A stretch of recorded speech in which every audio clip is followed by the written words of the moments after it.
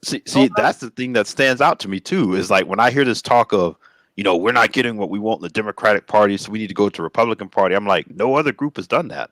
Like when Republicans didn't like what they were doing, what they were getting their party, like you said, you got the Tea Party, you got all these people who went and basically threw the establishment out. People like John Boehner, Eric Cantor, Sure did. Jeff Flake. Throw them out. Yeah, ran them out of office. They didn't say we're going to go be Democrats now. Yeah. Yeah, no organization. Just give me more super chats. Just fill up that Cash App. Get that going so we can have conversation about some disinformation. What is going on around here, man? No, fill up the disinformation battery, man. It's nuts.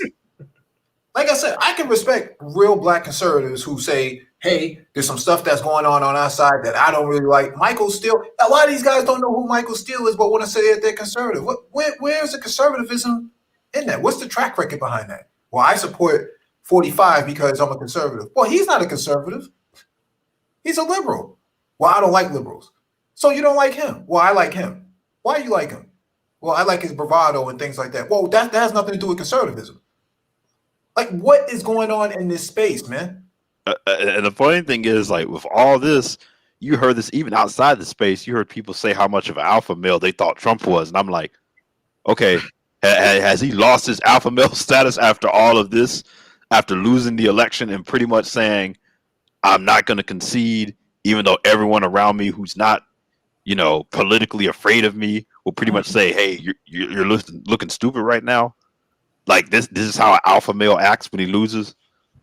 They pumped and dumped Trump. I'm talking about the conservatives. They rode his wave through November till they got in office. After they got in office, they washed their hands clean of him. They pump and dumped him. I thought that was the motto in this space: pump and dump. But now you're starting to see these same black male conservatives pump and dump their videos. They got their videos all pumped up, and then they dumped them after the election was over. And they found out the results came back that it wasn't in their favor. But that's what we're dealing with here. A lot of guys, and I say guys because I don't see any women outside of Hussar who kind of went out there and grifted. But you have a lot of guys who don't have any track record that are just grifting from left to right, up and down, east to west, covering, disinformation, and then getting mad because their channel gets flagged and then say, well, there's censorship going on. And like, well, wait a second here. Let's look at what it is that you're covering and what you're trying to propose. You're trying to say that there's something fishy going on. Look at this video. And I'm saying, well, let's look at the video. Well, somebody's passing a USB hard drive around. How do we know it's a USB hard drive, for one? And two, how do we know what's on it? And three, why didn't local law enforcement perform an investigation? Four, why didn't the state has an auditor? They have a state auditor. You have you have observers. You have observers, but you also have state law enforcement who have forensic capabilities to go in and do an analysis on what's going on the whole entire crime scene and call everybody's bluff. Okay. And then you have FBI at the federal level and DHS at the federal level, threat investigation, threat deterrence. That's their role. You have Attorney General Barr. You have the head of cybersecurity in DHS. Safest election ever. I don't know what you're talking about. Yeah. The theories that are just flying out here are crazy. Like I saw one, I guess one of the more recent ones in Georgia where they thought people were rolling in suitcases full of ballots. And, they go look at the video. They're like, nah, that's just like a standard tub that's under the table. That's how people transfer their ballots from here to there. Like it's a standard tub in the counting process. And it's just like, people just looking to grab at anything. And you have people who are so uneducated about the process. They see anything that just looks what they deem as suspicious, and they're like, "Oh, this is fraud." It's like no, that's just standard operating procedure for counting votes. Yeah, I mean, like this is where we are, man. But because because they thought they was going to benefit off of a process that they didn't help build. Like there's a 7-2 Supreme Court, right? No conservative is talking about overturning Roe v. Wade. No conservative has talking about strengthening the Second Amendment where you can have pocket tanks. Like nobody has talked about trying to get rid of, alphabet's rights since they don't like those people that much. And it's like 7-2. What are you guys waiting on? It was 6-3 before. You got the problem. Yeah. 6-3 before. 6-3 to 7-2. How do you explain that? What do you mean 6-3 to 7-2? You talking about Manute Bowl? Come on, man. Like, what are we talking about here? We talking about practice. We talking about practice, man. If you're gonna put all this out here, and I'm just saying for the black male conservatives who tote this idea that there's something fishy going on, you have the ability to file a case for yourself in that given state. Yes. You can have somebody within that state because they live there. Because if you got a case, because normally cases are based on the perfect ideal circumstances, right? So if you have somebody within that state that have the ideal perfect circumstances, it's just like with Rosa Parks. She wasn't the first person that had that done to her. She was the perfect person who had the perfect background and the perfect story to sell. Mm-hmm. They could be still going through all these people who have this type of stuff going on, but they don't. And it's like all of their so-called voter fraud. Yeah, as soon as they got sworn in, they recanted their testimony. Mm-hmm. Yeah, because that's going to come out to that ass. It's as soon as you start lying under oath, they're going to start investigating this stuff, and it's either it's real or it's fake or it's false. Nobody wants to go to jail. And you only got so many. You got what about 5-6 weeks of Trump still in office, and then you don't even have him to try to pardon you for any things you may have done. So the clock is just running down on this stuff. And you can't preemptively pardon yourself over crimes that has not been sought out yet. Mm-hmm. While people are actually like, here's the thing. The federal government is not going to place any charges on anybody, but anything you've done within those states, dude, you fair game, dude. Yeah. Oh yeah. At this point, or even probably you could argue in the last couple of years, like some of this stuff, they're just waiting for Trump to be out of office because then he can't preemptively pardon you, and then it's like, oh, we still got a couple years before the statutes of limitations run out. Let's go ahead and press charges now.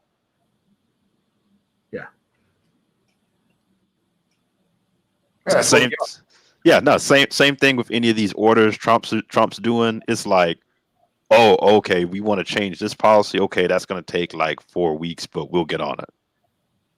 I have a question, Mike. How many black male conservatives or otherwise, or even pro-blacks, were on top of the Trump making people pay bonds in order for them to come to the United States, only for a whole bunch of African countries? How many people covered that?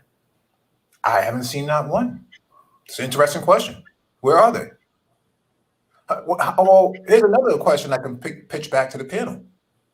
How many of these black male conservatives covered the purging of black voters off the roll in Georgia? Oh, none. Oh, none. Yeah. What about Michigan and Wisconsin? Oh, no. No, we're not going to cover that. Oh yeah, you got people who literally voted less than a month ago that got purged from the rolls in Georgia. Yeah. Not all this stuff is going to court. It's either just BS cases. Yeah. What about Bush v. Gore? Didn't we have it back then? Well, let's talk about Bush v. Gore. How about those 200,000 plus black people in Miami who were purged off the rolls? Wasn't Amy Coney Barrett a part of that whole entire scandal? Oh, sure. Yeah. I was going to ask you, MOT, because I remember the election. I don't remember so much of the fallout because I was younger at that time for Bush v. Gore, but I don't remember this type of hysteria and controversy around an election that came down to what, 6,000 votes, and you have one that we're well over 100,000 to even come close. 537. 537. Yeah, They still counting at 537, but the actual purging of those voters on the rolls was close to 200,000, if not more. yeah. So you got the circus that happened around that 537 votes. That's literally with one state deciding the election. And Correct. here we got a guy who lost multiple states by thousands of votes. And there's more controversy surrounding that. Like, that's crazy. No, I mean, why didn't they set up their little bang bus or whatever it is that they would, travel around in? A sprinter van, a sprinter van with a nice wrap on it that has Trump's face and the black man's face on it. Saying, "Hey, we're with you, 45, and why didn't you set up a booth, at his rallies, his MAGA rallies, and set up shop and start the campaign process, man? Where was the ground game at?"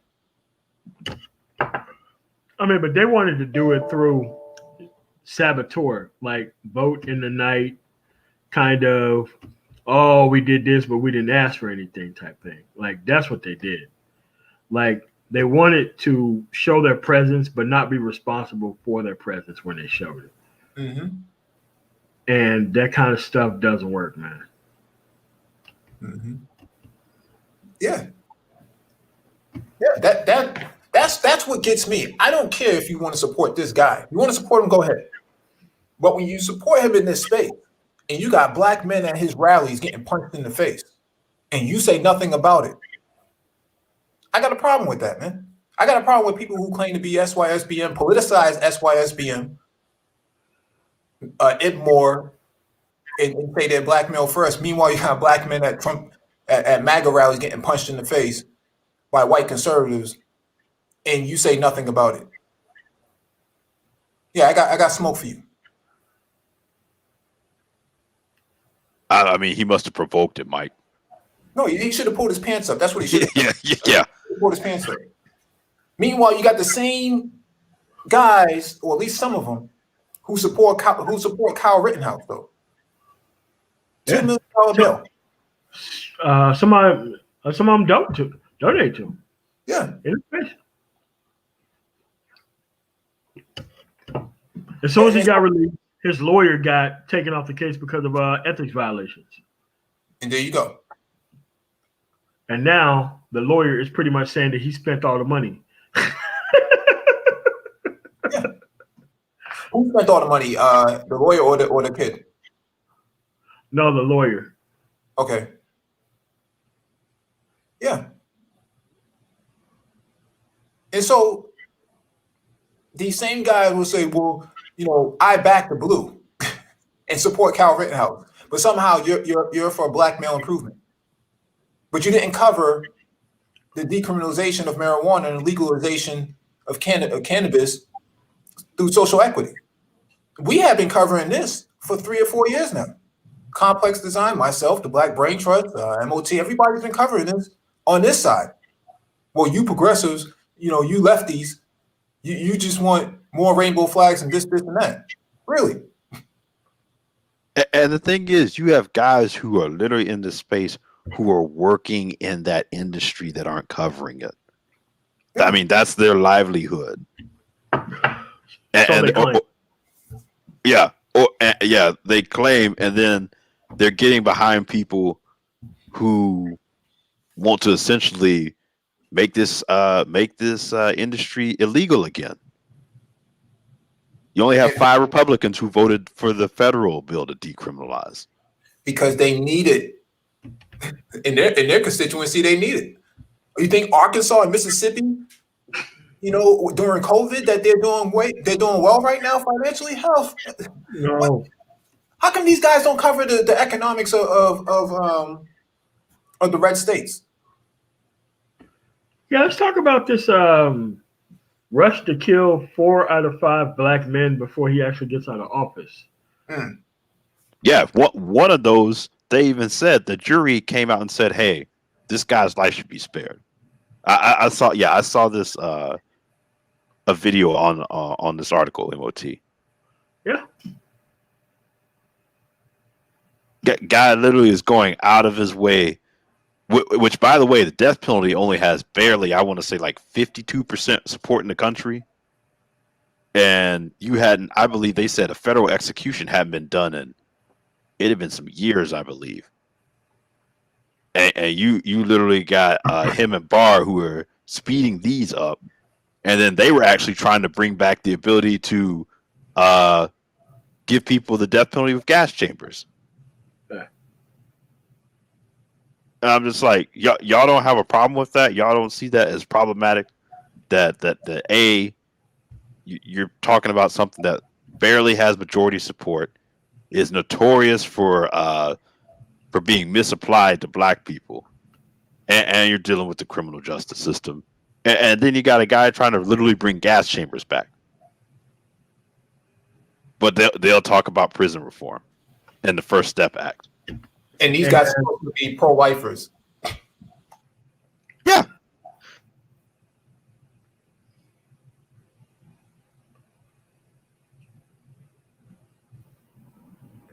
I mean, if you take the whole entire South, which the state that I'm from, out of the actual America statistics, the country don't look that bad. But the conservative ran South is horrific in all these things, man. It's bad. Midwest too. Places like Missouri, Kansas. Oh yeah. Yeah, after a 17-year hiatus on the federal level, and you're gonna what, like you said, 5 of them in the next month.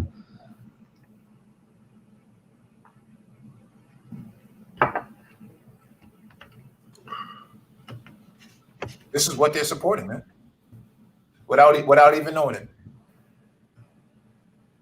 And a bunch of them are reformed criminals themselves. That's the funny part.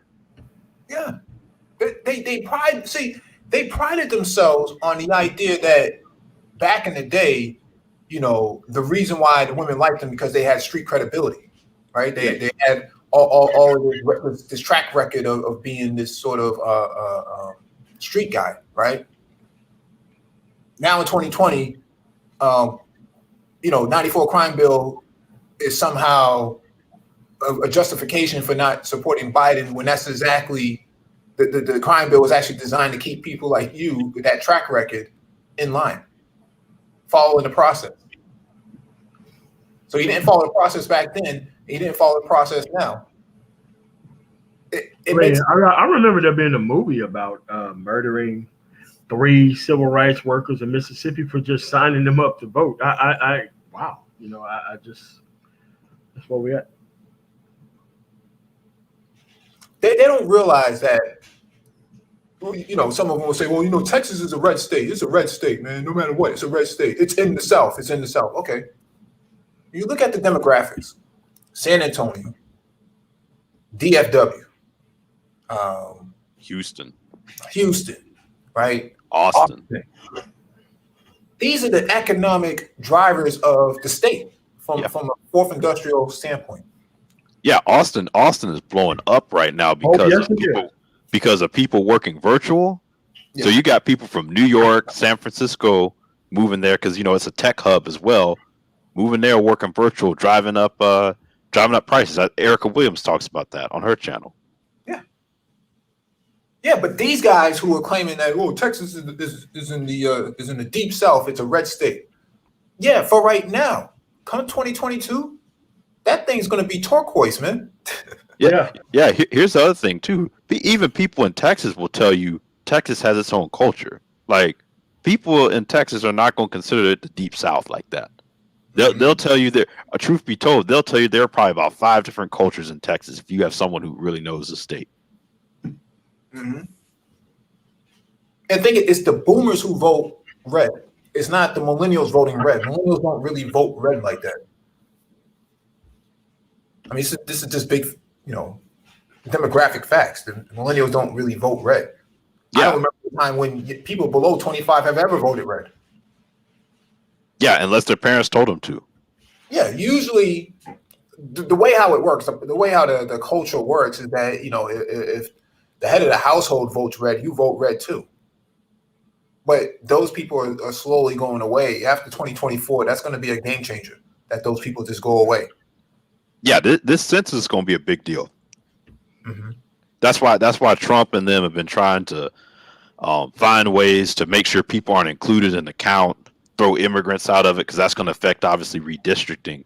But it's also just going to be a big deal from when you just start looking at the sheer amount of change, where demographics are shifting, because that's going to affect politics. People are moving, as well as just the overall demographics of, who's immigrating here, what races are being born, all of that. Yeah. Best beatboxer alive says most red states take up most of the welfare money. I think that's what MOT was referring to earlier. That the state of California is subsidizing most of the southwestern, southern states. That's a $2 trillion economy over there. Yeah, bunch of people moving California leaving California, going to places like Phoenix. Republicans lost Arizona this time. It was mainly because of Maricopa County, which is basically Phoenix Metro. That's only going to be a trend that continues. You see more people moving out of California, moving to Arizona. See, that's in general what the problem is. You have a concentration of people who are progressive and they live in major urban areas, and if they were just actually spread out, these elections wouldn't even be close. Well, and they take their progressive ideals with them, right? They don't actually leave them behind. Oh, sure. And when a lot of people going to North Carolina as well.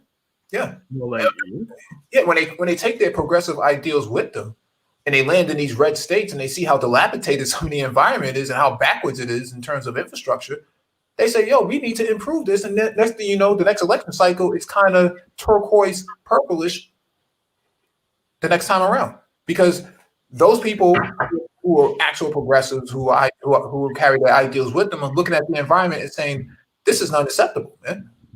You can look at Mississippi Delta and say, what is going on here? Yeah. Is this Romania? Everything else is red. It's like, okay. Yeah, is this Bulgaria? What is this? For all the guys who claim to be they're so conservative, why don't you move to one of these red states and see how it is? And not in a blue area. I mean, the red of the red area. Yeah, that's the other thing. you got other people. I'm in a red state. I'm like, you live in the biggest city in the state, like. I mean, that's like I said, you can't move to Atlanta talking about I'm a conservative living in Atlanta because Georgia was a red state. Now it's a swing state. Yeah, counties matter. Yeah, you got to go live in a conservative county. And none of these guys that I can think of that espousing a lot of these ideals of conservatism don't live in any of these sort of areas. I mean, in NYC, name a borough that's conservative. What does that even make sense? Why does that make sense? Yeah, go if you want to be conservative, go move in upstate New York. Yeah, Albany, yeah. Syracuse.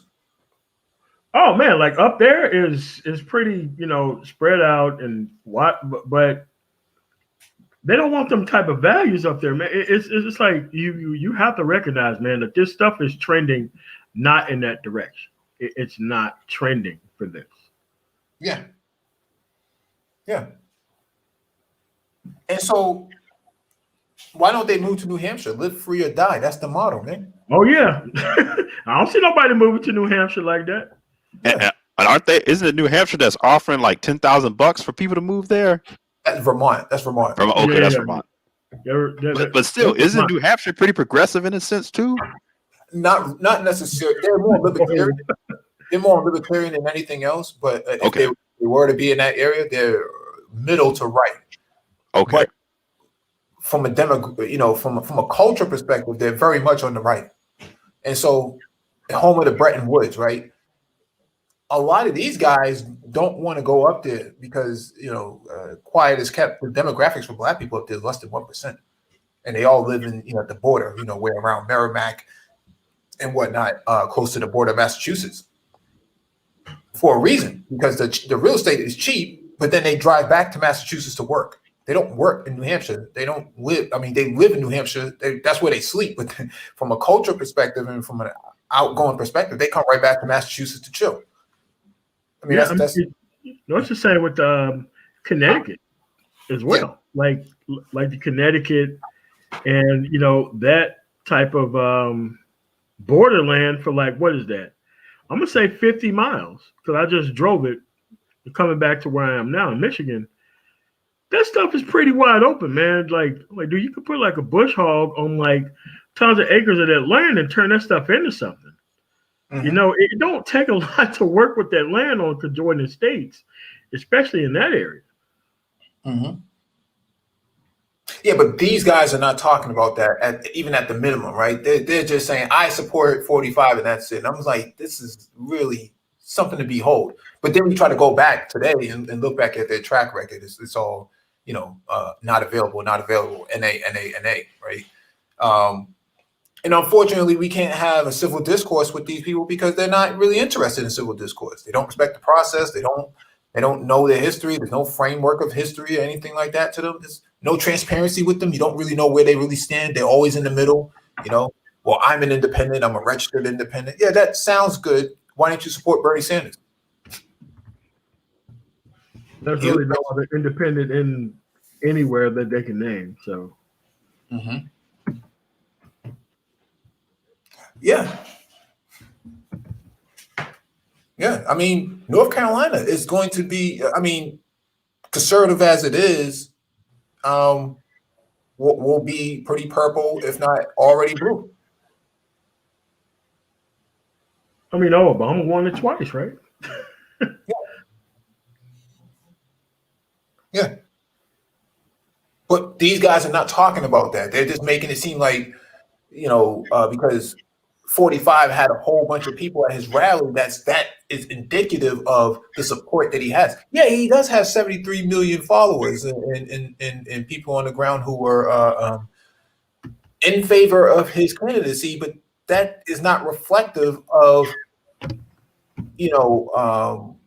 conservative values, so to speak. It's not indicative of that.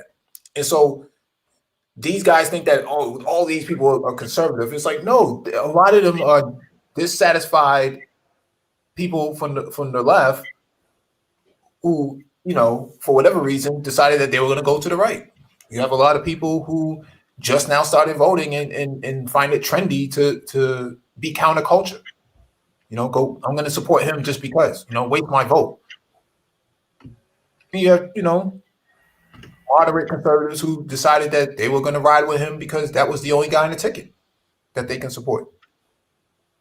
But it's not the values that he espouses. I mean, what values does he have? What platform does he have other than grifting around? Yeah. No, I was going to quickly say, I think I think Justin March made a good point in the chat. He said too many people are emotionally invested in 45. Yeah, I think that's a thing too. I think so many people went out there. Yeah.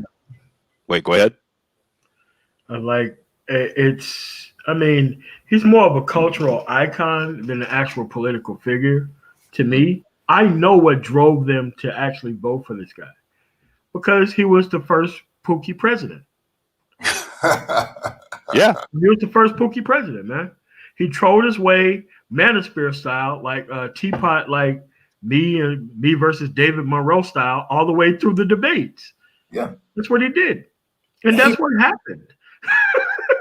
And they thought that what happened in 2016 was going to happen in 2020. Yeah.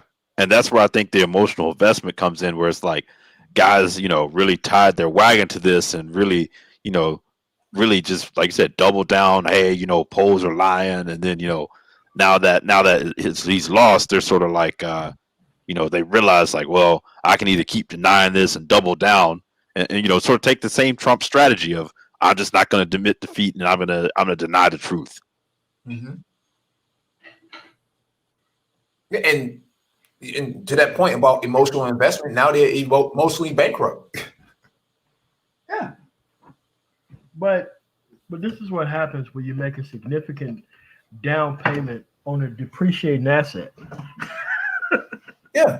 Oh, Lil Wayne is taking pictures with him. Ice Cube is talking to him. Somebody, 50 Cent this. Somebody doing this and that. They hinged their bets on the optics. You bet on the wrong horse, man.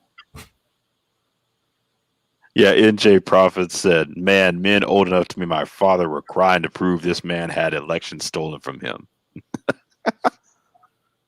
Oh my God. Yeah.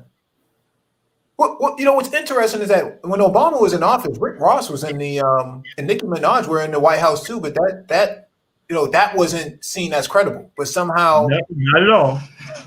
Yeah, Killer Mike was in the White House with him. They've had rappers in political spaces before. This is nothing new. I mean, shit, during the Bush administration, there was a ton of those guys in there. Yeah. Now this dude does a selfie with his thumbs up in a red hat, and all of a sudden now that gives you justification to go to the polls. This is what thinking black men are thinking. This is supposed to be SYSBM. This is supposed to be IBMOR, introspective. Black men of reform. What are you reforming? No, I mean, but there was an unthinking black man movement that was going to emerge out of this, and that's what happened.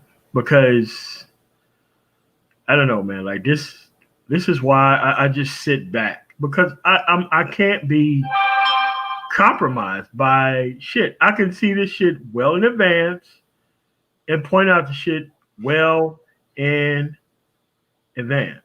Mm-hmm. That if he's going to lose, he's going to lose because he didn't do the goddamn stimulus in July or August. He would have been president now. It wouldn't have been, because here's the thing that people don't get. Biden Harris is a far worse ticket than Clinton and the guy who was the senator from Virginia was. Tim Kaine. Yeah. It was a far worse ticket than that was. Mm-hmm. And this track record, I would agree, is probably worse, thanks to the bankruptcy bill that affected a hell of a lot more people than the 94 crime bill. Mm-hmm. His vote and his support for that shit. Mm-hmm.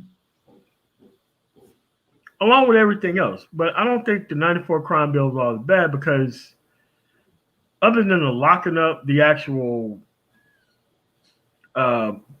possessors of drugs, I think that the local law enforcement agency was padding the stats so that way they can get all of this money coming into their police department. I know about that. Why? I used to be a cop. I know how this shit works.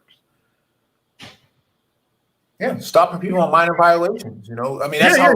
Stopping people on minor violations and searching their motherfucking car, saying that, quote unquote, you smell some shit. All of a sudden, you bring the K9 unit around the fucking car, and all of a sudden, you bully this dude into getting this fucking car searched, and motherfucking some shit was in there. Yeah.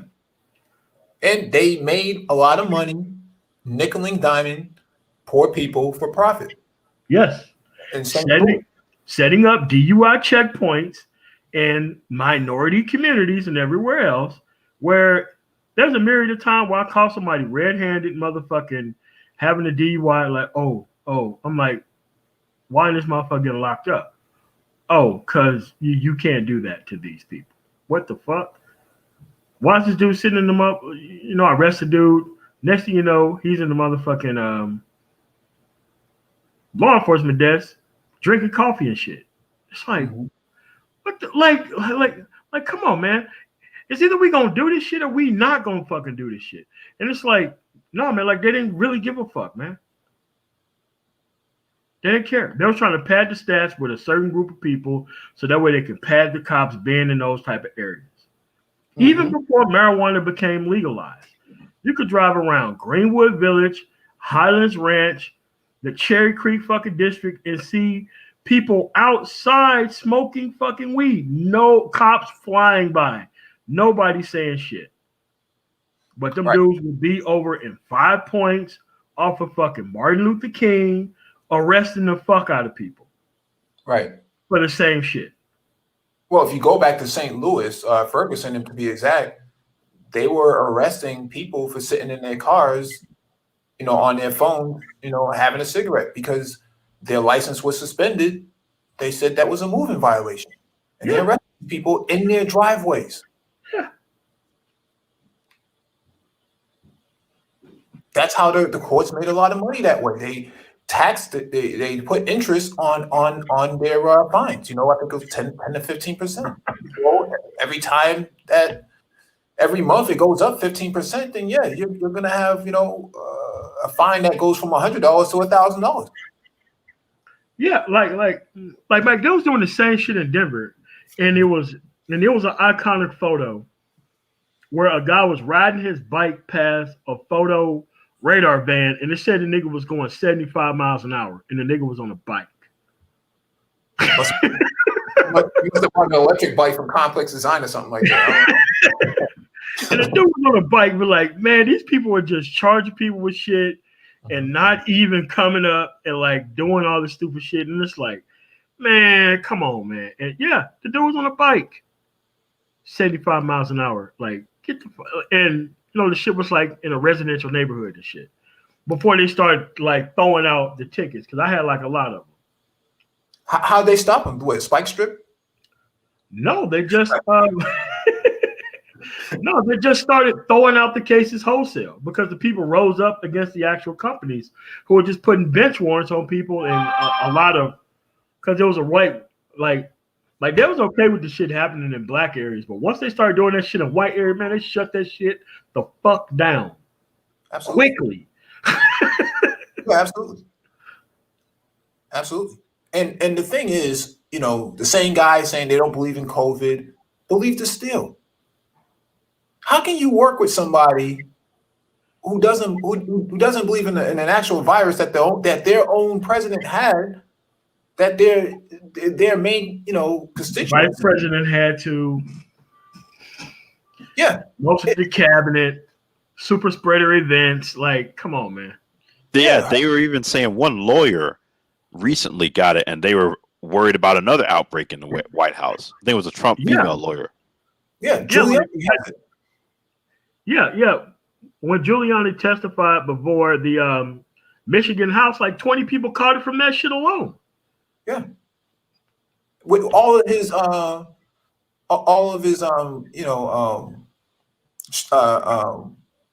soul globe dripping down his face. Yeah, man. Who wore it better, Jerry Rice or fucking Giuliani, man? Coincidentally, you got guys trying to Giuliani their way through the manosphere, man. Yeah, for real. This is crazy. And these guys are like, man, if we just work together, man, how are you gonna work with somebody? How are you gonna work with somebody who says that they don't believe that a virus that is impacting a good portion of the world, in this country in particular, doesn't believe in it, but believes that there was a theft of an election without proof? Yeah, and don't even realize, and that virus is disproportionately affecting people black. Unemployment rate is still higher, double digits, than everyone else. Number of businesses that were lost. Number of people who are being exposed to COVID just from being on the front line. But this doesn't exist. Yeah. That dude would be alive today had he not went to that goddamn rally, man. Yep. Herman Cain. And he wore a mask. He may have survived that. Yeah. Same thing with that black pastor who was like one of Trump's spiritual advisors or whatever. Mm-hmm. He died as well too. You think that the Trump administration gave them a phone call or even a text message? No, but he said, he put out a robocall saying, "Hey, donate to my campaign. As little as $65 can help." And this is what these guys are supporting: black men dying in his at his rallies. You got what's this brother's name? Head of HUD. Carson.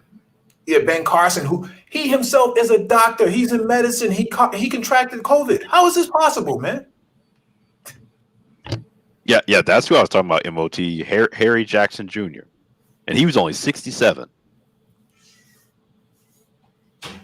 Dies of COVID, not wearing a mask in the White House. Even Mitch McConnell said he's not going to the White House. Yeah. Yeah, I mean, look at Mitch McConnell's hand.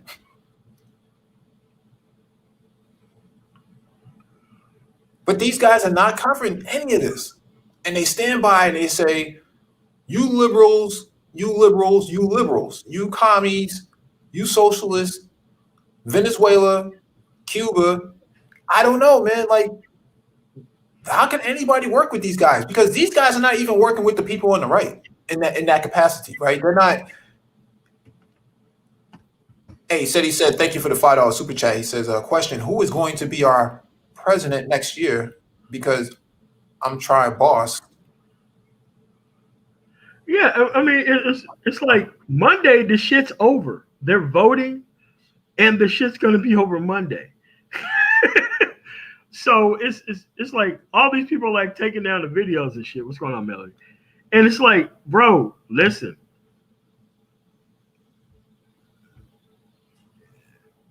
Yeah. Let me find this other article where the actual attorneys are actually going after the Sauce Dome crew about filing all this fucking dumb shit in court. And this lawyer's calling for these people to be disciplined for the shit. Yeah, it'll be interesting to see what Trump says Monday. Because, first he went and called all the elected officials trying to get them to overturn the election, dude. That's illegal, man. That's illegal. Overturn the election, not certify it. He lost that battle. All of them have certified now. So now all he's really trying to do is get basically the people who are voting on behalf of the states to not vote the way their states voted. And that's what's going to happen Monday. Where they basically had, I guess, the official vote on the Electoral College. Now, Renaissance, is it 5 p.m. Eastern Standard Time that they have to call it, or is it 5 p.m. Pacific Time? I'm not sure. Yeah, that confuses me too, because if you call it 5 p.m. Eastern Standard Time, that's still early on the West Coast, right? Yeah. Mike, could you read the title of this article, please? Rush Limbaugh suggests conservative states are trending toward secession. I can't say I disagree with him, man. If you look at it, I read something about him. He talked about that on his radio. I read an article about him talking about that on his radio show earlier today. Yeah, if you look at a map, if you pull up a map, 538 map or whatever it is, and look at the lawsuits that are coming, it's all coming from the Confederate South. It's all coming from there. All of the suppression, all of the purging of the rolls for Black people is coming from the Confederate South, man. And these are the poorest states, minus Texas. These are the poorest ones. Yeah, he was saying, and I guess on the show, in the article I read, he was saying that people in these places are basically saying, what I have in common with these people in, New York, and they have a different philosophy on life, and our things are different. I'm just like, dude, y'all don't even have a philosophy on governing. Like, your philosophy on governing is whatever Trump says, and Trump's a New Yorker. Mm-hmm. That's where he's from. Right. Relocating to Mar-a-Lago probably after his presidency. Okay. That was his plan B, NJ Prophet. That was his plan B. To overturn all of the shit so that way it would be 267 to 267. So that way there was a plan in place to where the House would vote for the actual presidency, and that almost would have worked. But with Pennsylvania certifying and Georgia certifying, that shit was out of the window. But that was a real thing that was in play before those people actually certified, though. There was a real plan in place. I mean, here's the thing.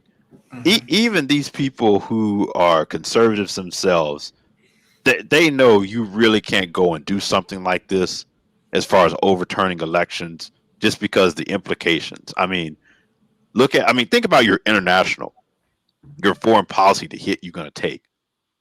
Like someone was talking about that on TV the other night. They were like, this is the type of stuff you see in a dictatorship where you see the outgoing president or king or whoever basically trying to call and have lower officials overturn the election in his favor.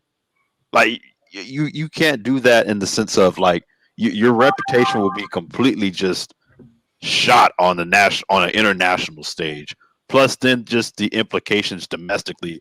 The fact this guy lost by what over 7 million votes to popular vote alone, and then on top of that, I mean, yeah, you were about 65,000 votes from, swinging the electoral college to a tie. But look at the states you lost. You lost Arizona. You lost Georgia. You were close in North Carolina. I mean, Arizona and Georgia, Texas.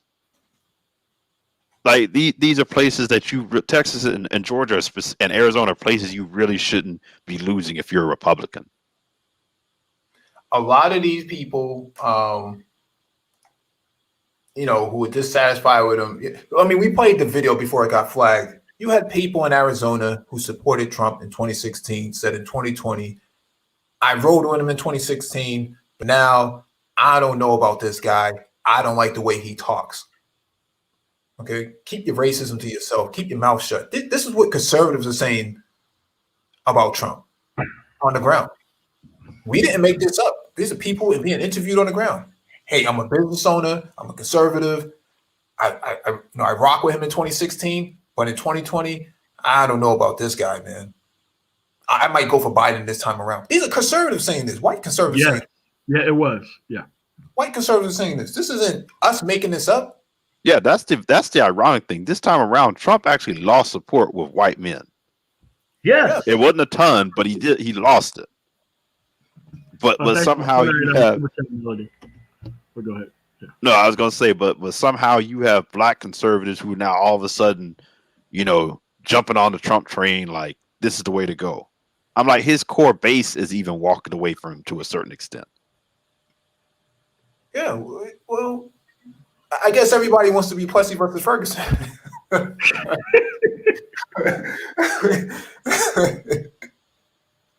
They want to sit on that train, man. But the thing is, like I said before, I would be down with, I would be okay with guys organizing for a ground game. They didn't do any of that. They collected a lot of super chats. They collected a lot of cash apps. Mm-hmm. They didn't buy a Sprinter van or a bang bus or anything like that. Okay, they didn't go out there with their megaphones. They march out there at the MAGA rally, the 1 million MAGA march that was only 50,000 people. They didn't get down with any of that type of stuff. They wasn't out there with the Oath Keepers and the Proud Boys and Alex Jones and all the other Bilderberg, conspiracy theorists out there. They wasn't out there doing any of that type of stuff. They sat in the manosphere and heckled different platforms and tried to Giuliani their way with all of these salacious ideals about voter fraud and this and that, and then said, well, you left these. You left these. That's it. Yeah, Rush Limbaugh is going to be gone in a couple of years. He's going to be gone. He's out of here. Yeah, I was going to ask you, MOT, what kind of going back to this article, Rush Limbaugh talking about suggests conservative states are trending towards secession. Like you drive through conservative America. Like what do you see really happening with all this? Because like I said, people for whatever reason really want to believe this guy had the election stolen from him. A lot of these people have even turned their back on Fox News in those areas. Yep. To include Rush Limbaugh in those areas. Mm-hmm. Like when I was driving through Idaho and Utah, rural Utah, not Salt Lake City and not St. George's. I'm talking about rural Utah outside of those areas, man. Like, them people were pissed, dude. Them people were pissed because their whole thing, their whole worldview came crashing down on them. That they could not believe that all of this stuff is going on and that the people who they trusted was going against them. Mm-hmm. What's going on, Black Torch? What's up? What's up? Hello, What's channel. up, Black Torch? What's up, Renaissance, MOT, Mike V? Yeah, we knew it was going to end like this. That's the sad thing. And when we try to tell them, we try to explain to them, you know, as you guys said, 82% of black men voted with the Democratic Party. And I said, well, why didn't you talk to the 82% and talk to them and try to get them to vote for you in your position? Nah, they don't want to do that. They rather argue. So yeah, I just say let's forget about them, move forward. We got an election to win in Georgia. We got some seats to take in 2022, and let's just formulate a plan and forget these guys. These guys they're never going to do anything, and they won't even put a dollar together to do anything. So we need to just forget about them and move forward. I mean, but they forgot the deaths of the people who actually died on their way of actually supporting the thing that's here, and they're somehow still conservative. It's crazy. Well, come on. They disrespect the deaths of all the black people who fought for voting. That's the thing that's shocking to me. I mean, it's not only Florida, it's Michigan, it's Texas, it's Georgia. We even had some fuckery going in New York. When Bloomberg and Giuliani was there. So it happens anywhere that they think that they can manipulate the situation. They do it because they don't win by ideas. They win by trickery. Look at Florida with the fake candidates they put up with the same name to take votes away. The phantom candidates that they did in Florida. And she won, and the Republican won by 32 votes. That they win by trickery. That's all. They have not a leg to stand on because the only thing they're standing on is at the back of the poor, and that's what they don't want to talk about. For now. Yeah, no. Did you all see the video of the lady who used to be a data scientist at the can't remember, some like Department of Health in Florida?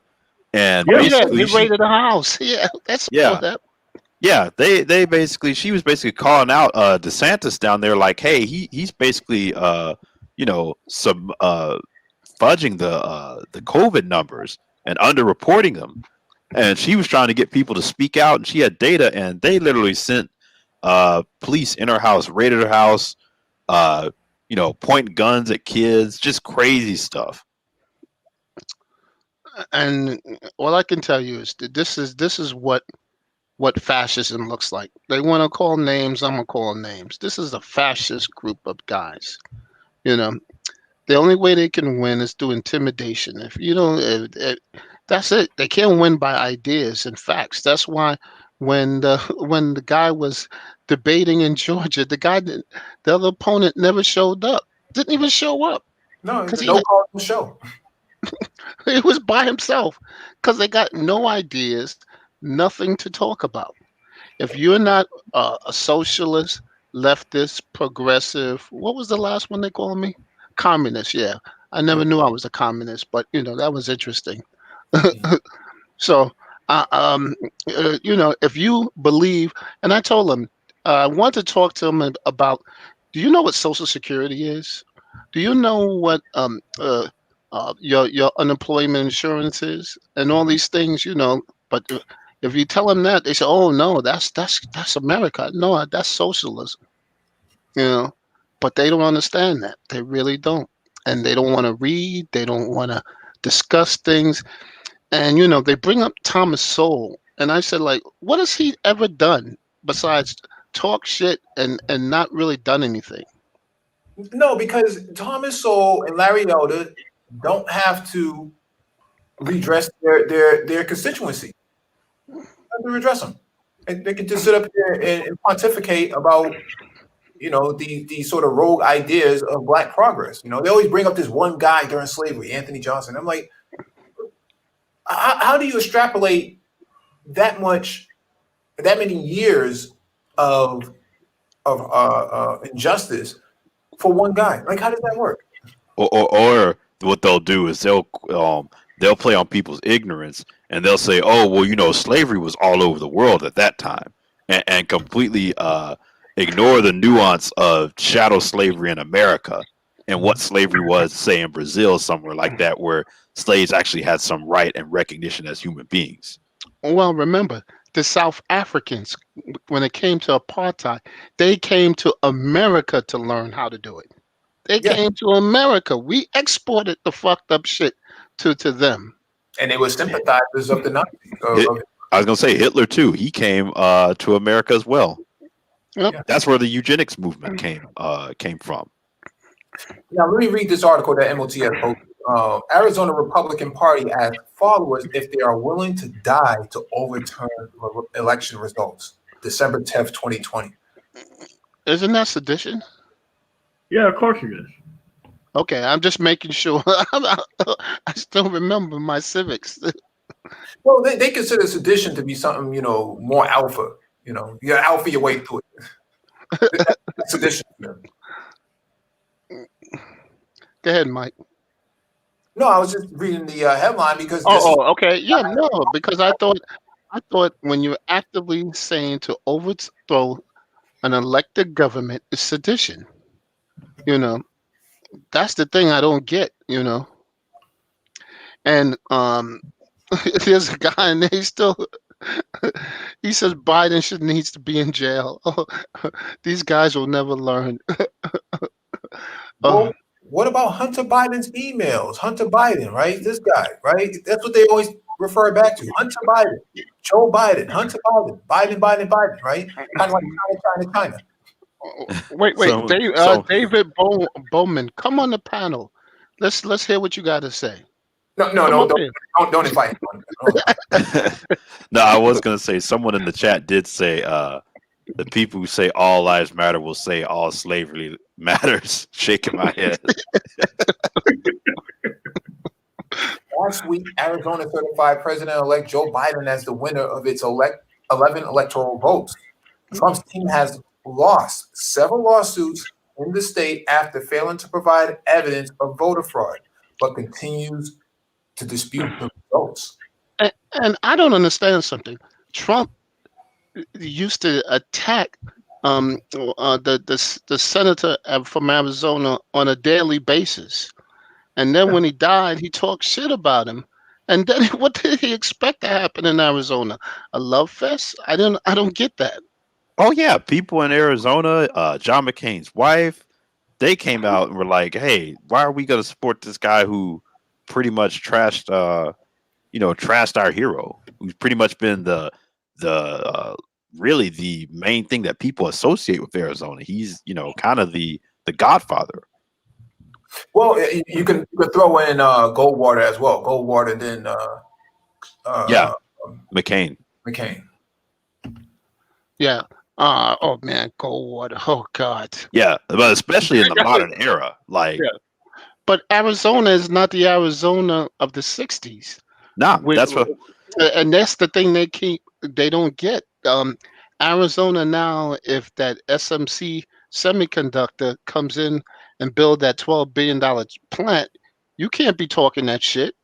They're not going to allow you to be talking that shit. No. Yeah, that's a big thing. That's always that people don't realize. Like with corporations, places like Atlanta with Coke, they've always been like. Same thing with North Carolina when they had the whole. I guess it was like the whole research triangle. Yeah, research triangle, and I think it was the threatening to the bathroom bill or whatever, and the governor trying to say that he was gonna basically veto it. You had basically, I think it was a sports. I believe like the Final Four was going to be played there. They threatened to boycott. Some corporations threatened to leave. Like you can't do all that once you have big business in your state. I think it's the numbers is like 73% of the GDP comes from blue states, and if you take Texas out and Atlanta out, it's like almost 90%. So I don't understand what they're talking about. Hey, what's going on, brothers? How y'all doing, man? What's going on, man? Mike V, what up, G? I'm chilling, bro. Chilling. Hey, real quick, I just wanted to also just let y'all know, man, Brain Trust is back up. We're live. I just wanted to make a quick announcement of this cool MOT. Yeah, there was a little bit of a social experiment being conducted, and I think you guys are really just sort of discussing the results of what happens here when we don't apply critical thought and analysis to what's taking place, not only domestically and globally. And I think what's happening here is that we did not properly utilize the Black Brain Trust as the resource that it has been for this space. We properly curated the information to synthesize it in such a way where, if you'll notice, there's a 24-hour stream that's been running for just about a week now. And as I've gone back and listened to these archives, I got to tell you, I would say maybe on about 5 or 6 different occasions, we actually predicted all this shit. Salute to you, Mike V, Lionel, Nagone, all the original crew that was there at the beginning. We painted this picture for you, man, and that was the reason why I decided, look, man, you know, there's information that we covered and synthesized to the point where we actually predicted this shit. So I'm not really sure what it is that brothers like Mike V and MOT are actually losing debates to and about. This is a serious problem, and now we're upon 2021. This is going to be some next level shit. I'm not trying to derail the conversation. I'm just letting y'all know that a lot of what's being talked about now, man, we covered this shit two plus years ago. So with that, I'm gonna let y'all continue the conversation. Like I said, the Brain Trust is gonna be going live here at 4:45 Eastern. Please roll through. We're gonna continue this dialogue there. I got a daughter on lunch now. Hey, Complex. Yo, I was going to quickly add. I sent you an email about a company. I got it. Local Motors. I got it. I was going to respond back to you with we're going to do an addendum to the Build Electric Car live stream. I was talking with Brother New, who is an electrician. He's a union electrician. We had a conversation last night. So we're going to reboot that conversation right there. I was going to actually email you back, brother. I'm glad you mentioned that. Okay. No, I actually sent it to you just because I thought it would be something you might find interesting with your line of work. Yeah, so we're gonna actually follow up on it. Yeah. Okay, cool. All right, man. Y'all have a good one. All right, later. Well, David Bowman, I have a question. What state do you live in? Making somebody say you live in New York. Is that true?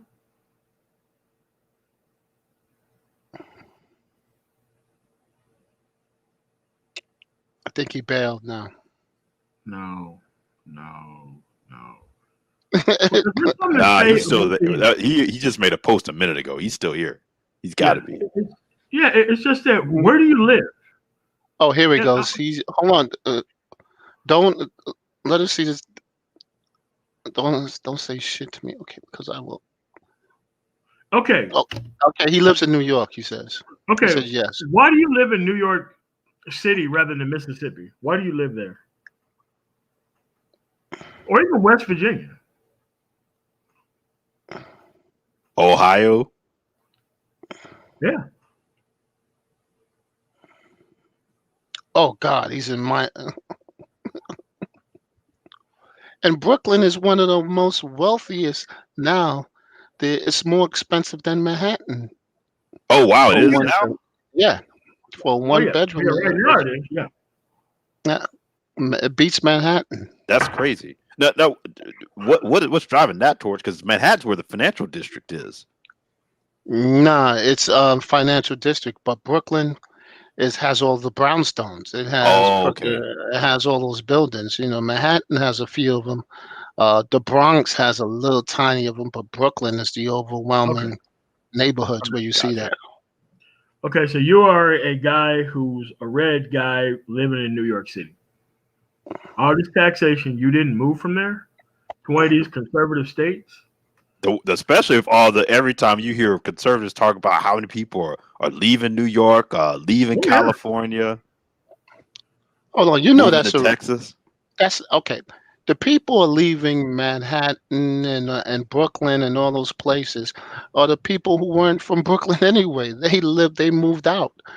These are the people who came thought they could survive in New York, couldn't, and now they're leaving. And New York is an immigrant city. They'll, Yeah. for every one apartment vacant, there will be 10 people looking to get in. I don't know what they're talking about. Yeah, I was gonna say too. Another thing is, like you said, people who can't afford to live there for for whatever reason, or people who just want to try to go think they can get more bang for their buck in other places. But like you said, New York's main thing is, like I said, it populates itself with immigrants. So as long as Yeah. immigrants keep coming there to study, start businesses, they're like, okay, And everybody else moves out where they can live, tend to a place, and somebody levels up and somebody takes over the actual stuff and moves out. Like, New York isn't really going anywhere. And that's the thing. Most people see, they look at the statistics and say, "Oh, look at COVID. All these people are leaving." These are the people who came for jobs. They got COVID, or they scared to get COVID, and they moved out.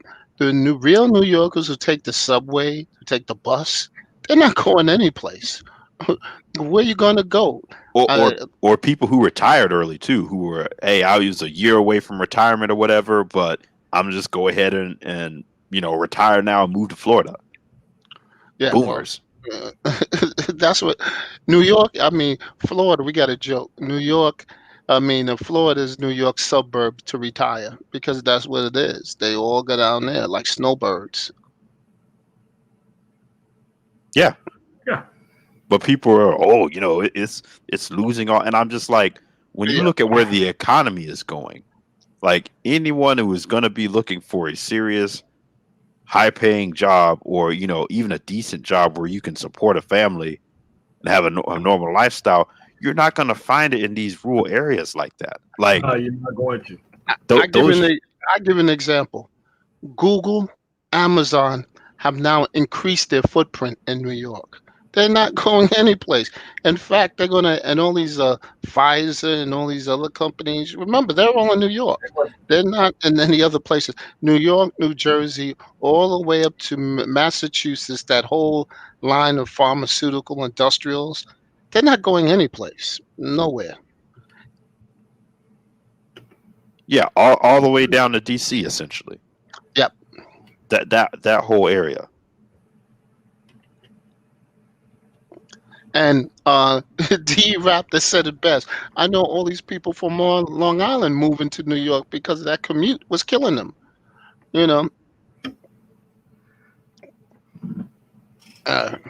So I don't know what to tell you. I look at my city and guys like this who are, and the thing about it, they won't say a word in Brooklyn about how they feel because they will be ostracized. People in Brooklyn know definitely how to turn these people off.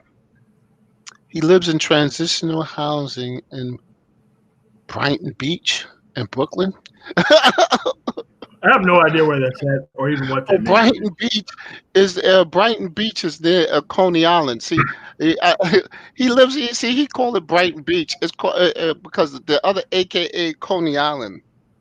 You know where the movie The Warriors was from? Where Yeah. those guys. That's where he's talking about. Oh, okay. All right. Yeah.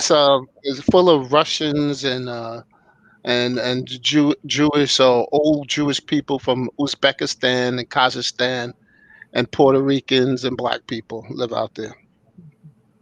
It's right near the beach. Wow. Yeah, I was gonna say, Black Torch Jew, Complex was saying that Facebook and Apple just bought a bunch of property in New York. Yeah, see, that's what those companies are doing. They're like, okay, the prices are down. Oh, yeah. Oh, yeah. Let me go ahead and buy and secure my spot while everyone. And I was going to even say, when you were saying people are leaving, I had a family friend who she only left because her job let her work from home. So she just worked from home for about 2 or 3 months while COVID died down, and now she's moved back. Now, let me explain something to you. These guys don't know what's going on because Apple and Google and all these other companies was complaining that New York wasn't giving them tax breaks. And we said, no, we ain't giving you shit. What did they do? They still came back. They still came back. Still did. They still came back. The Republicans are saying, "Oh, look at that! You let Amazon and Google leave and all that." They said, "Like, hey, somebody else will take their place. We don't care." And what happened? They came back anyway. Because here's the thing: when you look at Amazon and the cities that they were looking at Atlanta, they were looking at DC, and they were looking at New York for their headquarters. And when you start looking into the requirements that they wanted for the area, they wanted a highly educated workforce, which you can only really find in the major urban metro areas, basically in the STEM fields too. They wanted public transit, and really they wanted access to shipping, so like airport, ports, things like that. So it's like when you start looking at what these companies actually need to survive, you're limited to like a handful of cities. Well, it's only in New York on that who has all those things, and it's funny, the even if you look at the rundown parts of New York, like the South Bronx is not run down anymore. They built all these fucking houses and condos up there, and it's expensive now. So it's going to get. What is that? They did a study that with automation, the city's going to get more and more crowded. Not and so I don't know where they're talking about that these cities are going to disappear. I don't think it's going to happen because you don't need a car. You don't need and transportation is 24 hours. And we got restaurants that's open. What do you call those? Food trucks that's open 24/7. So I don't know where they're going. I just don't get it. Yeah, no, I was going to say one person said the South has an educated workforce as well. In major cities, though, you're talking about Okay, what? Charlotte, Ask Atlanta. them what. But ask them. Yeah. What transportations do they have out there? That's the thing. I was going to say when I was living in Atlanta, when they were talking about trying to get Amazon, that was the main thing that they said that may hurt them in the long run of getting them is they don't have the public transit like a DC or New York does. And that was why they were pushing to start expanding MARTA out to suburban areas, and they still couldn't get it passed.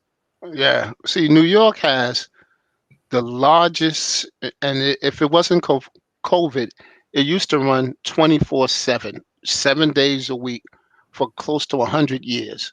COVID, they have to shut it down because they have to clean the cars and things like that. But as soon as COVID's over, it's going to be 24/7.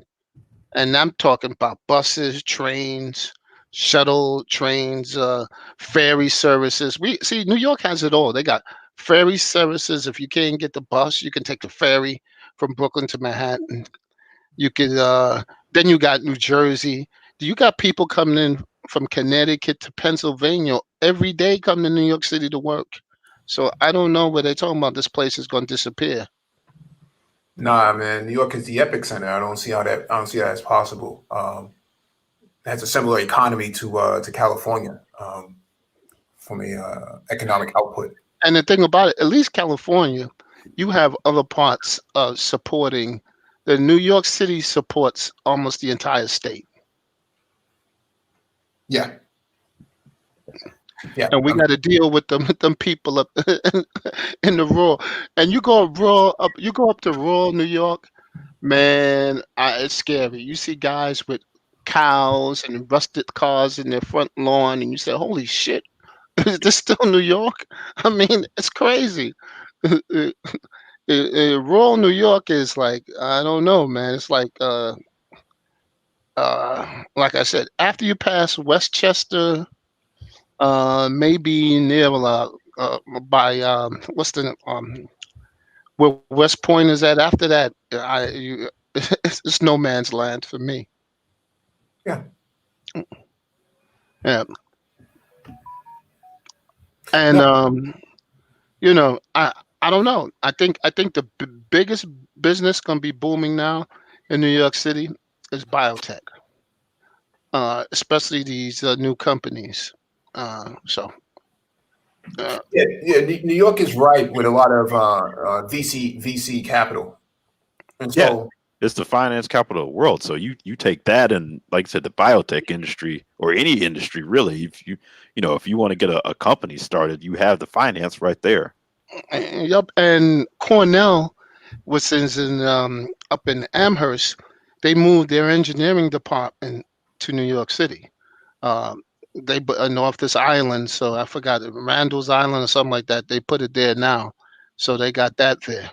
So it's nobody's going no place. That's why I tell people we're not going to any place.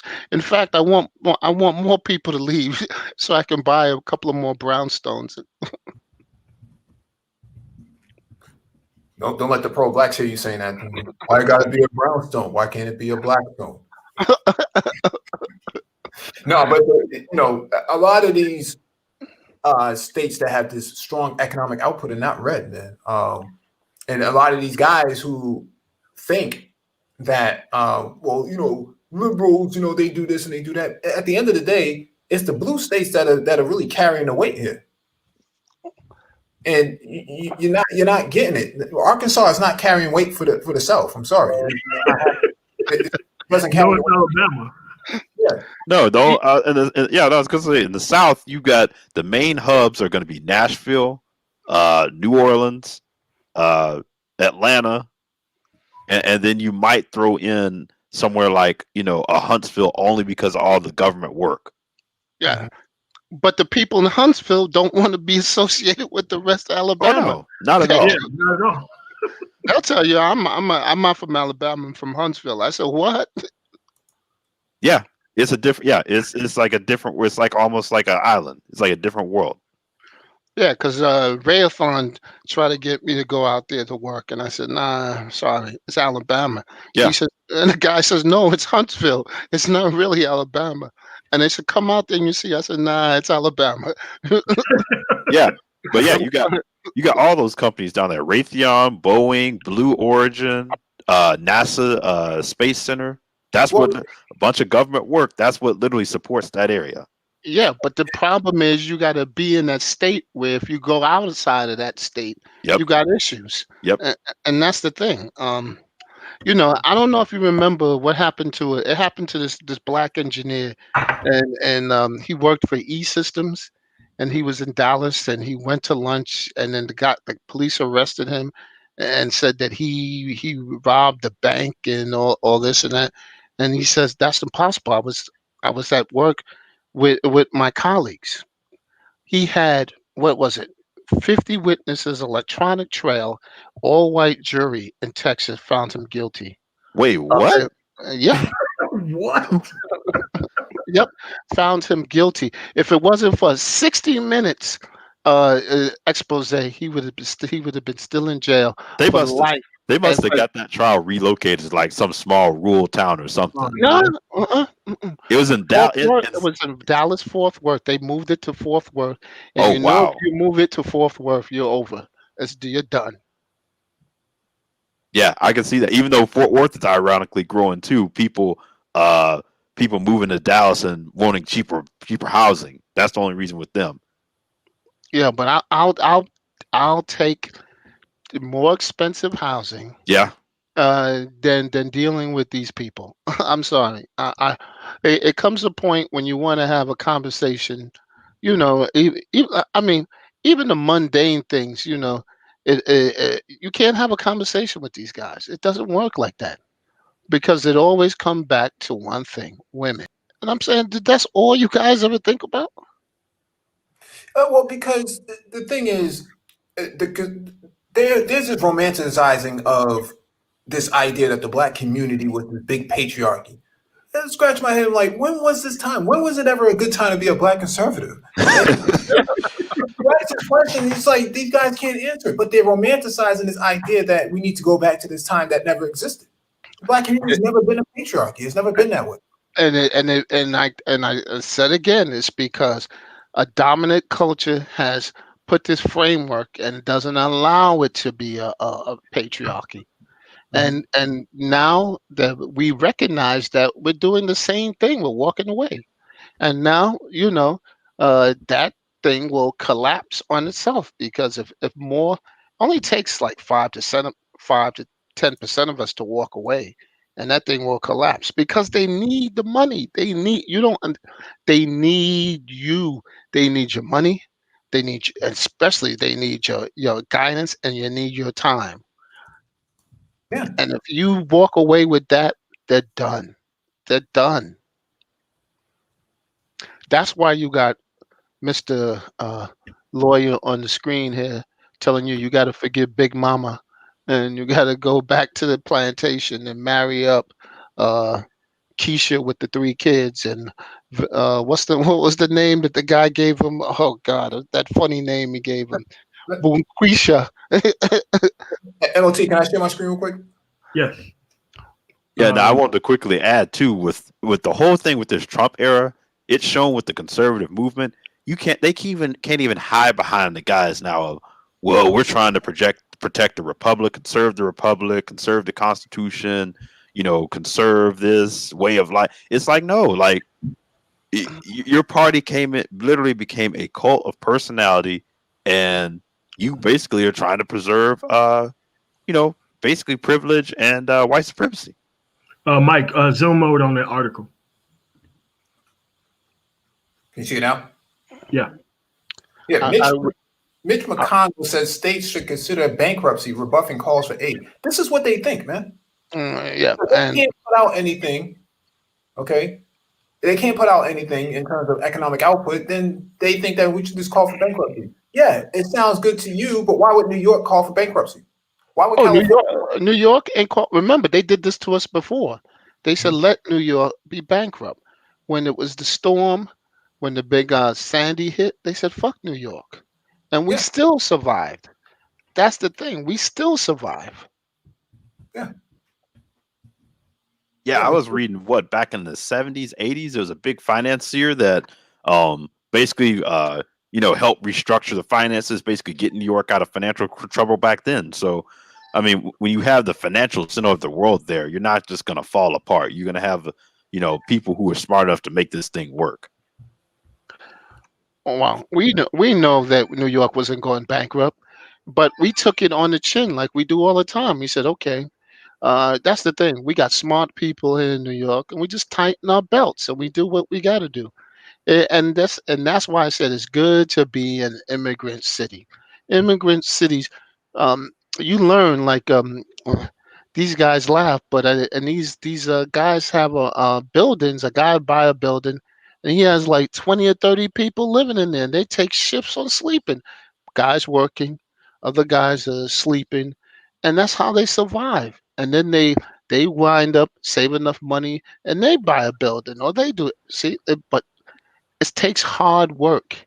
These No, it's guys the don't. yeah, Yeah, it's the dynamism. I was reading about DoorDash and the IPO that they're getting ready to do, and they were talking about the guy who founded it. His parents were immigrants, and they came to America. He said his mom had a medical degree in China, but couldn't get it recognized here. So she worked 3 jobs for basically 10 years while he was a kid.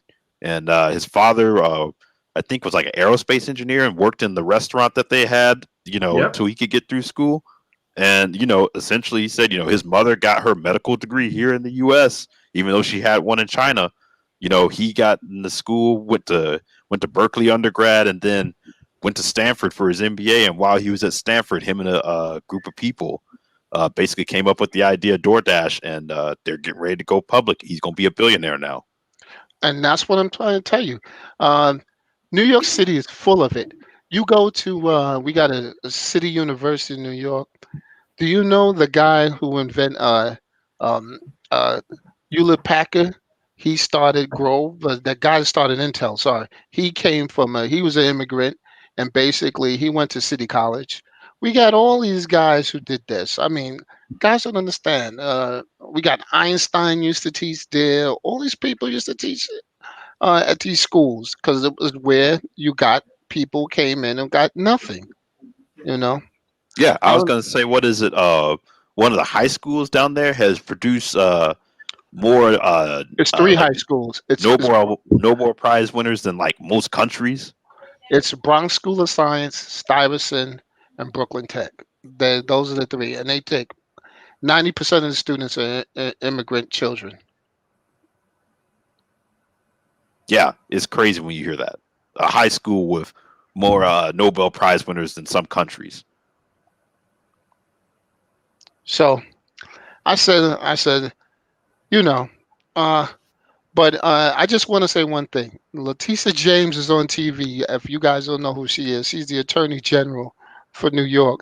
She's already sent out those subpoenas already. She's not waiting. I mean, she doesn't have to because he can't pardon himself from state crimes. I'm still laughing because she had a proposal that what he's going to do, he's going to step down and have Pence pardon him.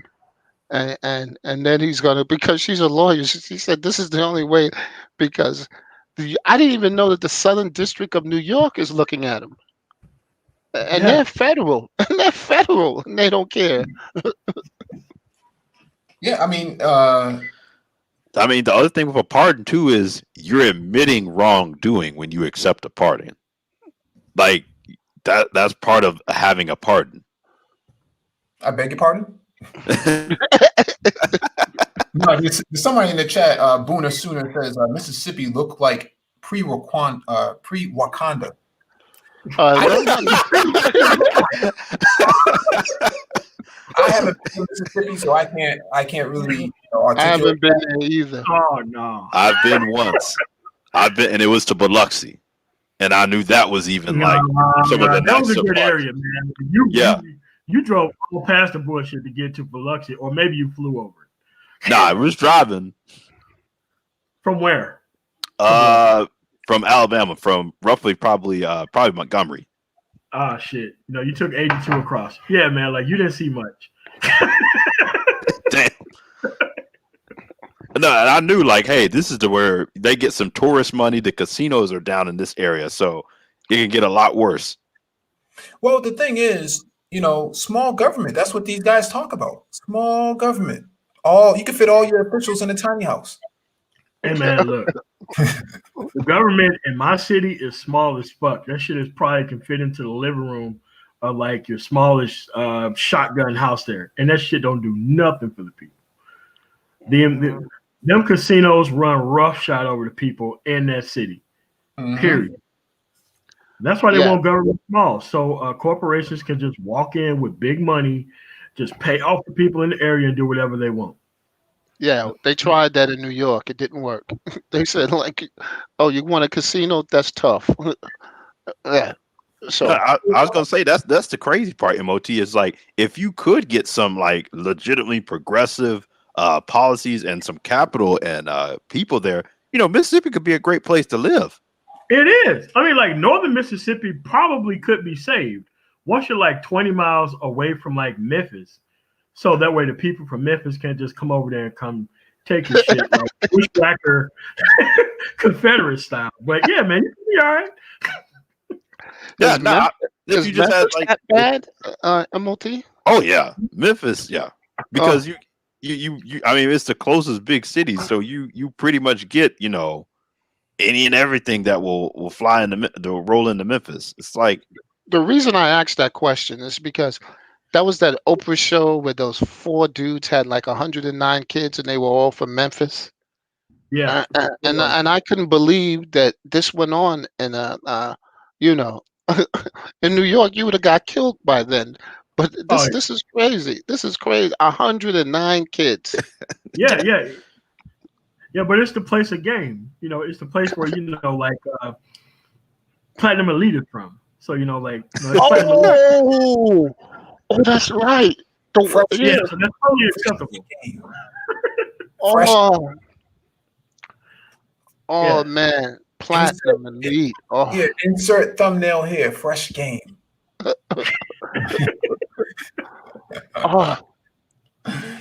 It's man. Man, we shouldn't be behind in anything, man. We should be slaying all of this shit right now. You just got to get people who you can actually fucking work with and repopulate these fucking cities and do the shit that we need to do right now. 2021 is the time of doers, not reconciliators. Dude, it's the time of doing shit. Well, I just want to, glad you mentioned that. There was a guy, black dude in Baltimore buying like rows of buildings, buying them 10 at a time. I mean, and these guys are saying, yo, you guys are sleeping on this thing. I said, that's what you do. Mm-hmm. Yeah, no, that's the thing. If you have people organized where someone can buy up the real estate, if you have people organized in a way where you all can come in and start producing jobs, I mean, that's how you literally control and bring an area up. Listen, if Mississippi or Arkansas, or any one of those failed states, decided to legalize marijuana, and they used to grow cotton in Mississippi. I think they still do. They still do. I own a couple places that do. Yeah, they still do. Yeah, you can grow cannabis down there. You can grow, and the thing is, their religious views are in conflict with their economic. There is. Completely. I mean, they open up liquor stores though. They got liquor stores down there and got alcohol. Well, that's what I was going to say. How can you be in conflict with religion when I didn't know weed was in the Bible. Well, I was gonna say, MOT. I don't know if you can maybe confirm this. I have heard people say who've worked on political campaigns that they thought that there was actually a chance that you could get marijuana legalization passed, in the sense of there's a very libertarian spirit in some of these places, in the sense of people may be against it, but they don't want the government telling them they can't do something. Yeah, well, that's the strategy that they had for medical marijuana legalization. I was part of, the team that wrote some of the shit that went on TV down there, for full disclosure. Is, you have to frame it in like, these people can't tell us what to do, and they're like, you're right. They can't tell us what to do, and like, yeah, that's what happened. There's no droids here.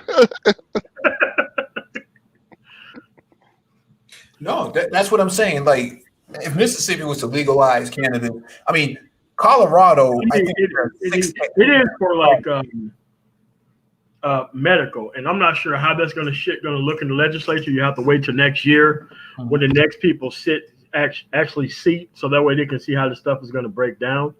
But yeah, I'm actually taking time off to prepare to go down there to Jackson, so that way we can see how this shit's going to pan out.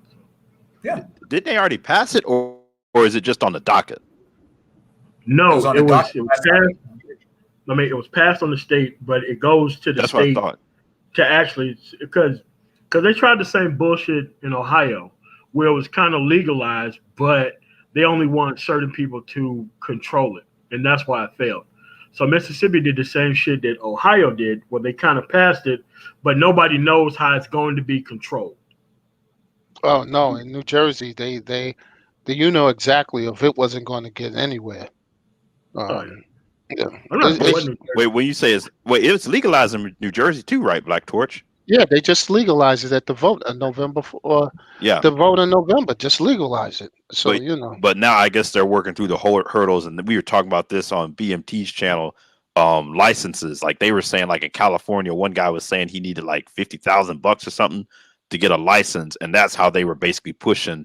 Where in New Jersey, like the Newark man, he's pushed to say that no, we can't. Newark is one of the most poorest cities in America. Big city, because it's a big city. But and it's right. It's a subway ride away from New York. That's the crazy thing. A subway ride. And if they got that in Newark, because it's still not New York, there are going to be a lot of people making trips to Newark. I'm telling you. Well, that's the thing, right? So what we discussed here was how do we lower the cost of entry, right? Because here it's allocated for Black people, right? Those who have been disproportionately impacted by drug laws, the '94 crime bill, right? Those who have been impacted by it have first position in the legalization aspect, but the cost of entry is high. So my suggestion to City Council was that basically we create a co-op, and we have more members of the co-op. The more members we have, the lower the cost of entry is going to take to get in.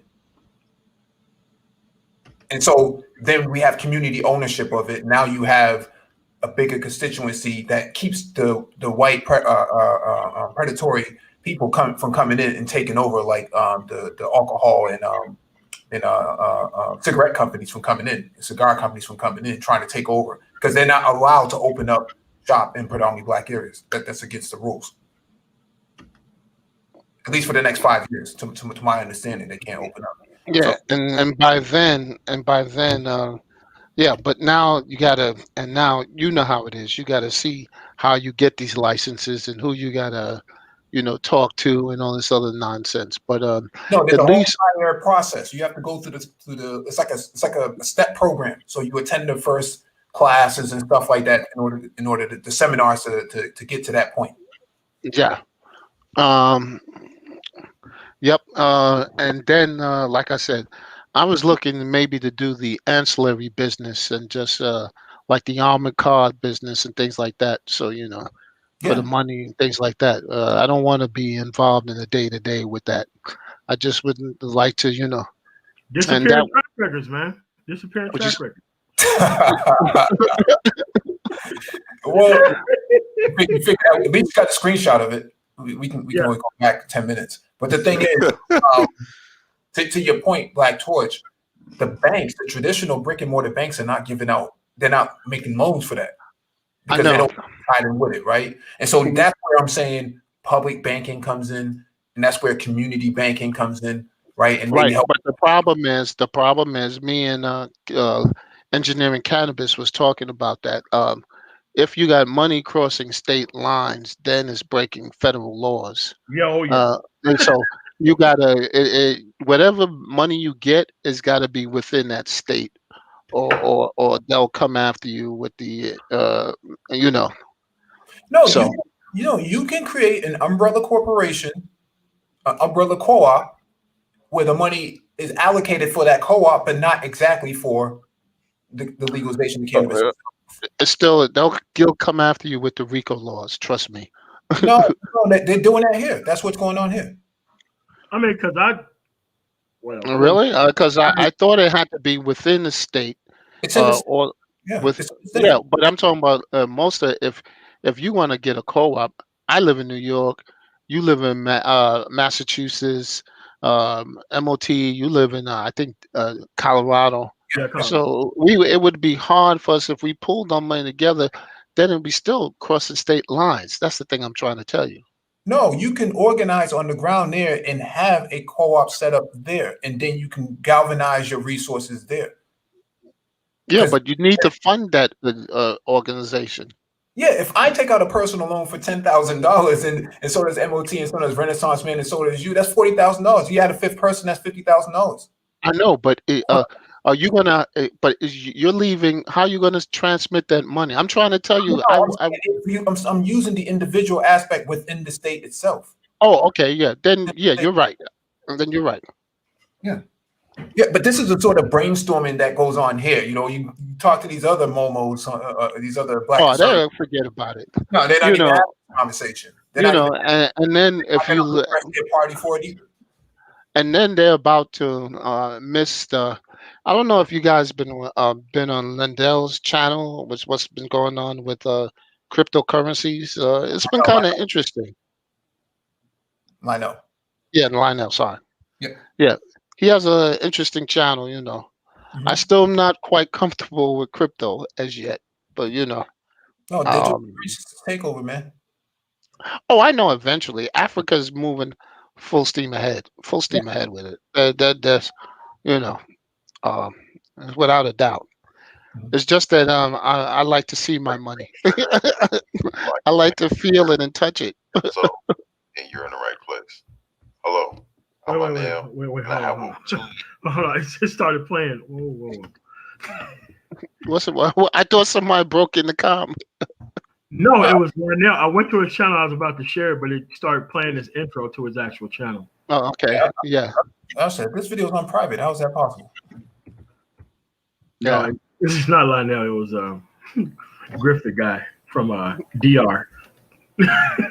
Talking like Yeah. Speaking of this, when I heard that he was in the DR, and I'm saying, how are you telling people to forgive Big Mama and you're in the DR? Come on, man. Come on, man. Come on, man. Are you kidding me? Is he a doctor? DR? When I said that, I said, like, hold on, you're in Dominican Republic and telling guys they gotta forgive Big Mama. I'm saying, like, are you out of your mind? Mm-hmm. Mm-hmm. Oh, on the other one, on the other PhD dude, telling, oh, I'm jealous of of the Pookies because I can't get no woman. I said any woman that they got is one I don't You want want. these people? All right, okay. That's what. Oh man, I call it the Pookie reconciliation group. That's all they're trying to do is Reconciliation. that's that's all it is. Is that they're trying to make it so that it's we accept and adopt them as their Lord and Saviors, and I'm telling them it's never going to happen.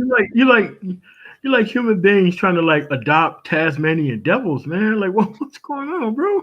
Like it's some invasive species you can't bring into other areas, man. They kind of like destroy everything around them, man. Like they don't understand that. Some of these. And you look at the situation where they talk about, and what was the other one? Oh yeah, you have to dress a certain way, you have to wear a certain fragrance, you got to do all this. I said, for what? I'm trying to figure out for what? For the same ones who got two babies and a bad attitude and shit. I said, nah, that's okay. I pass. Nah, man, it's cool, man. It's the holidays, man. Everybody trying to get their money up. Actual crash. So you gotta let them live, man. You gotta let them live a little bit. Hey, when I was walking to school with my books on my back, and they used to be laughing at me going to school, I didn't say shit. I just kept my head down. And now when I came back from school, the same dudes was in the corner, doing the same shit. 20 years later, on the corner doing the same shit. 30 years, same shit. But no, a lot of them are dead now. So let me share my screen real quick so that people can get an understanding of what we were discussing earlier. Okay. All right. Let me know. Or actually, I can see it if you. Yeah. So what we're looking at here is where the money is. we don't see it. You don't see it? Make it Yeah, I bigger. can see it. You just need to zoom in a little bit. Oh, So we can see the words, but just make it bigger. Can you see it now? One more. yeah, I see it now.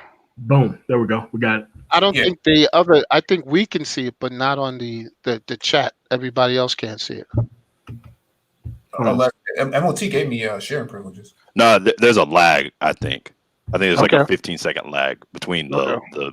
the live stream and YouTube. Yeah. Okay. Can anybody in this chat see it? Push one. Yeah. I don't know. Yeah, push one in the chat if you can see it.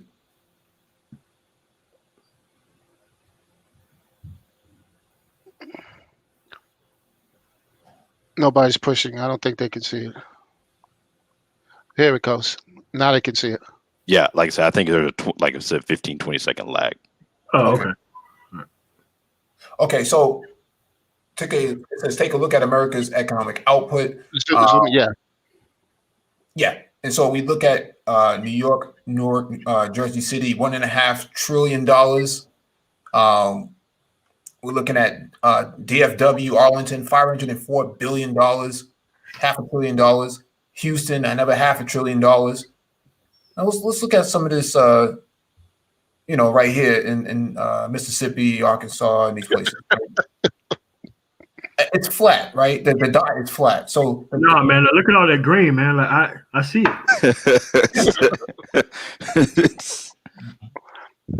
yeah, and so these guys think that Look at Jersey City. Yeah, you got Princeton University there. You got a lot of university. No, Jersey City. Everybody just lives and work in New York. It's not really. And you got Philadelphia. Philadelphia's another one. Yep. Yeah, just look at the whole Eastern Seaboard. Look at the concentration. I mean, you see obviously like spots like in California, and then go further up the coast, but look at just the sheer concentration in that area. Virginia area all the way up to not Maine, but it's Massachusetts. It's Massachusetts. That's where it really ends. Yeah. But even when I go up to Maine, people are nice to me. That's the thing I don't get. Oh, they love brothers. They love brothers. I was gonna say, I'm assuming a bunch of people who were up there too probably made their money in the New York area and just, Oh, wanted to sure. get out of it a little bit. Maine is very it's kind of spaced out. It's the most uneven ground that I've ever seen in the United States outside of like Rhode Island. I mean, Yeah.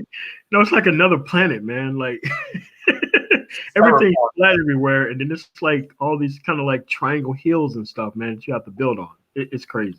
Yeah. Yeah. No, but But I was gonna say Black Torch. One of the guys I worked with was from Maine, and he was cool, very nice guy. oh no, I went up to Maine because a lot of black people own like camps up there.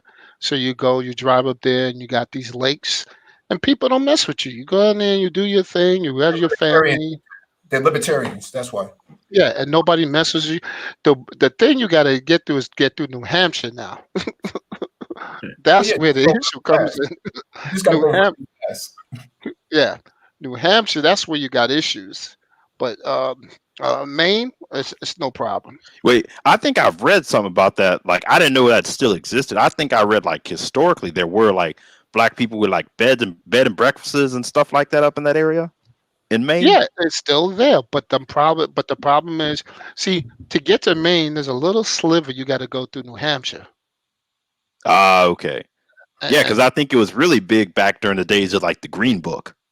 yeah, but you got to go through New Hampshire. That's what I'm trying to tell you. That little sliver named Portsmouth, New Hampshire. Oh, Yeah, you know, Portsmouth. oh man, and they be waiting for you on the highway. Yeah, they have airplane police and stuff like that that fly over and measure the pace of a vehicle to determine whether or not it's speeding. It's really really weird up there. Yeah, Oh so yeah, and they'll catch you if you buy liquor in one state and you transported it through New Hampshire. They can arrest you because they think you're smuggling. You're trying to not pay the taxes on alcohol. It's crazy up there. yeah, because you don't pay taxes up there, right? So Yeah, yeah, a lot of people go up there to go get cartons of cigarettes for whatever reason. I don't know. mm, But this is what we're looking at here. You're looking at DFW in Houston. I mean, $1 trillion in itself. This is anywhere where there's economic output is where the power is going to be. Okay, you can determine this going forward. I think this map it's actually still fairly recent because nothing has really changed in terms of pre-COVID. Nothing has really changed. I was But gonna say, if anything, all you've really seen with COVID is you've probably seen these other places go down because of all the small businesses that have been hurt, and you might have seen, like we said earlier, some transfers for okay, maybe some people left California and maybe Phoenix is a little bit higher, or people left New York temporarily and Austin's a little bit higher, but it's still on net probably still the same. Mhm. all I know, the middle of the country seems to be hollowing out, Oof, and I yeah. don't know what they're going to do about that unless because you can't get nobody to go out there. Yeah, I mean, because They look at Nebraska. Like outside of like the Omaha area, dude, there's nothing else. There's No. literally nothing else outside of that. Look, Yeah, Denver, economic power of Colorado. Yeah, That's it. no, you Everywhere got outside the Denver metro area and the suburbs, nothing. Not even Colorado Springs outside of the military. yeah. No, I was gonna say, the thing is, all those areas you're talking about, a lot of that was farm and manufacturing. Manufacturing jobs have left, or they've been consolidated, and a bunch of robots are doing it. And the farming's been taken over by corporations. well, and but if you bring it back to conservative history, which who's the one who outsourced the jobs to China? Guess who? It's George Bush Senior, Oh, Yeah. Who met with him? and that was, and then you had the guy who opened up. China was a basket case. Yeah, Nixon what? who opened it up. Ping pong diplomacy. You know? Mhm. So I want they don't let we need to this it's just like this, man. It's only going to get worse as more people become more uh, educated because the skills become greater. So and then it's going to be a divide, and we see it now. You got the I call them the modern day Luddites of America we got to deal with. Yeah. I mean, Yeah, and you got Chicago. the What about Chicago? It says Chicago, $611 billion. I mean, $500 billion in economic output for all the talk about Chicago. Again, we can go to Phoenix. All of these places that is on the map right here affected the election. That's what I'm trying to get these guys to understand. Look at the economic power that comes out of these areas, and then look at the reflection of the election itself. Yeah, but for you to do that, you would have to let them understand economics means power and power, but they don't want it. They're all emotions. That's the thing I don't get. These guys who've never been emotional about anything, all of a sudden they're emotional with a mazunga that don't give a shit about them. That's the thing I don't get. Mhm. I'm still And they not. just wanted to side with him. They wanted to side with him. They didn't want to build a movement, and they just picked up the talking points and just ran with it. That's what they did. Yeah, Nagon's asking for the okay. I was gonna say Nagon's asking for the link. yeah. If we do see like those black people who went in Georgia and bought out that land, that would be a interesting thing. But the problem is you got to be in the right situation in the right time. They Mhm. Yeah, bought 100 acres. I was gonna say Torch. If you can get a virtual setup of work, or where you only have to come into work, so maybe once a week or so, and you can get internet out there, then Yeah, that gives you an opportunity to do something. well, yeah, you will probably have to use like a mini microwave to do that, so you can get an internet connection like that.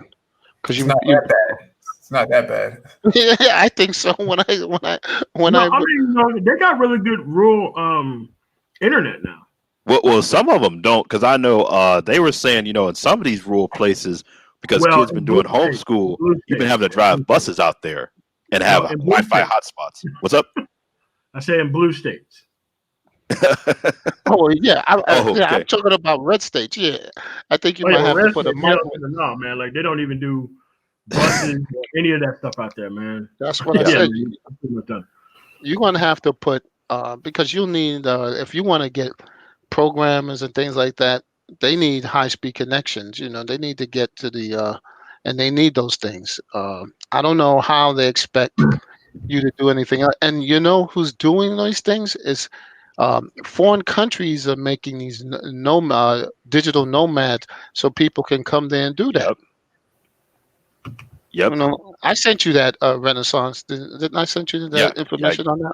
Yeah. You sent me the information on that. I was going to add too, with regards to the rural areas. Yeah. And that's one of the things with they were pushing. They didn't get it.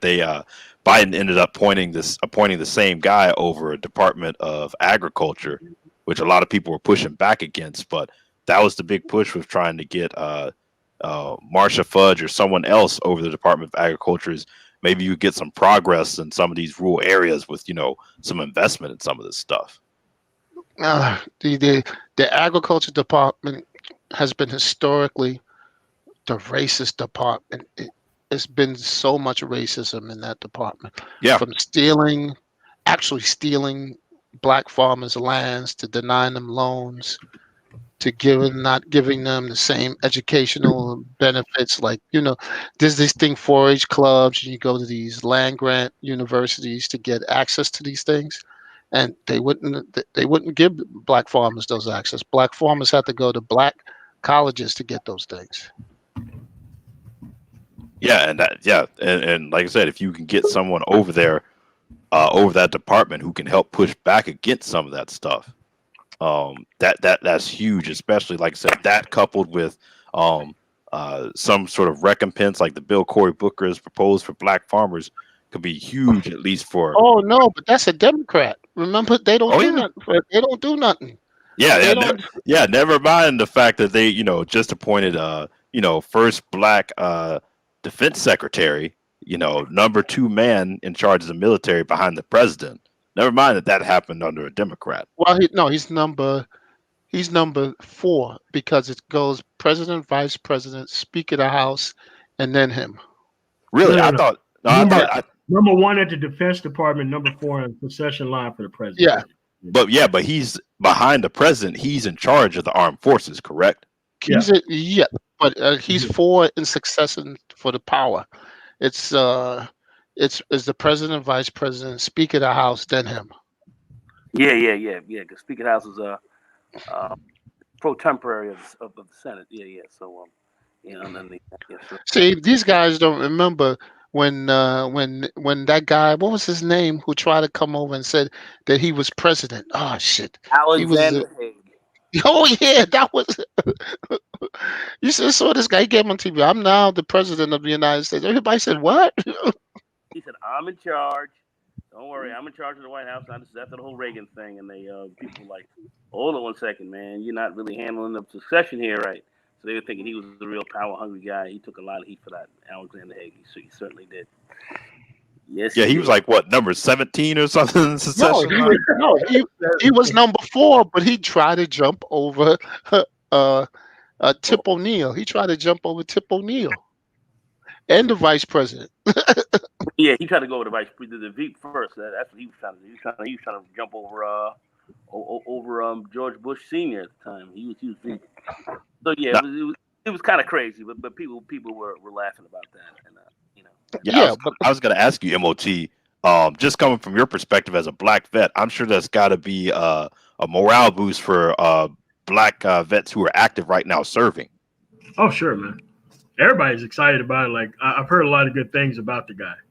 I mean, normally when you see like a black person that high, they turn out to be one of these ABL type of dudes, but he's not one of them type of dudes. And remember, the military is taking a black eye because of what Flint did. Flint, he's just disgraceful.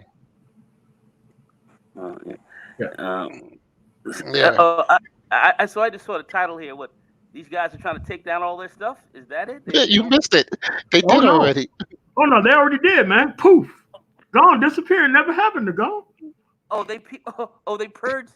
They purged themselves. Oh yeah, we got the voter purge. No, it was the video purge of the manosphere.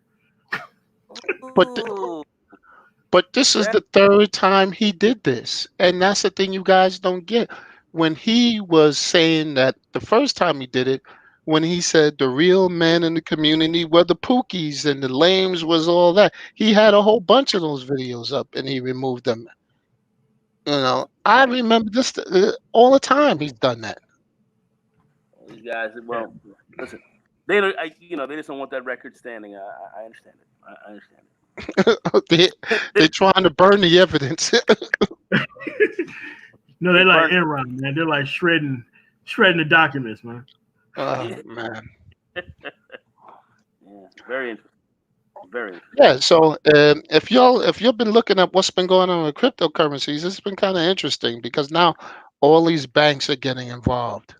So I'm trying to, I'm trying to understand more, but I'm trying to see when is a good time to jump in. I think we should have another on the Black Brain Trust to have that talk again, because the cycles are going up and down, and it's making my head spin with crypto.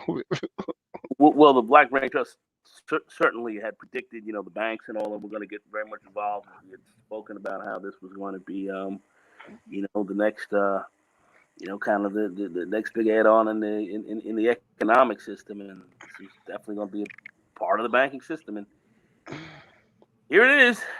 Yep, and the big news today is look like Facebook's is on the chopping block, and I said, well, you knew that was going to happen as soon as they said that they were going to do cryptocurrencies and all this shit. That's when they said, "Oh, we got to put the brakes on that." This hold back because they got a lot of money and they're going to be fighting this for a long time. Oh yeah, but remember what happened to AT&T, Standard Oil, United Steel? The list goes on. When the government really wants you broken up, they'll break you up.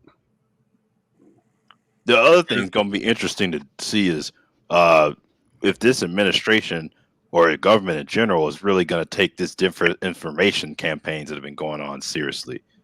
Because you got What? Go ahead. I said they should, and Yeah, I because hope you got a long people list out of here. people I want out of here. You got people who literally are just out here undermining your very democracy at this point with the stuff they're pushing, both the media and people, on some of these platforms. And it's like you can't have people doing that with people as brain dead as they are out here today.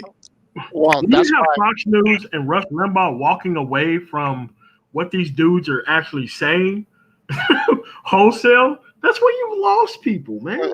You know why they're walking away? Because they can see it. Because they now see if this thing goes south, they will be the ones with their heads in the chopping blocks.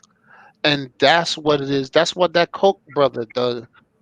He says he's sorry now for all the things he did.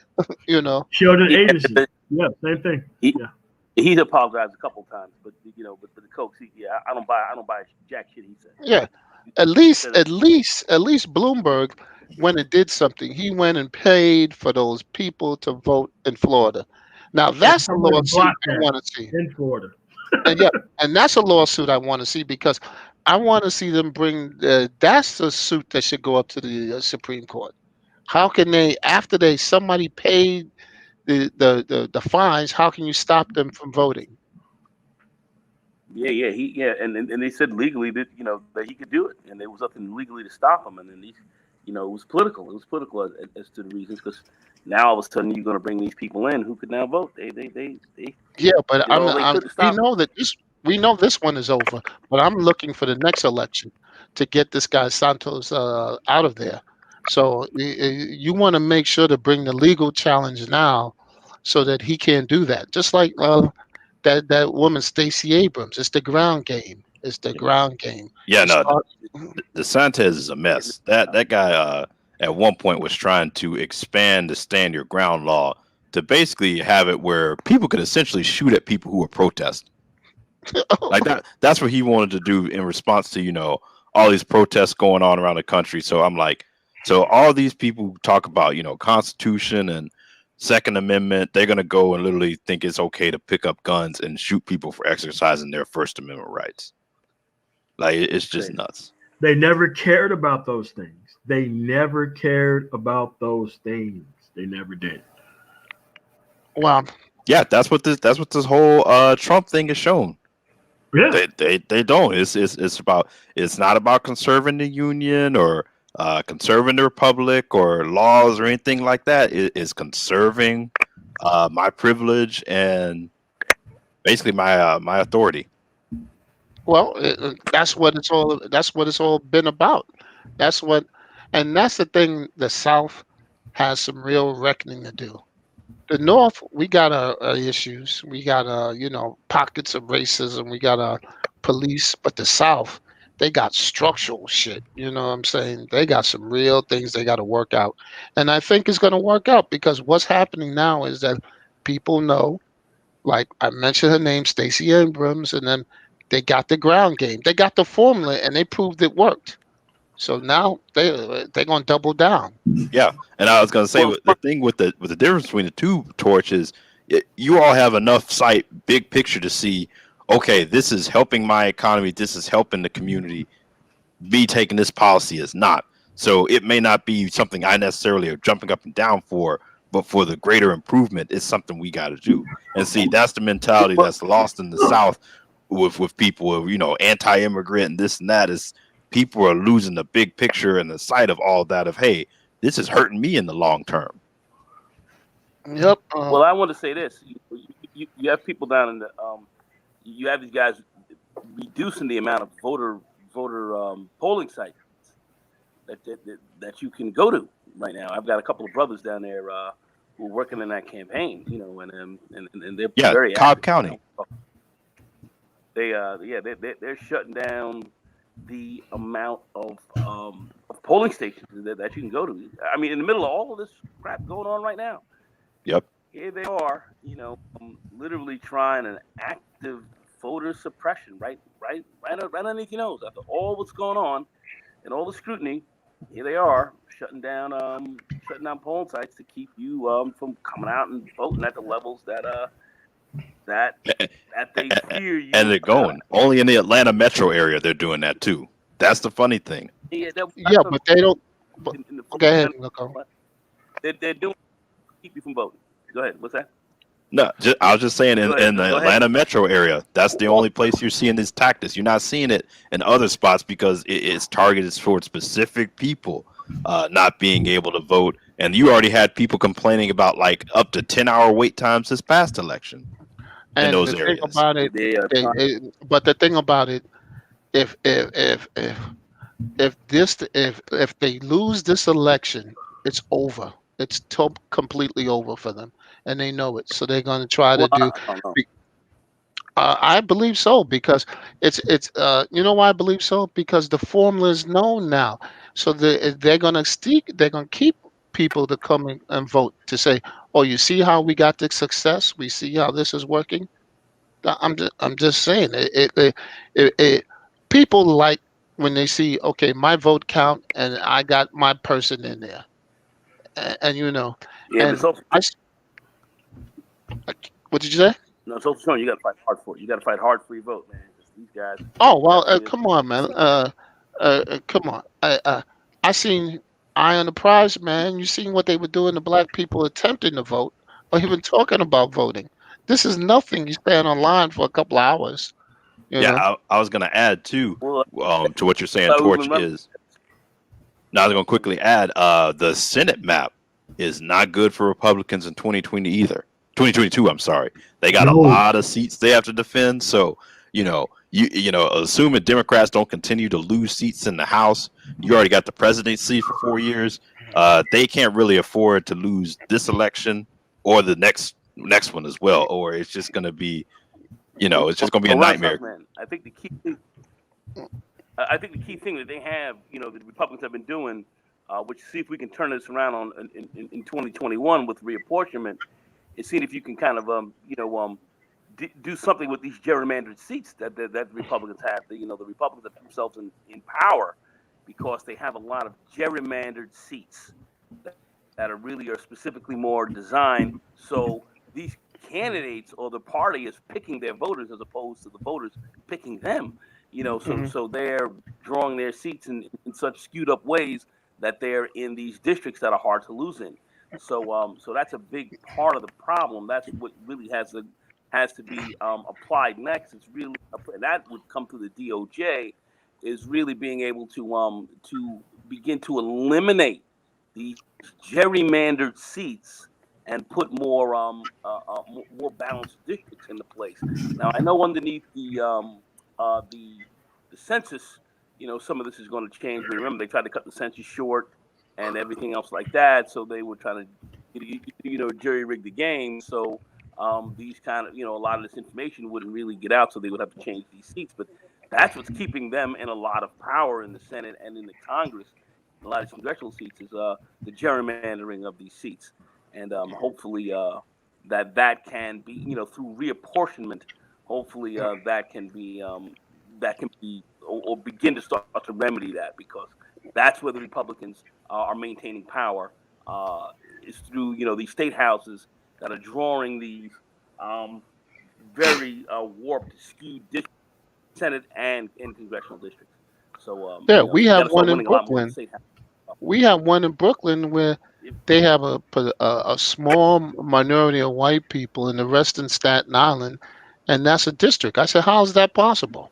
But that's what they did. I'll never forget Roland Martin literally giving an example of North Carolina A&T campus down in, I believe it's Greensboro, North Carolina. Hmm. They have the campus gerrymandered in half. So one side, literally, it's like if you're in a dorm on this side of the campus, your polling station is here. You're on the other side, it's here. And I'm like, are you crazy? That's what they do, because So, yeah, that's What how. they need to start doing is just start locking people up. Federal level. Just start walking in and just start locking people up. I mean, there ain't nothing you could be able to do. Would love to see Well, that. that's why they try to That's not going to happen. weaken. Yeah, that's why they try to weaken the Voting Right Act. They just try to do that. They have. They weakened the voting right. They said everything is. They gutted it. and said everything is equal. So we don't have to so the states can take it can take over these districts and determine how candidates can run and what they're going to do. So all the stuff that was supposed to be discriminate, the whole vote, the piece that they got up was the discriminatory piece, and not being able to discriminate against certain kind of voters, and then putting it on the states. They took that out, and now the states can do it. The whole state. This goes back to the whole states' rights thing, where they can be very very racist and very discriminatory, and they did that to the Voting Rights Act, which in my view is something that needs to be put back in, because of course you can still be racist, and with with Shea Whitey up in here right now, really worrying about black people, coming out to vote. This whole thing that you see right now with the presidential election after this vile, disgusting lump of shit got blasted out of office, they're coming after the black districts in the swing states to try to shut it down. It's not going to work, but that's what these guys are doing. It's a race thing. It's coming right back down to race one more again, and the Supreme Court and all of them know it. So that's why they're not going to touch this. But they're looking at this like in my view, the Trump campaign they should be sued, and all this sued for voter suppression, and they should be sued for voter suppression and racial discrimination in voting. They should be sued for that. And of course, the NAACP is trying to do this, but that's exactly what these guys are doing right now. And you can't even deny it. These guys are literally doing this on a racial lines basis. That's what they're doing, and these guys are trying to win this way. I mean, it's crazy. I mean, it's absolutely insane as to what's going on at this stage of the game. They're not going to win. They're going to lose. Trump got destroyed.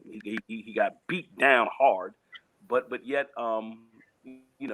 this is a tactic that these guys actually feel they can try, and this is based on trying to discriminate and eliminate your votes in these swing districts, in Philadelphia, in Detroit.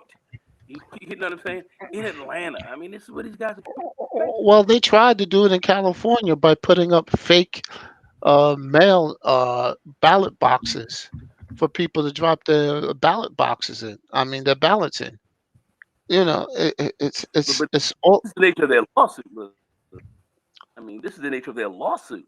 This is their lawsuit, fam. This is what these guys are actually filing and suing for. Their lawsuit. I mean, and the lawsuit's all fucked up. They got shit all fucked up. No, but like I said, the latest lawsuit is this guy from Texas, and you file a lawsuit against other states and you violate their rights. Come on, it's crazy. Yeah, I mean, he don't even have standing to do it. Like, what he's trying to do is put a friend of the court brief, but he still has no standing because he can't do it because it doesn't. The states have their own rights. That's they pick how they want to do that, and then his own state has that same policy.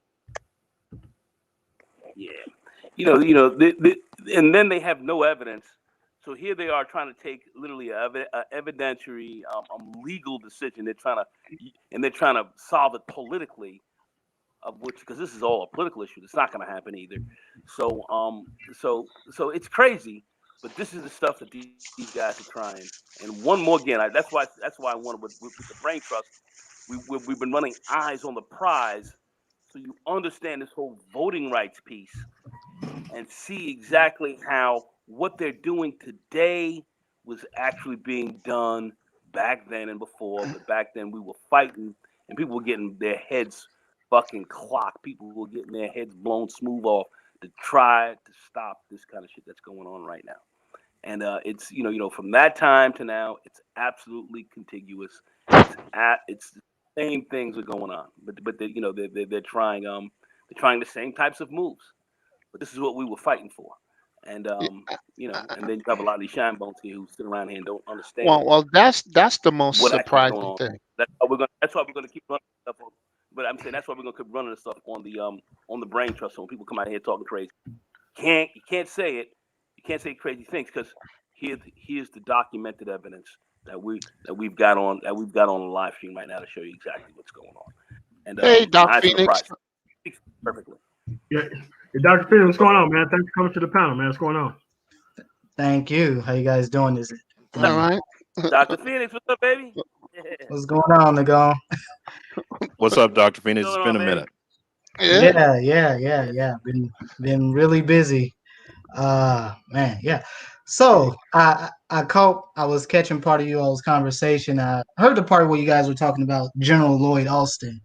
You know, I got a funny story about him. I actually met him. I knew him because he was the commander of my division when I was a very, very young medic. And actually met him. I met him because at the time I worked in division, and so I was the medic that did his physical when he was when we were deploying to Iraq. And so he was actually a really cool brother, you know. And I've seen some of the comments online about him. You got a lot of the, I guess if you want to call them the pro-blacks or whatever, they've been going after him or whatever. And, you know, folks putting up, talking about he sits on Raytheon's board and all this other stuff. It's some real crazy stuff. But the point is that, you know, this is a man who has military service that has been longer than I've been alive. And, you know, he's a West Point graduate. He was the first black man to ever lead, the first black person ever to lead Central Command. And then he later went over, before that, he was the commander of the 18th Airborne Corps. And so, you know, again, the couple of times that I've had a chance to interact with him, you know, he was a very solid black man, very solid brother, you know, very well spoken, very, very humble, very easy to talk to and get along with. And I'll just never, you know, and I was saying this to my lady when they announced it a few days ago. I'm like, yeah, I remember him when I was when I was a very young medic and I did his physical. And it was just the craziest thing ever. And so, you know, I just wanted to share that because I know you guys were talking about him a little while ago. And, you know, that's just kind of what prompted me to come on the panel and just kind of share this little interesting story I had in my experience that I had meeting him. Yeah, he's on the board at my my alma mater as well. He graduated. He got his master's from there. Oh, okay. Yeah, Yeah. and I think, you know, a lot of, you know, you had a lot of folks online questioning, you know, his education and all this stuff. Like, no, this man has been the first of many, has done the first of many in his career. And again, you got a bunch of women going after him, a bunch of black women complaining about, you know, they couldn't find a black a black female general. Wait, women are What? black. There's a I've heard. Yeah, I was gonna say I've heard white women going after him because they were mad that there's been a contingent of because they wanted Michelle Fleury, who was supposed to be Clinton's, but she lost. They wanted her. They felt she was more qualified, and they didn't like the fact he's getting a waiver. Which I was like, the fact that Biden wrote an op-ed and said, "Hey, I'm willing to go try to get a waiver for this guy," should speak to his credentials. Well, it's not just his credentials. Yeah, I mean, I'll also say he's qualified. No, he's overqualified, if anything. You know, the interesting thing about that about him is that, you know, even if you were to look at the last 40 or 50 years of military history, I'm just gonna be really frank when I say this. You couldn't find a woman who has done as much as he has, who has been in command of as many units and divisions as he has. You know, this isn't, you know, this isn't to be, you know, whatever. This isn't to say that, you know, there aren't women out there who can be Secretary of Defense. No, but here's the deal. I think Biden was very smart in what he did, and I think he did it for a couple reasons. One, I think it can't, you know, I'm not a supporter of Biden. I'll put that out there right now, but I think he was very smart because I think he understands who are the black folks voting for Trump. He understands that, and he understands that his party cannot continue to bleed black men in presidential races. That just cannot happen. And I think what he was doing was throwing a bone to black men. because black folks and black women in particular have been complaining for the past few weeks about, oh, his cabinet isn't diverse enough, he's not adding enough women, blah, blah, blah, blah. But again, he has elevated a black man to pretty much the fourth in line to the presidency. Yep. And the leader of essentially outside of him, the leader of the military. I just want to say this very quick. He sat down with the with the classic Negroes, the Jessies, and the the civil rights the classic Negroes, and the Congressional Black Caucus. Biden sat down with them, and they put a lot of heat on him, saying we gotta over-index in this administration because we are responsible. They come after the black vote, but the reason why these guys are mad and going crazy because the wrong people voted, man. The wrong people voted in big numbers. The wrong people.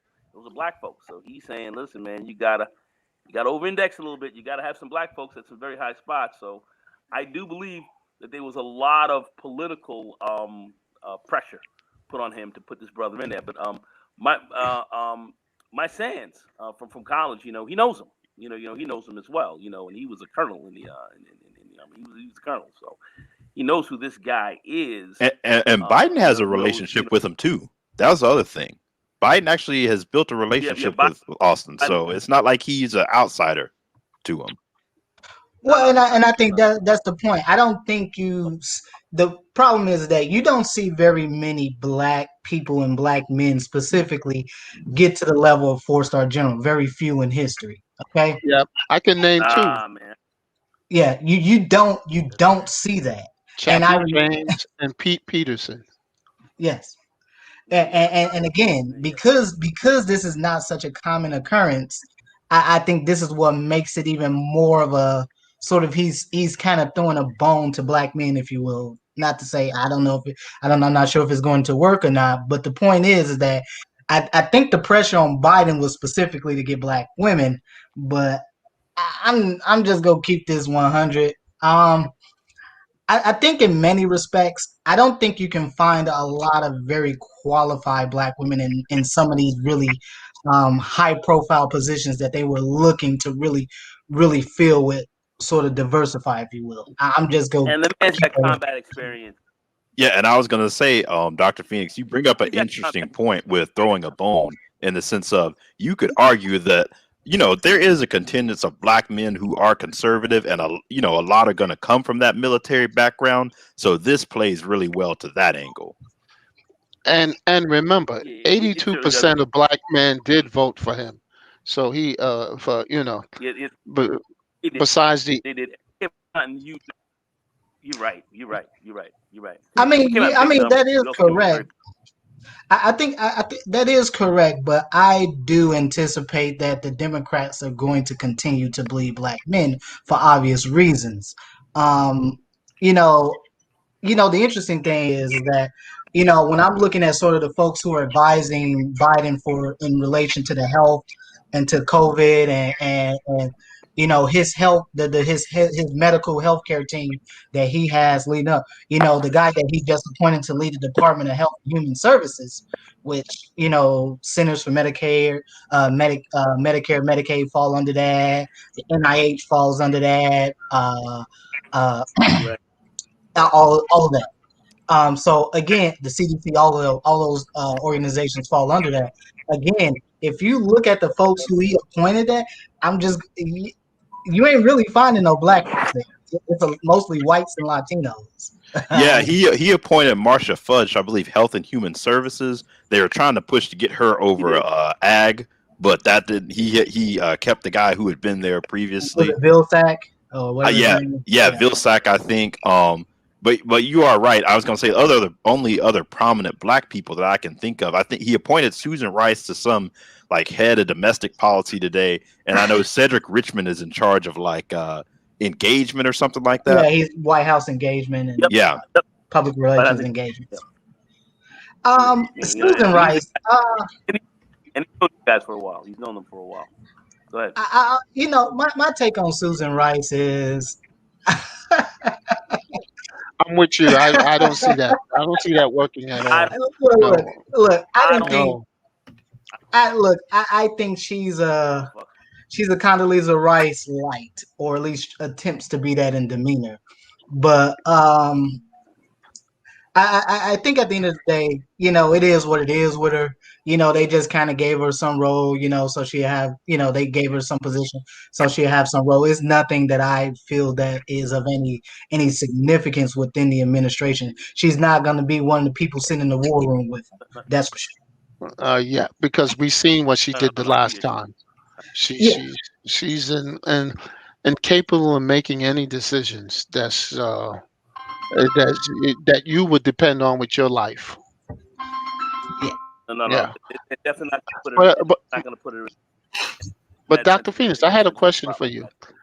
Okay, we have these three candidates so far of these vaccines. I know you're not a virologist or microbiologist, but um, I see a lot of people are concerned about these side effects, and I'm trying to gauge, the Moderna one versus the Pfizer one versus the AstraZeneca one, and I haven't seen any of these side effects that got anybody killed yet. So I'm trying to figure out, can they hide that data, or is it not anything happened so far? Well, I think a lot of that truly is at the discretion of those companies and who they provide that data to. So obviously, they will provide that data obviously to the to the president, to the government, and the and FDA and all that. So those folks right now, they're on the FDA. I think there's a panel of about 18 doctors right now at the FDA that are looking at approving the Pfizer one, I believe, right now. Hmm.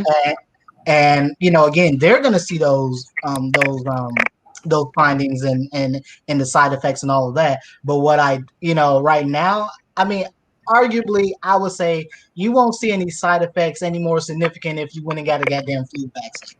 That's what that's what I've been reading the literature, but the people been saying, oh, the side effects, and I'm trying to tell them, like, okay, what is the worst thing you can happen if you don't take it? You could die. So from COVID. So You I'm know, I'm going to say something in relation to that because I've heard some of these conversations over the last few months, and I've been really busy. Like I had exams today, so I've actually gotten a break. I've been taking exams all week. okay. So I've actually gotten a little bit of break, and so I was just tuning in. And some of the conversations I hear, around COVID, certainly in this space, I'm not the first. I wouldn't. I certainly would not sit here and tell black folks that you should never be cautious of anything, and certainly there shouldn't be some sense of a cynicism involved with a vaccine development, especially one that was developed as quickly as this one. However, the difference is, unlike, let's say, a vaccine like polio, which took decades to develop, and in many respects, vaccines take decades to develop. This is not something that happens overnight. The difference is with this is that this was a worldwide effort to develop a vaccine.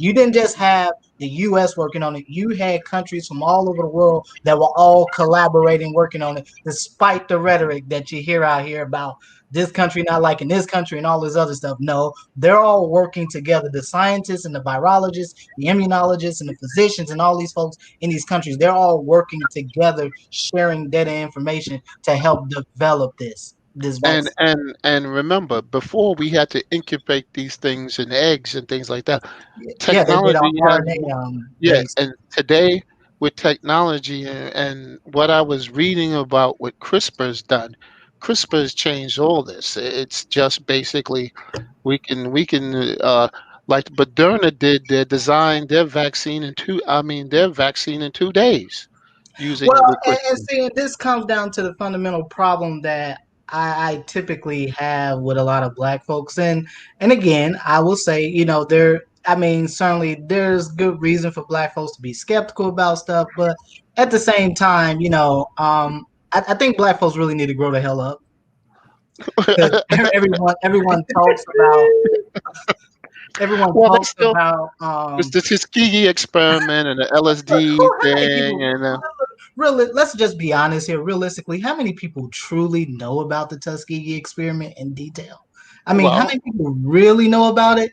I mean, other than just hearing about it in passing, or you heard about it in some old wives' tale or something. I mean, let's just be honest here. How many people actually picked up a damn book or read the biography of Henrietta Lacks, which I did read.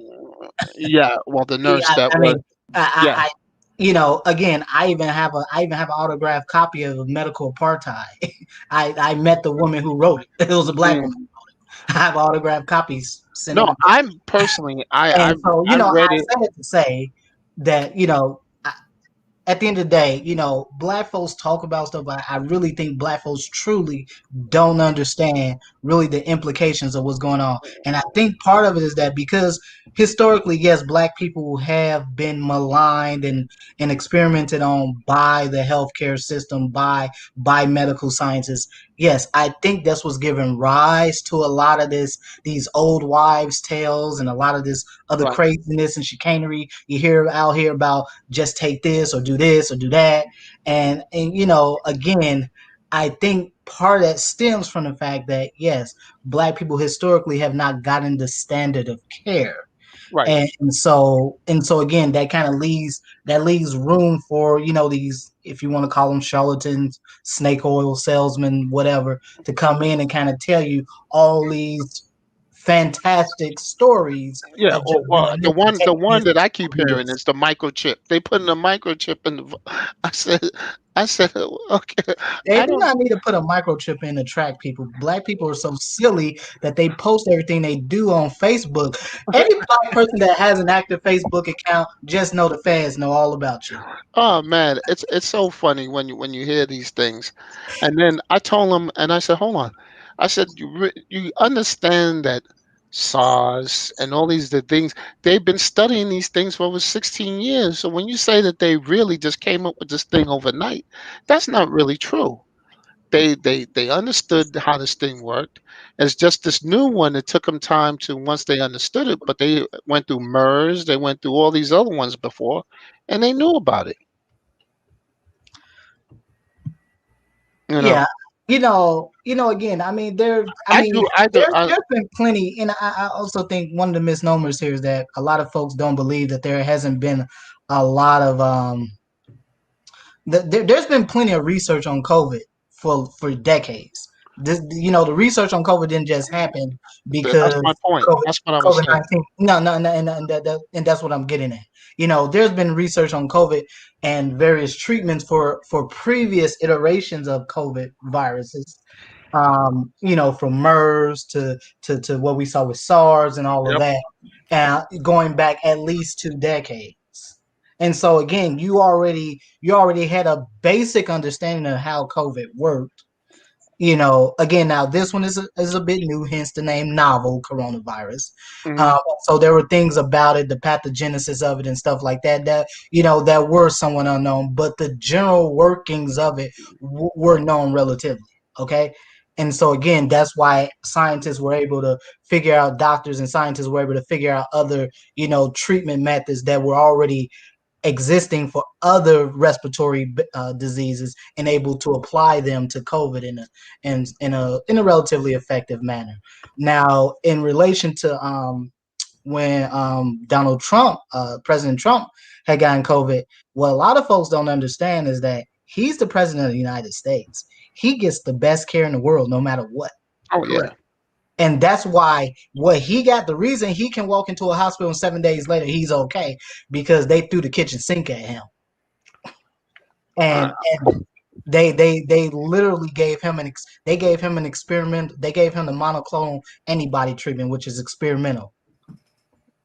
And so again, they gave him treatment. Again, only doctors can do this. Doctors are the only ones that can authorize the use of an experimental drug that has not been approved of yet. mhm. And so he received this experimental treatments. And again, obviously it was effective. So I mean, there was a lot of data that was showing there was a high likelihood that it probably would be effective. And again, we saw him recover in 7 days, and he goes on the tear, and and everybody's believing now, well, I'm fine. Look, the president recovered in 7 days, but yeah, he's not gonna be sitting in the ER for 2 or 3 days because he can't get a bed in the ICU. Oh no. No, He's going to have everything. He's going to have everything. They'll move. Remember, the hospital doesn't. The hospital comes to him. So, Oh yeah. Oh yeah. and that's the thing that people don't understand. I'm trying to. You try to explain to people that, especially our people, that they gotta just move forward. Because if you don't move forward, we're going to be left behind, and they don't want to listen. They Well, don't. well, again, I mean, since I came into started coming on panels for the Black Brain Trust last summer, I have repeatedly preached, and again, that's part of the reason too you don't see me, and you won't never see me on the panel talking about what black men need to get into or do. I'm done doing that. I Mhm. ain't got nothing for I ain't got nothing for it. I did hangouts with Mike V talking about all these various career fields brothers can get into, how you practically they're begging brothers to get into some of these healthcare careers. Brothers ain't doing it, brothers ain't listening. I don't really care. But at the end of the day, here's the problem. Black folks, I've been saying this from the very beginning. And again, even going back to all these conversations you're hearing about, why MOT have sort of has shifted what he's talked about. I mean, he's done plenty of videos talking about how brothers can do this, how they can get in this. He shared his personal stories. Hell, I've even shared some of my own personal struggles getting to where I'm at right now. And at the end of the day, if this is not enough to motivate black men, well, I'm sorry. Donald Trump and the Republicans are not going to help you get your women in line. It just we, Wow. we, we, You you see, we got black women out here that are Ivy League, college educated, that are sitting here working as Democratic operatives, mobilizing hundreds of thousands of black voters on the regular. yeah. Okay? This is what hey, you're competing against. Black men want to know why these black women can get up here publicly. Yeah, look at their damn credentials. These women are sitting up here with PhDs, masters. They've been vetted by the Democratic Party decades. And people thought Simone Sanders just walked onto the scene because of Bernie Sanders. No, she got vetted when she was a student at Creighton University in Omaha, Nebraska. yep, and that's what. And These when folks we didn't just come out the blue. These folks been around. Negroes just didn't do their homework. Well, that's the thing, because they don't want to do their homework, because you tell them, like we told them after the election. I threw a olive branch at them. I said, listen, you're lost. Let's sit down and figure out a blackmail agenda, what we need to do. Nah, man, they don't want to talk about it. They said, no, y'all stole the election. I said, we stole the election. So I said, like, we we already behind the eight ball. I, We I, have. I, well, I'll be honest. I'll even share my. I didn't vote this election. I'll be honest. I didn't vote. Oh, I voted. I didn't vote because I wasn't gonna vote for Trump and certainly wasn't gonna vote for Biden. However, you know, it is still incumbent upon black men that you cannot sit here and complain and think the government is going to help you get black women in line and do XYZ for you on for to get these women in line when again black men have not demonstrated they're willing to go out here and make it do what it do. They haven't demonstrated the initiative and the motivation to go and the intestinal fortitude to get out here and make stuff happen other than whine about child support and other crap online. I tell you like this, and this is the thing that the people don't realize. Even the white dudes can't get their women under control. So it's a fool's errand to think that they're gonna bring these women back to the 1950s. As Mike V says, um, when was the 1950s weren't a good era for black folks anyway. So what are you talking about? Well, So I think on many levels, white women, for the most part, white women still do acquiesce to white men. They also acquiesce to white men's political ideology. Hence, you still get a majority of white women who are voting for Republicans and who voted for Trump even in this past election. mhm. And so part of it is that again, I think black men will be best served in this scenario by trying to be really just trying to going out here and figuring out what the hell you want to do with your life and how the hell you're going to become a productive and Wow. viable citizen in the 21st century. Well, And I don't, again, I've been saying for a long time, I came into space last summer, that you didn't have to wait to you weren't gonna have to wait 20 or 30 years to see black folks go down the toilet to see that no, you were gonna have Oh no, it's gonna be it 5 was or gonna 6. be a decade. And this was pre-COVID. Absolutely. This was pre-COVID. Now we're in the COVID era and nothing ain't going back to the way it used to be. Nothing. and that's what. And Dr. Phoenix, there's two things that I tell people. Everybody knows about the automation, but there's a new thing. It's not new. It's this genetic revolution that's going on. And I tell them to say, you have no idea about what's about to happen. You think you know, but you don't really know. Um, uh, did you see that they just cured? They officially said they can cure sickle cell with CRISPR. That's I for the haven't looked. I've been following that for a number of years, where it was predicted that CRISPR would be the first well, CRISPR would be sickle cell would be the first molecular disease that CRISPR would be used to cure. Mhm. I've been following that for quite some time. I haven't looked into it lately, so I'm not entirely sure on that matter. Yeah, they Uh, announced it about 2 days ago. but Yeah. I think this is really important. If you look back about 7 8 months ago, when this country was really at the height of the initial COVID epidemic, I mean, arguably I would say we kind of never left out that first phase, despite what Hmm. you hear in the media. Um, he met with the heads of medicine and nursing. Uh-huh. They're all in the Oval Office, and I want to make something really clear, because I think black men think that if you just kind of keep your head in the sand, you kind of go off the reservation, do whatever, that like somehow people are just gonna leave you alone. That's not how life works, Uh, and uh, you have to be proactive in life. and I told them we had a discussion with MOT the other day, and I told these guys we're at war. You guys don't know it, but their strategy is to keep you in your place and move forward. And I told them they gotta get their game together. You gotta get in the game. Well, absolutely. Again, I'm not saying every black man needs to go out here and go to college and do whatever. No, but the problem is that where are your black I mean, honestly, who are your black men with your black male scholars out here who are really speaking to what the hell's going on? Oh, I'm not talking about the ones that are, kind of wash all of the black issues up into one big issue and say it's that, because it's very clear that that the issues that black men have are very different from the issues that black women have. And I've seen some very notable personalities on YouTube that are black who finally admitted that after all these years of talking about, this is about, this, my people are over here hurting and dying. All no, they finally admitted.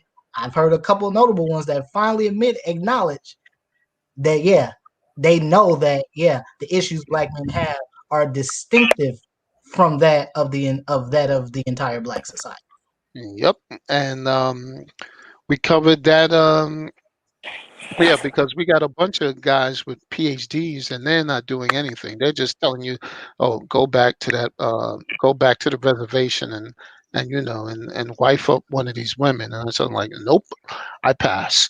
Uh, you know, That's what's and going on here. I don't oh know. yeah, oh, you missed the whole. They changed the whole. They flipped the table over. You're playing dominoes and somebody come and kick the table over. That's what they did. Yeah, That's what that's what they did. They come back.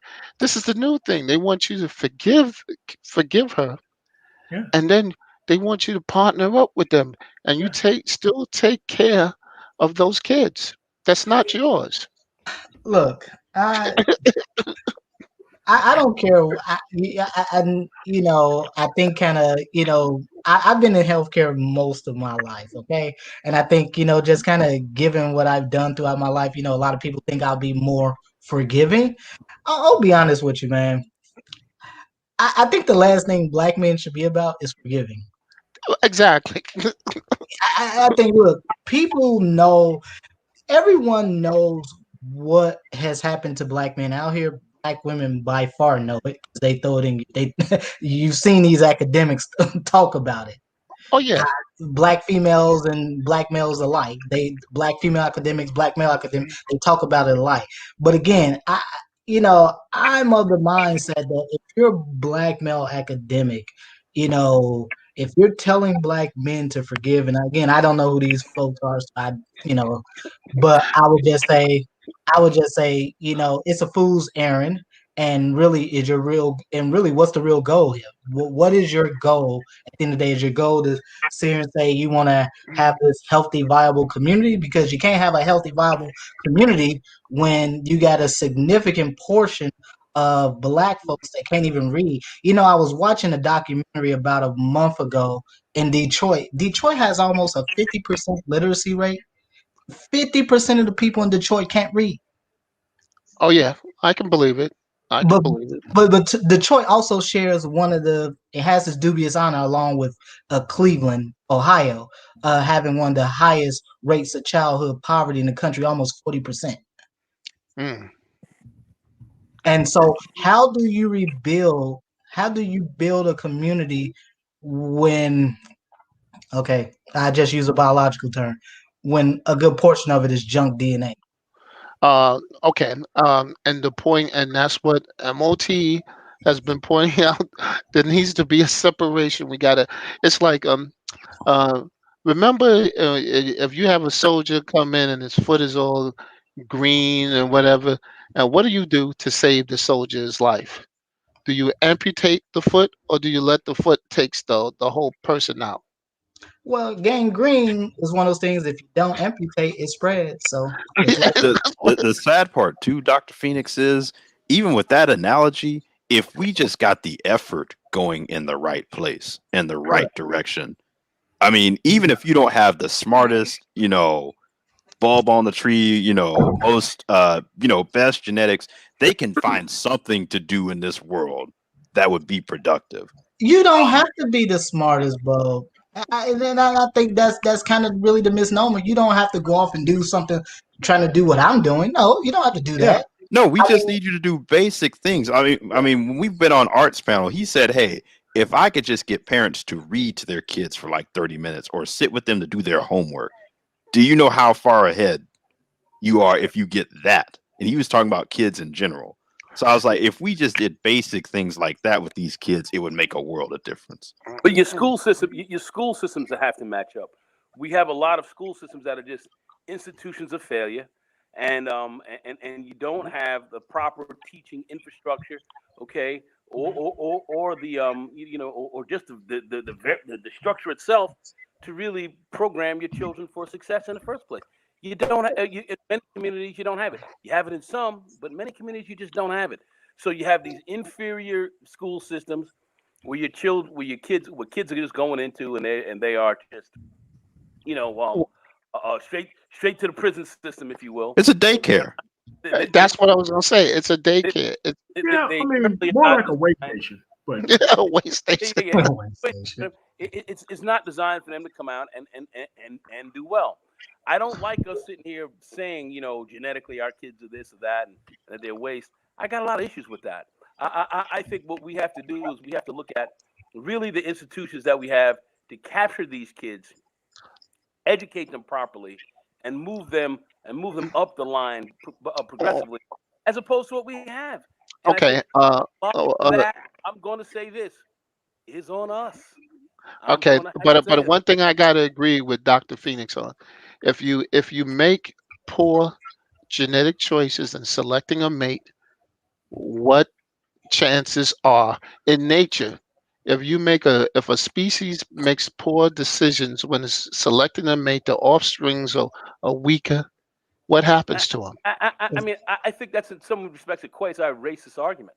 I've got a lot of issues with No, that. no, no. I've got a lot of issues with that. I think No, we no. should be But, more we're successful. Wait, we're hold on a just. second. Hold on. Councilor Murray, thanks for the 499 super chat. Go ahead. No, no, no. I'm I not think we'll trying be to be more a successful. racist. I'm just I'm okay. just going to say this. What we've proven to be more successful is a very strong educational system for our kids. That you can even have what they considered oases in the desert. I've seen it. I've seen it here in New York City. I've seen it, around a lot of the places in the country where they have, good pockets of school systems for black kids, and they do a hell of a lot better, especially with more black male teachers. But that's a whole big thing that we can get into. But at the end of the day, our structure for educating our kids has a lot to be desired, and a lot of that is on us, and that was proven certainly with Michelle Rhee and all of them. We're in D.C.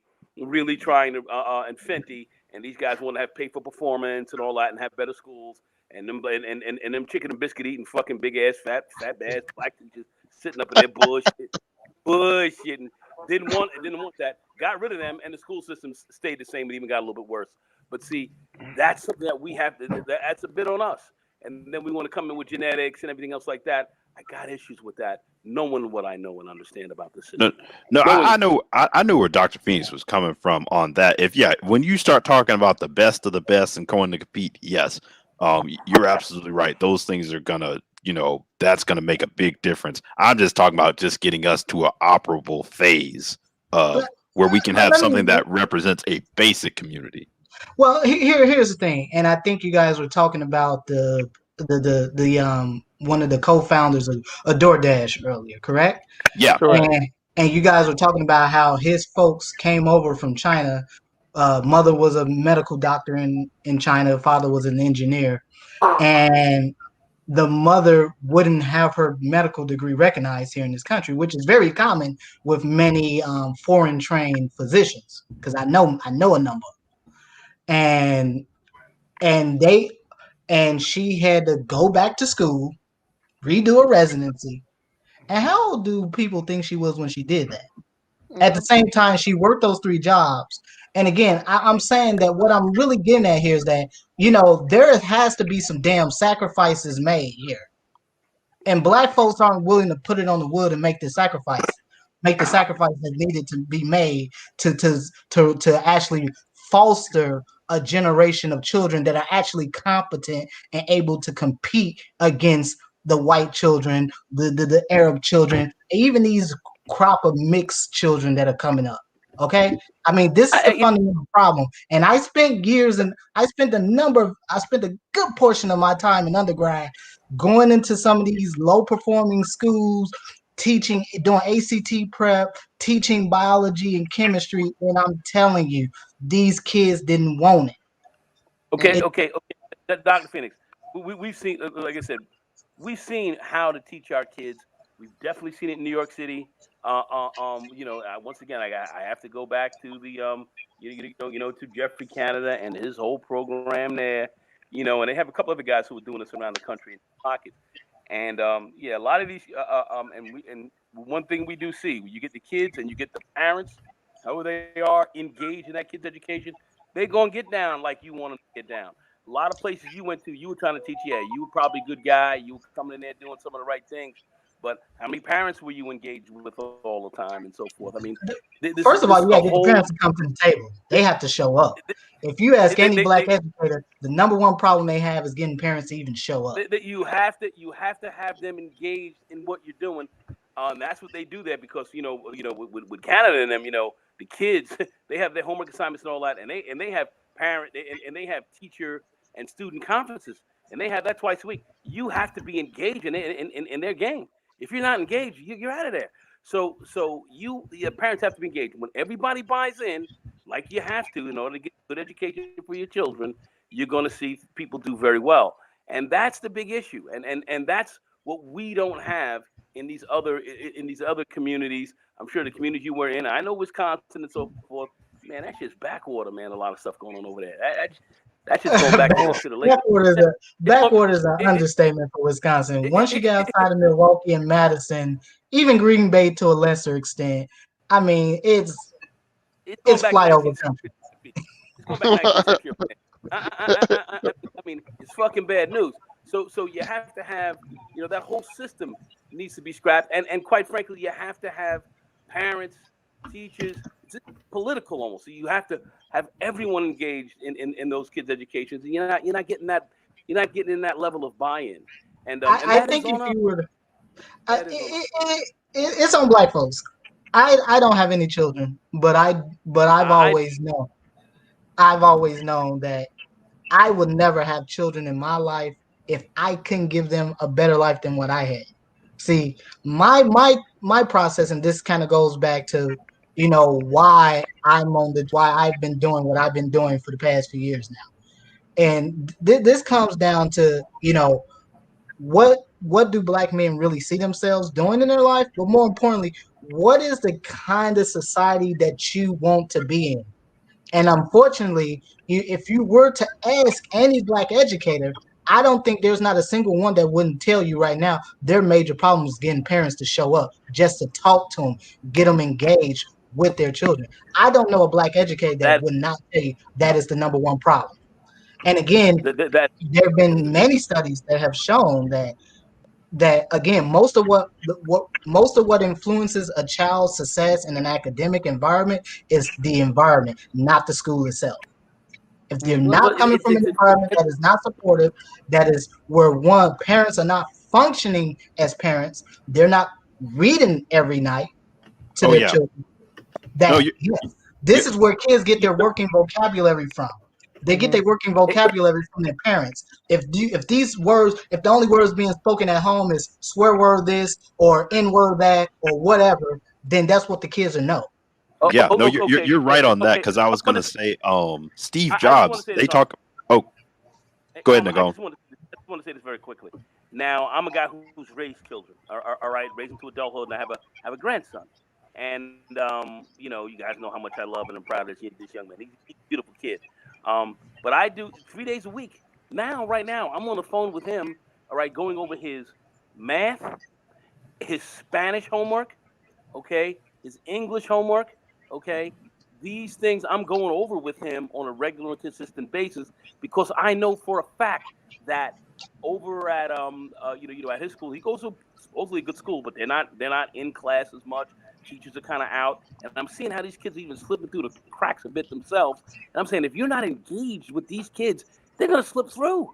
And now he goes to a school system that's supposed to be very good. And he's like, well, Grandpa, they're not giving me Spanish homework and all that. Well, okay, tell me what spring is. Tell me how do you say how do you say the fall? Give me your numbers. I want to know your numbers and everything else like that. And I'm engaging with him, giving him a lot of good positive reinforcement. He's picking a lot of stuff up, and he's rocking and rolling with this on his own. His English homework as well. His math homework. He's good in math, so he does pretty well in math and stuff. So he's doing that. But you gotta actually stay on him. You gotta stay on. But you know what the difference is, Nagone?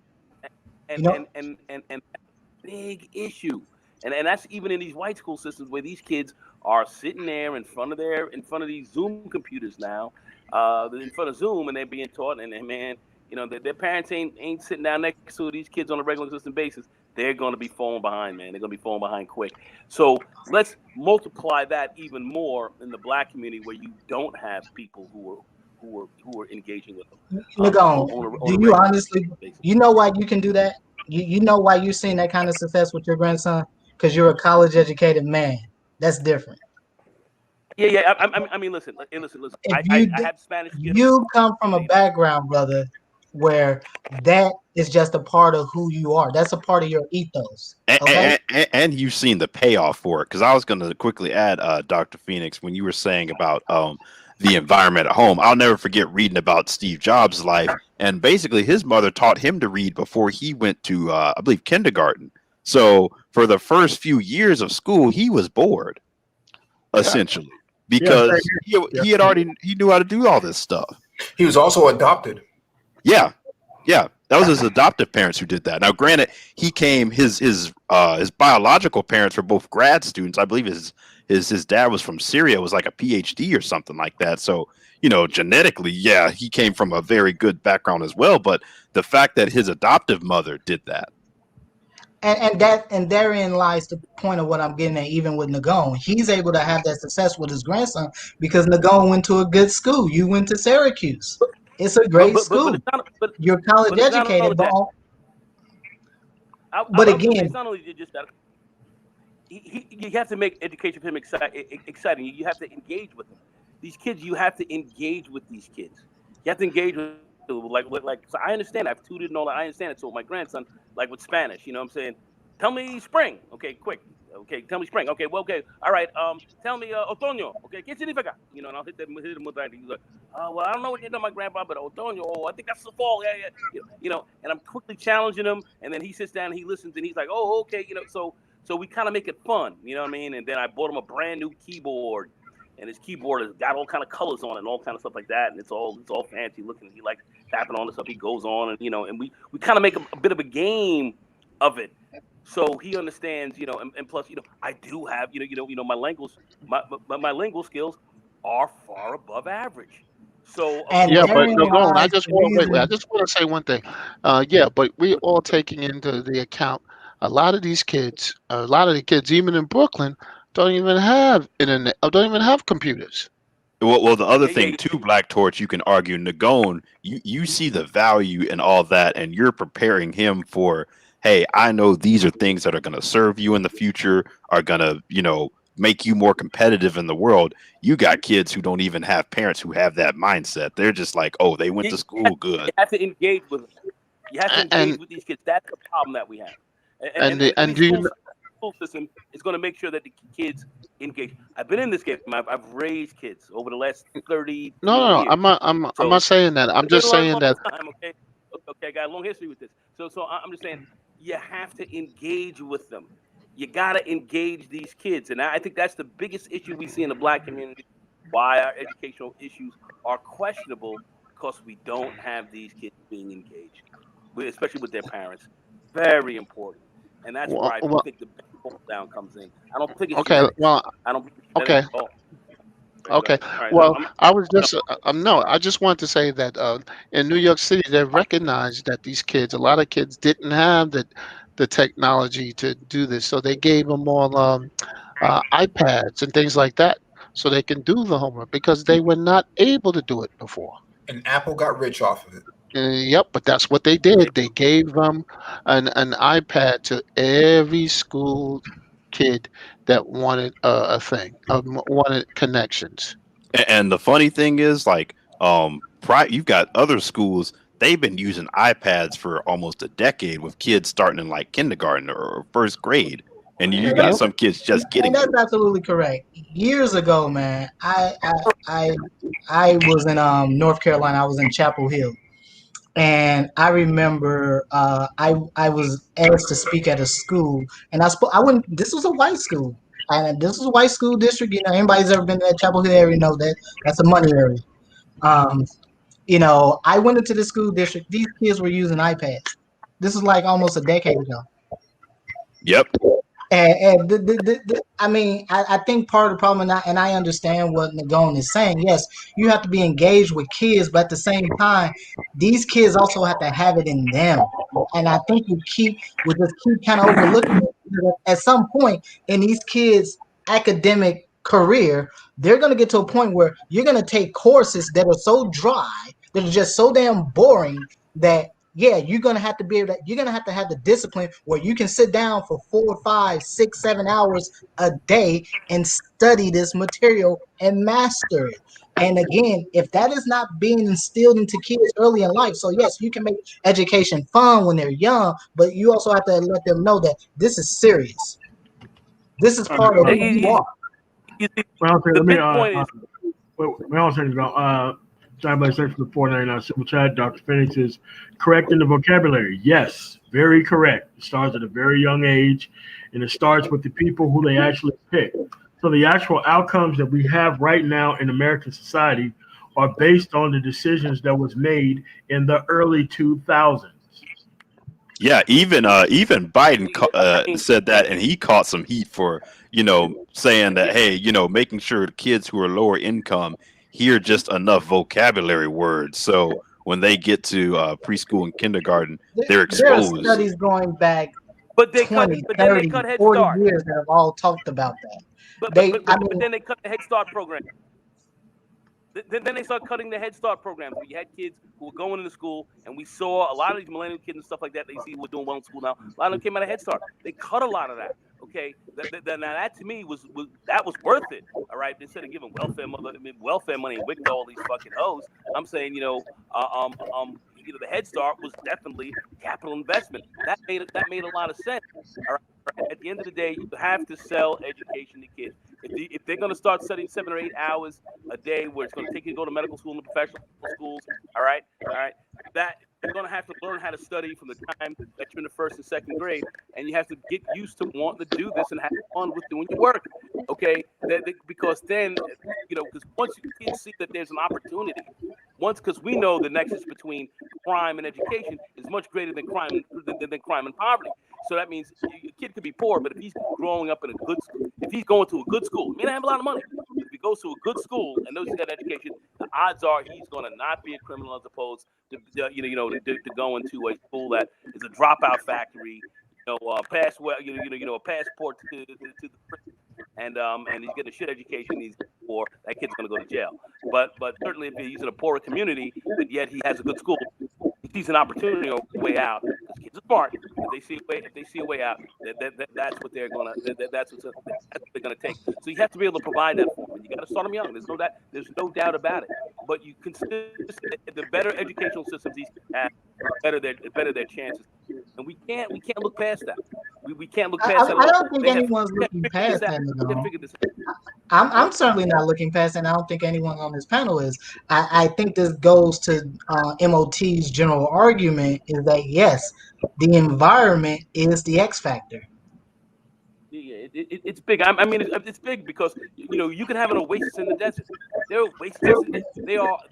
oases. There is the oasis in the desert. That does exist, and it works.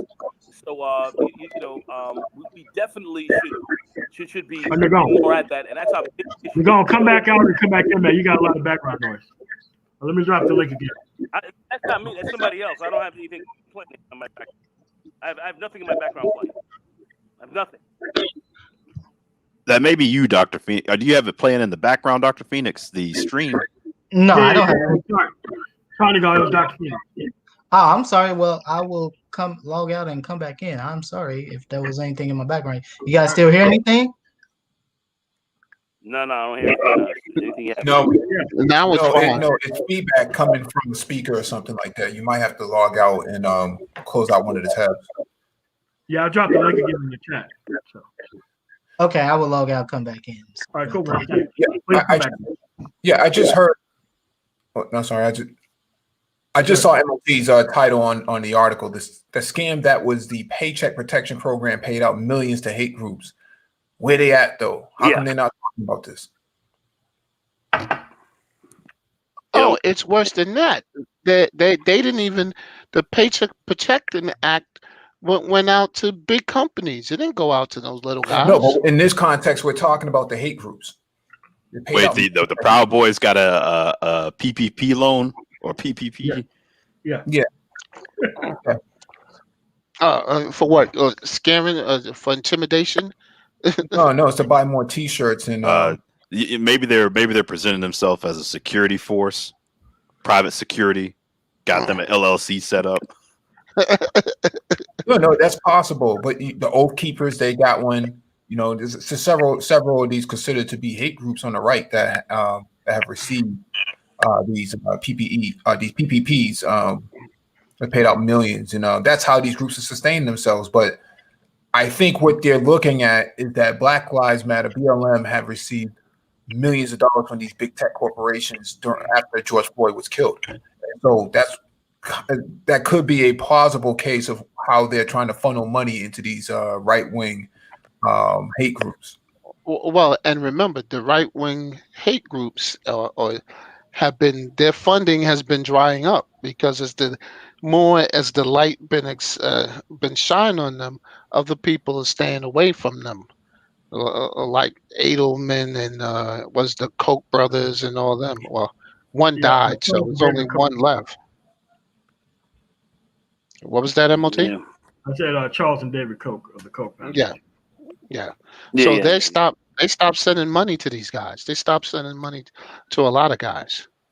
And I don't know.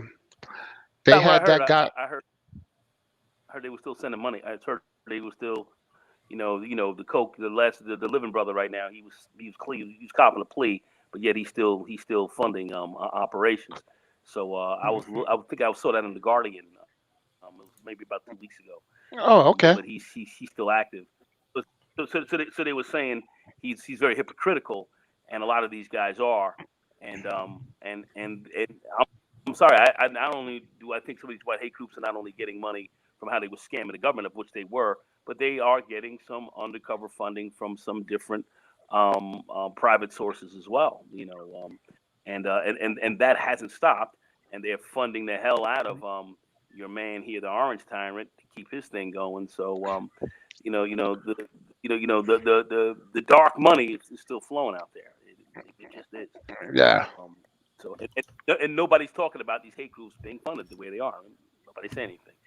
The hood conservatives and all these guys ain't speaking on this. Proud Boys claim that now that they are neo-Nazis. They said that they are Nazis. All right. And well, you know what's so funny about that? You know what's so funny about that, Lagone? You know what's so funny about that? I believe that some of these guys who were so right wing at this junction were getting money from someplace. I believe that somebody might have thrown them a couple of thousand here and there to keep going, because I don't believe how these guys can jump in that Arctic water and said it was 8 degrees. I don't believe it. Well, the thing is, they always had a donate tab on their sites and whatnot. They have membership dues and stuff like that goes into all of that. So they sell merchandise. $80 for a T-shirt. $100 for a hoodie or something like that. No, I'm talking about the conservatives. I'm talking about the ones we dealing with, the hood conservatives. I think some of them were being paid off. I don't know. That's what he's talking about. That's what he's talking about with the merchandise. Oh, okay. I'm sorry. Am I missing something here?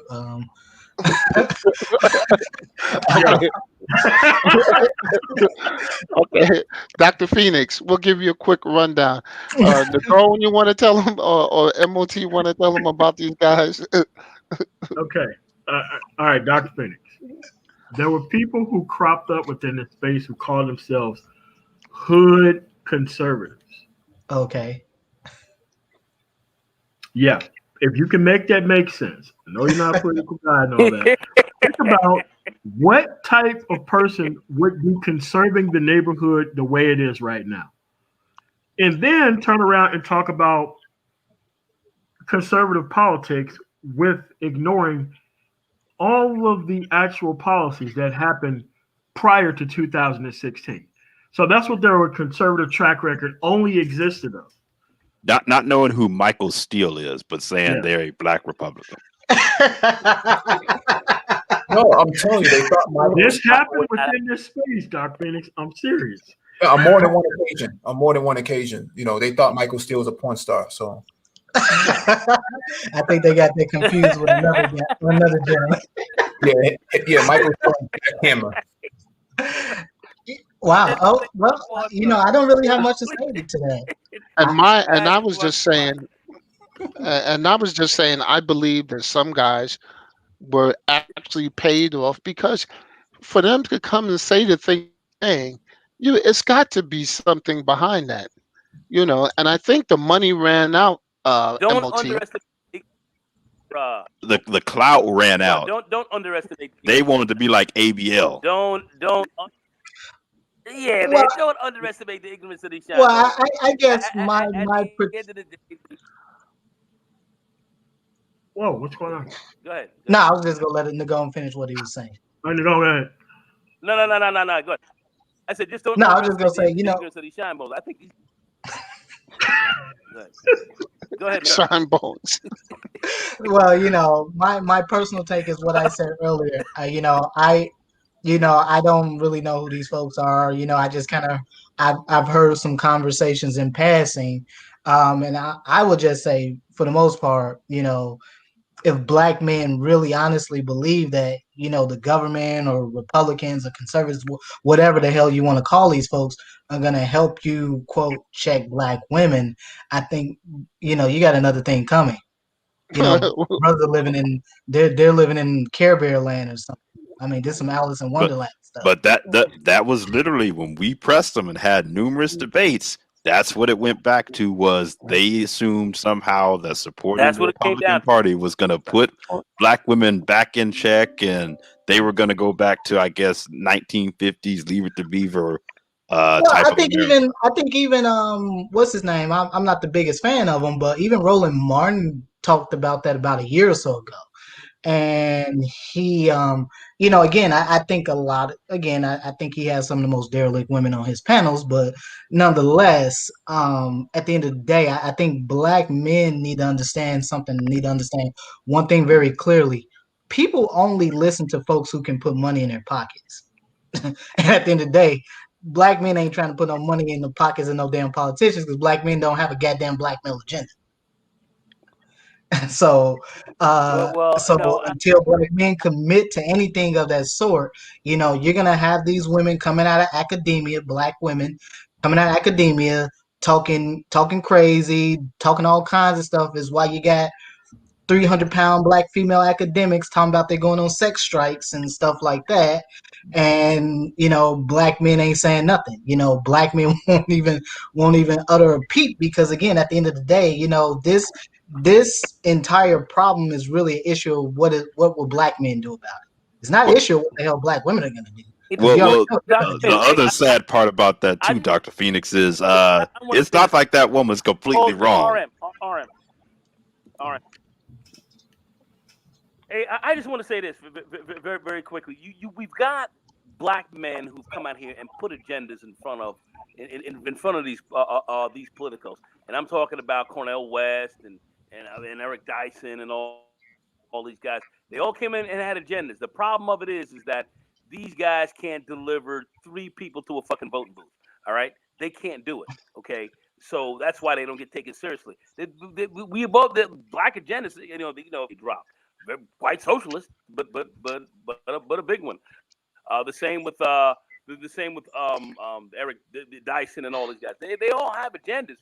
So they've gotten agendas from black men, but the bottom line is these guys can't deliver a fucking ham sandwich at the end of the day. They can't deliver shit. All right. I would The question name of whether the or game not is that's a true black male agenda. asses in booths. Who put asses in those booths? And that's why this has got to be much more of a more ground, how would I say, a ground floor movement. That's where this has got to be a grassroots movement, really. And that's where the grassroots organizing of black men and the black male agenda is very important. Is very important at this stage. And I think the Republican Party, the Democratic Party are both perfect to be teed up beautifully for that right now. That's why I'm a big fan of Michael Steele. And I think you got to put the screws, man, to this this Biden guy. You know what I mean? I wouldn't disagree with that. But we have to have a grassroots black male agenda game, and that's what we talked about a lot on the Brain Trust, and you were there. And all that stuff that we talked about, and we're running that right now, 24/7, dropping it for that ass. Motherfuckers can hear it, but at the end of the day, that agenda is still in place. We still have to do that, and that is what is not and has not been truly done at the level that we need to do it at. Black women out there registering voters like crazy. So they're. Well, I don't disagree with that, and I agree with that sentiment, your sentiment about black women. But I think for someone like Cornel West, for example, I heard a recent interview with Cornel West a few weeks ago, and he's on this interview talking about toxic black male masculinity. Oh and God! The moment I heard that come out of his mouth, I immediately cut that crap off. He was on Al Jazeera talking that crap. He also fucks. Yeah, he's on Al Jazeera talking that crap. And Michael Eric Dyson, I don't think this brother had a lick of credibility among black men for years. So I mean, look, I think if you're gonna speak to black men, you really need to speak about what really ails them. and and wrapping this up in folks trying to do the culture warrior crap, because that's what your black female academics, that's what they do. They come up out of academia and they're the culture warriors. Yep. And they've got male equivalents here in this space who are the who are the culture war. They just don't go into academia, come out of academia. Well, So some I of mean, them have They just describe academia. the DJ academics. and, I mean, again, I think this just comes down to what will be the response that black men will have, and I think what really prompted me to come on this panel is because earlier you guys were talking about General Lloyd Austin, and Mike V and Nagone wasn't here, but I was talking about the couple times I met him, because I was the medic that did his physical when we deployed to Iraq. And so I got a chance to meet this brother. And again, this is a brother who has a long story history. And again, we need more you need to have more black men like this. And I guess the question is that ultimately, how are you really going to produce this? Because from what I'm seeing, and what I'm saying is that I don't know if I'm not sure if a lot of black men even really truly want to be viable in this century. I mean, to be really frank. Well, I think wait, I think the way they do want to be viable, but what happens is that there's too many distractions. The Black Brain Trust has been trying to tell them you don't need to go to college. You don't need to do a lot of these things to be But the skill in the trade can put you, depending on where you are, in a good yeah, position. exactly. So get your certificates. We tell them get the HVAC. I tell them do all these things, and you can, you ain't gotta be a guy that uh, went to college and do these things. You can do these things that suits your temperament and your capabilities. That's the problem. But then you got the other ones that said, hey, you know what, you ain't gonna never be nothing. And look, I was one of them that says the people told me I was never gonna be nothing. I took that to heart, and I used that as fuel to be something. Yeah, but the thing is, this isn't I about. No, go ahead, Michael. Go ahead, Mike. Go ahead, man. Go ahead. No, I was just going to say this isn't about them, upskilling and things of that nature. They don't care about that. They only care about this guy 45, and that's it. I forget about those guys. I'm talking about the rest of the guys who need. Those guys are finished, man. Those guys. Yeah, I don't. yeah, I'm talking about those guys who now, because right now you have a power vacuum. These guys have gone back to regular station programming, which Yeah. is talking about black women. Right now, there's gonna be there's gonna be a whole slot of people out and homeless. They need things, solutions, and get them from homeless or from a shelter into a real job and real things. And I'm just, and that's why I'm saying we should just. That's why I think. And that was my concern, because I've talked about that pretty damn religiously on Black Brain Trust panels. And I talked about my experience in Milwaukee, going to many of these homeless shelters, and just providing basic healthcare services for black men. And how I'm looking around these homeless shelters, yeah, most of the homeless there are black men, Hmm. and many of them Yeah, have yeah, chronic health issues. And again, yeah. I do know you have some folks with PhDs and stuff like that in this space, and I don't Don't know, go there. Don't go but there. We. I'm just saying, my point is, and what I'm getting at is that you know these folks are PhDs. They know the problem. They know exactly what the damn Yeah. problem But is. And they do. again, But if you know you're what? not speaking to that, what's that? I'm No, sorry. you identified something real key. No, you identified something real key right there. Yeah, you see these PhDs in here, but they playing the same game like many of them. I'm not gonna call anyone out, but I'm saying these guys are playing the same game like some of these pookies are. They like the way shit is. They profit off of the how would I say the dysfunction. And they keep it at a certain level. They're profiting off of that. We're starting to see some of that right now. Very disturbing to see that. Very, very disturbing. just gonna leave it at that. I'm just gonna leave it at that. Yeah, I think in general, what you could say is that in I guess you could argue too many times in this space, and you could argue in the greater society with this, it turns into a culture gender war versus people just really promoting solutions that are needed, basic solution. I mean, when you talk about the homeless problem, I mean, you have technology. We could easily fix that with, 3D printing, tiny houses and all that, just to get people to create a space to get people back on their feet, virtual learning. You got things like New York City, I believe, has pretty much offered Coursera to anyone who's been unemployed in this for free to try to skill back up. So the things are there. Yeah, but New York City is taking a technocratic approach. That's the problem. It's New York City is looking out for its interests. To get people back working, to get people back in skills. These other places, they're not doing that. That's what we need. Literally, that same mentality applied to the Black community. You get people back to basic skills of working and getting on their feet. Well, no, and I agree with that wholesale. Again, I think in my experience in being in healthcare, it is impossible to overlook what I've seen in my lifetime, what I've seen over the years. And again, I think for any academic, especially a Black male academic, if you're not specifically talking about your struggles being in academia and how there's a huge percentage of Black males who are in these universities, but many of and are homeless. Yep. These Black males they're at universities and they're homeless, and that never gets talked about. And another point, and your veterans as well. Well, you can look at any city.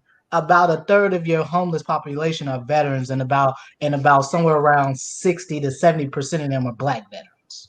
Yep. Yeah. But Dr. Phoenix, I had a thing I want to talk to you about.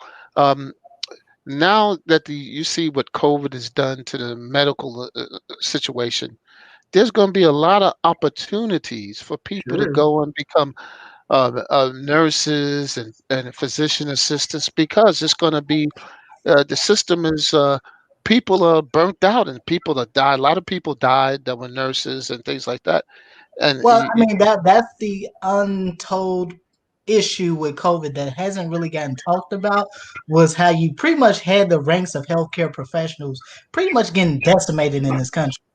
And that's what not to mention the morale. I mean, I was reading an article the other day of in the rural area, these public health officials are literally receiving threats for I'm in a rural area right now.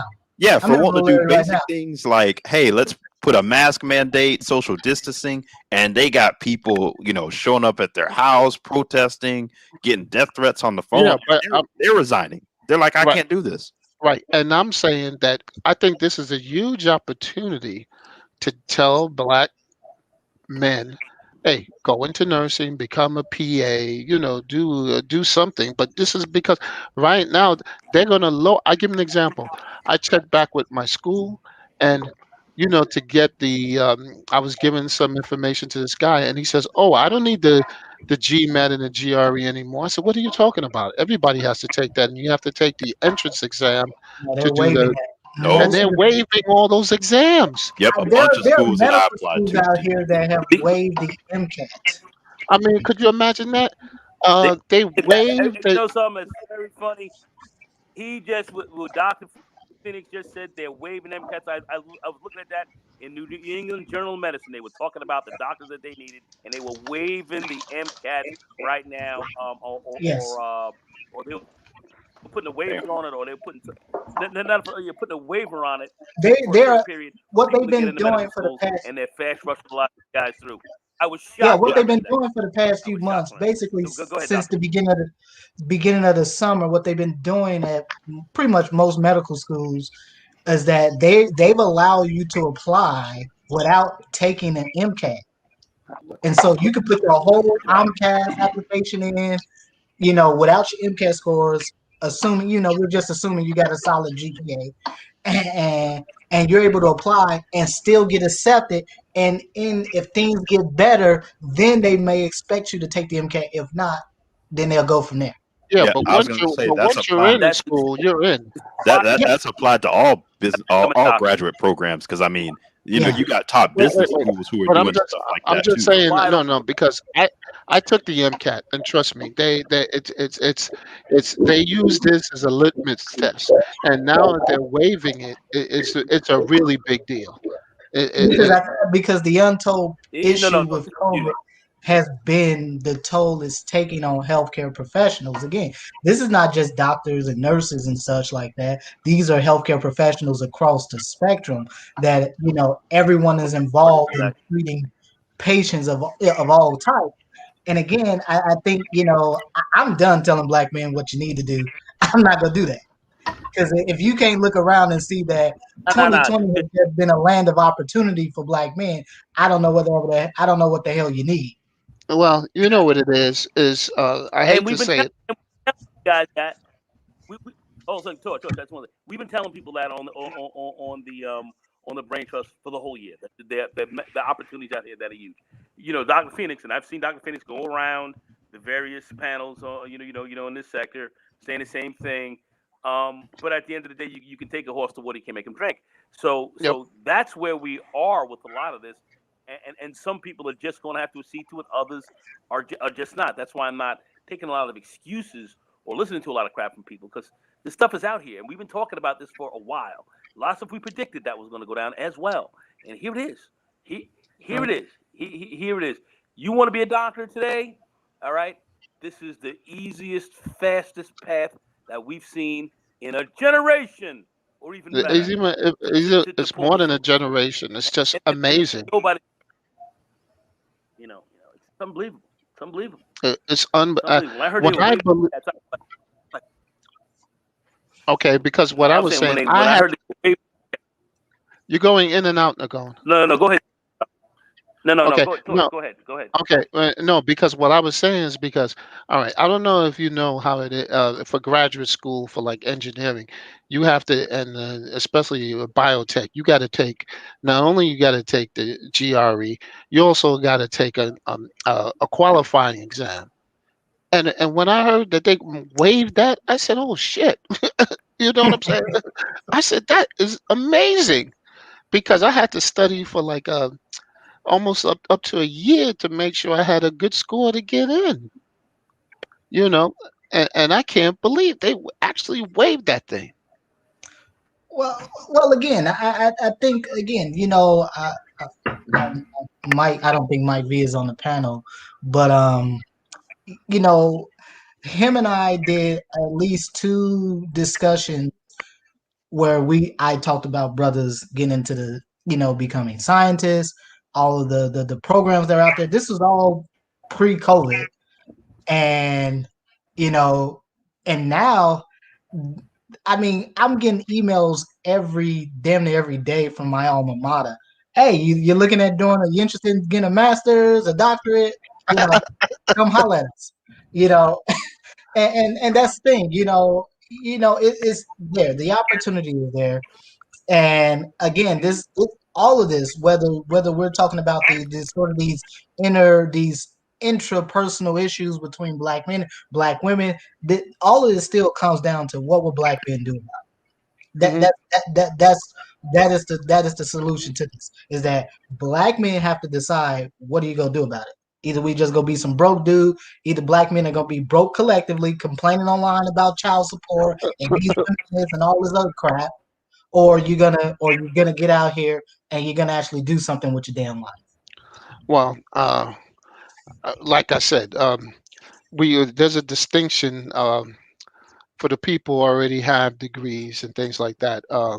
And then there's like I said, I just want to help other people, and I don't know because I didn't know, and I think that is new information that for if somebody wanted to go to school, and this is some new information. So that's all I'm But I saying. brought this up months ago before the Brain Trust stopped doing panels. I brought this up earlier this year on a panel, Oh, and okay.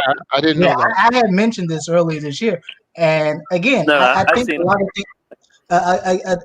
again, a lot of the things that you all are talking about now, I mean, these things were predicted long ago. You know, brothers, you know, certainly brothers at the Black Brain Trust have all talked about this, and so you know, these things have come to fruition. And again, you know, even with what MOT has talked about in the past about, you know, brothers just going out here and doing something, getting some money. I mean, part of the problem that black men have not been able to change their status in this country is because collectively black men are broke. Yeah, well, yeah. Well, You know. I mean, yeah, we don't have we don't a have smaller population that isn't, but a smaller percentage of black men that isn't broke. But yeah, but collectively, black men are broke. Agreed. Agreed. I'm not. I'm not. Just. I'm not. And. But. Yeah. That's all I can say is yeah. That's all I can say about that. You know. you know. Is there somebody new on the panel? You know, I know what. Yeah, Johnny Blaze. Yes, sir. What's Johnny going Blaze. on? Long time. Hey, Johnny Blaze, how's it going? All right. What's going on? All Long right. time. Yeah, same here, Dr. Phoenix. I want to add my little 2 cents on the academic piece since I work in academia. But yeah, you're right.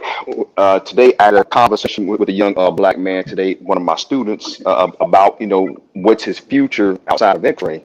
And the first thing he want, okay, I'm gonna go get a bachelor's and a master's, and I said, stop. What are you gonna do with it? I don't know. All right, so before you go up and spend all this money, let's lay out some kind of plan. So right now, I think our guys really don't have a plan of what they want to do.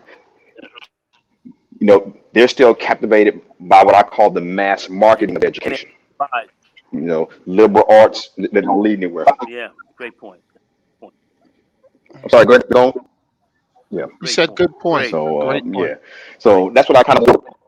No, I said Yeah, so that's what I really want to talk about. But you also mentioned like black men in academics, at least like where I work at, there are very few black males. I think in my building alone, I think there's only 3 of us. Other than that, it's all women and a few white men.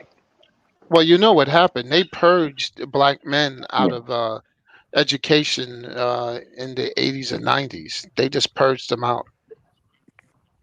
Wouldn't hire any. Now, And now they're coming back doing the same job as the people in the 80s and 90s did back then.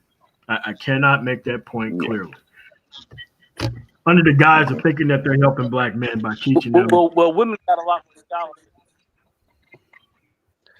You're going in and out. Yeah. No, I just wanted to say I agree with what Johnny Blaze was saying. You know. Yeah, but you're still going in and out. I'll drop the link in the chat again. You can come back if you go in and out again, because that's what we're hearing. Yeah, I just wanted to just say I agree 100% with what Johnny Blaze said. Again, I think, you know, you should never go into any endeavor, whether it's academic, the trades, whatever, without a game plan. You need to know why you're doing what you're doing and what is your end goal here. What is the end game for you?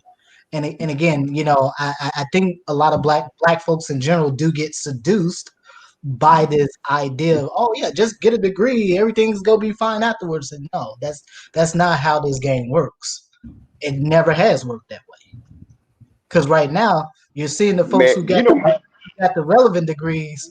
You're seeing what's happening right now.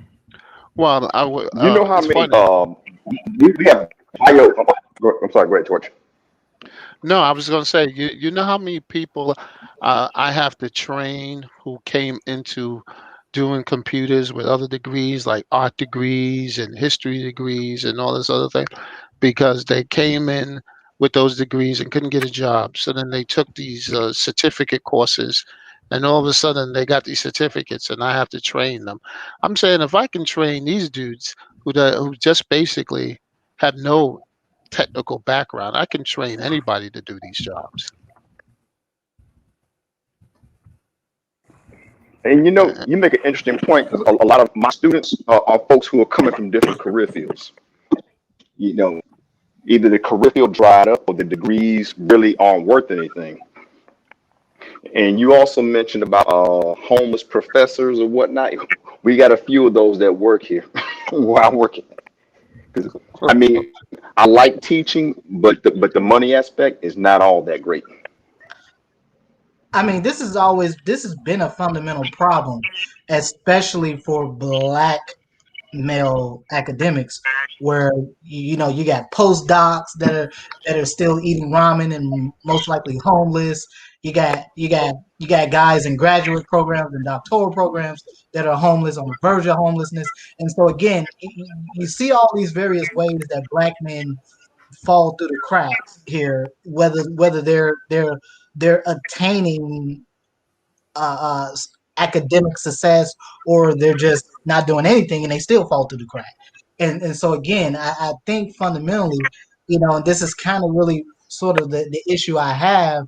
Again, something I've seen not necessarily in the YouTube space, but in general, when I'm seeing a lot of black male academics, they really not talking about get what's really happening with black males, and black males who do go into higher education, black males who are college students and graduate students and doctoral students. They're not really talking about those struggles and how many of them they're poor because if you're a grad student, you broke. It is what it is, Well, that's the and they're not wonderful talking. thing It's not about just necessarily the folks in this space, but it's just in general. yeah. But that was the wonderful thing when I picked STEM and I was doing computer science in grad school. I had money because I was doing those jobs working for the big companies and the co-ops. So I had money, and all my friends used to look at me. How you have money? I said, hey, I took the field of STEM. You guys took psychology and anthropology. You know. And that's a good point. And I'll also argue too that it probably wouldn't hurt a lot of black males to consider maybe military service before you go to college. That military service has proven to create obviously some very very top tier black men. Yeah, Obviously one you just don't want to get appointed to Yep. be the Secretary of Defense. So again, I think and also too helps with the money issue too and all that. So you're not Oh having yeah. Well, but well, come on. That's how they got you in the 80s and the 90s to join the military with that contract with that money. You know. well, yeah, and Well, that hey, was check this out. ironically enough, when I first got out of the military, and I was in Chicago, and I was at the Chicago VA. One of the major problems black veterans have, they don't use their GI Bill benefits. What? Whether it was the We're Montgomery homeless. GI Bill We're back in the day, homeless. or the new post 9/11 GI Bill. Many black men do not use their That is GI Bill. correct. That's crazy. That's crazy. Uh, You're you're correct. Here's something interesting. You talking about going to the military. So I think everybody on this panel has at least been in the military, if I'm not mistaken. But most of the male instructors at my university are all former military. They either retired or spent some time in the military. And again, it pays dividends. I think for a Yes. lot of dudes, you learn how not to be so singularly focused on women and on all this other nonsense, and you learn how to actually focus on being a better you, how to be disciplined. and and it, and and that, it gives and you that different. translates very well into whatever it is you do, whether it's an academic career or you're going into academia trying to get looking to get a degree or whatever, or you go into the trades. Those interpersonal skills, those soft skills carry over quite well. So Yeah. Um, I was just amazed. I was just like I said, there's a golden opportunity. Now, if you want to go to grad school and you don't want to pay any money, this is the perfect time to apply. I'm just telling you. Yes, indeed. I'm just telling you. I got from 4 universities stuff in the mail. Tufts, John Hopkins. Uh, uh, I get John Hopkins emails almost. I get John Hopkins and Columbia University emails almost daily. Rutgers, and was the one University of Massachusetts at Amherst. And I was just I said like what?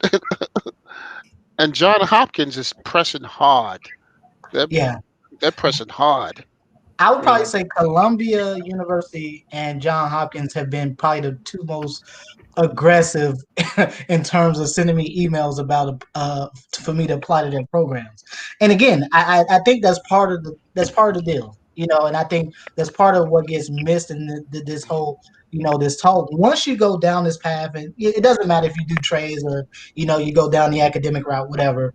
But again, once you immerse yourself into those environments, all those opportunities just open up. It's this it's this endless pathway of networking.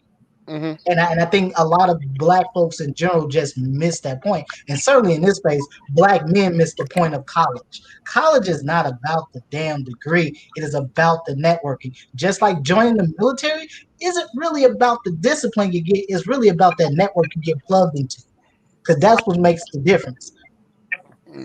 That's how you can be a goddamn veteran and get these multi-million-dollar defense contracts over other people that are just civilians, never had that military background. Hmm. That is correct. Yeah, because I went for a thing and they asked me, My college connections have been very valuable. because they asked me for I went for this government job, and I never mentioned I was in the military. And the guy says, yeah, well, we have your DD 214. I said, how did you get a hold of that?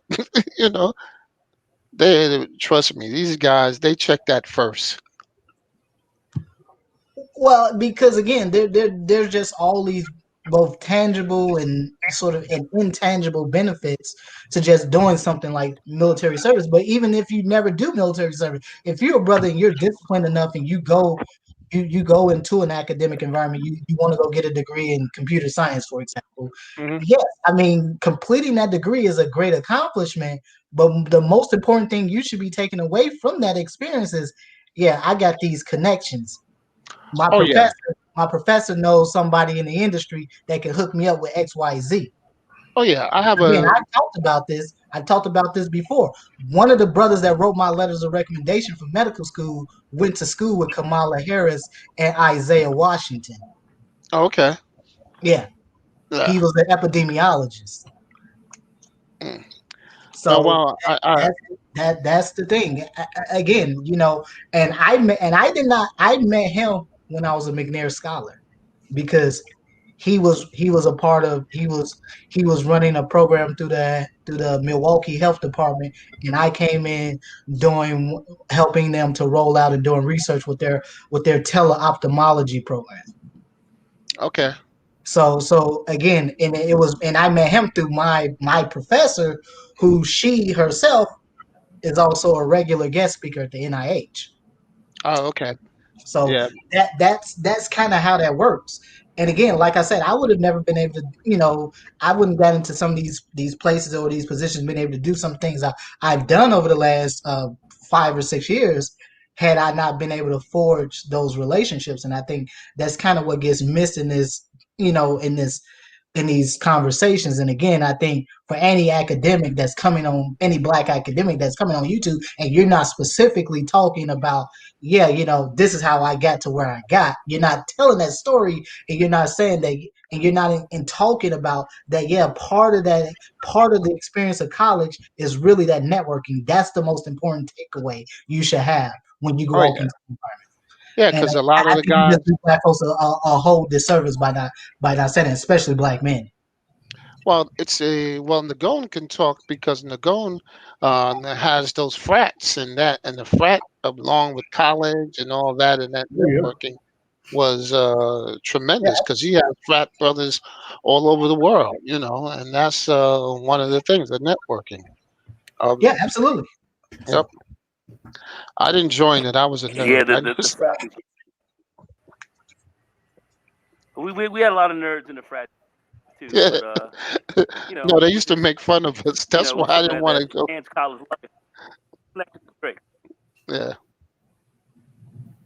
No, we had one guy. We used to call him B squared. He was See, that's what Brian. I'm We called talking him B about. squared. No, see, He that's was so what I'm nerdy, talking about.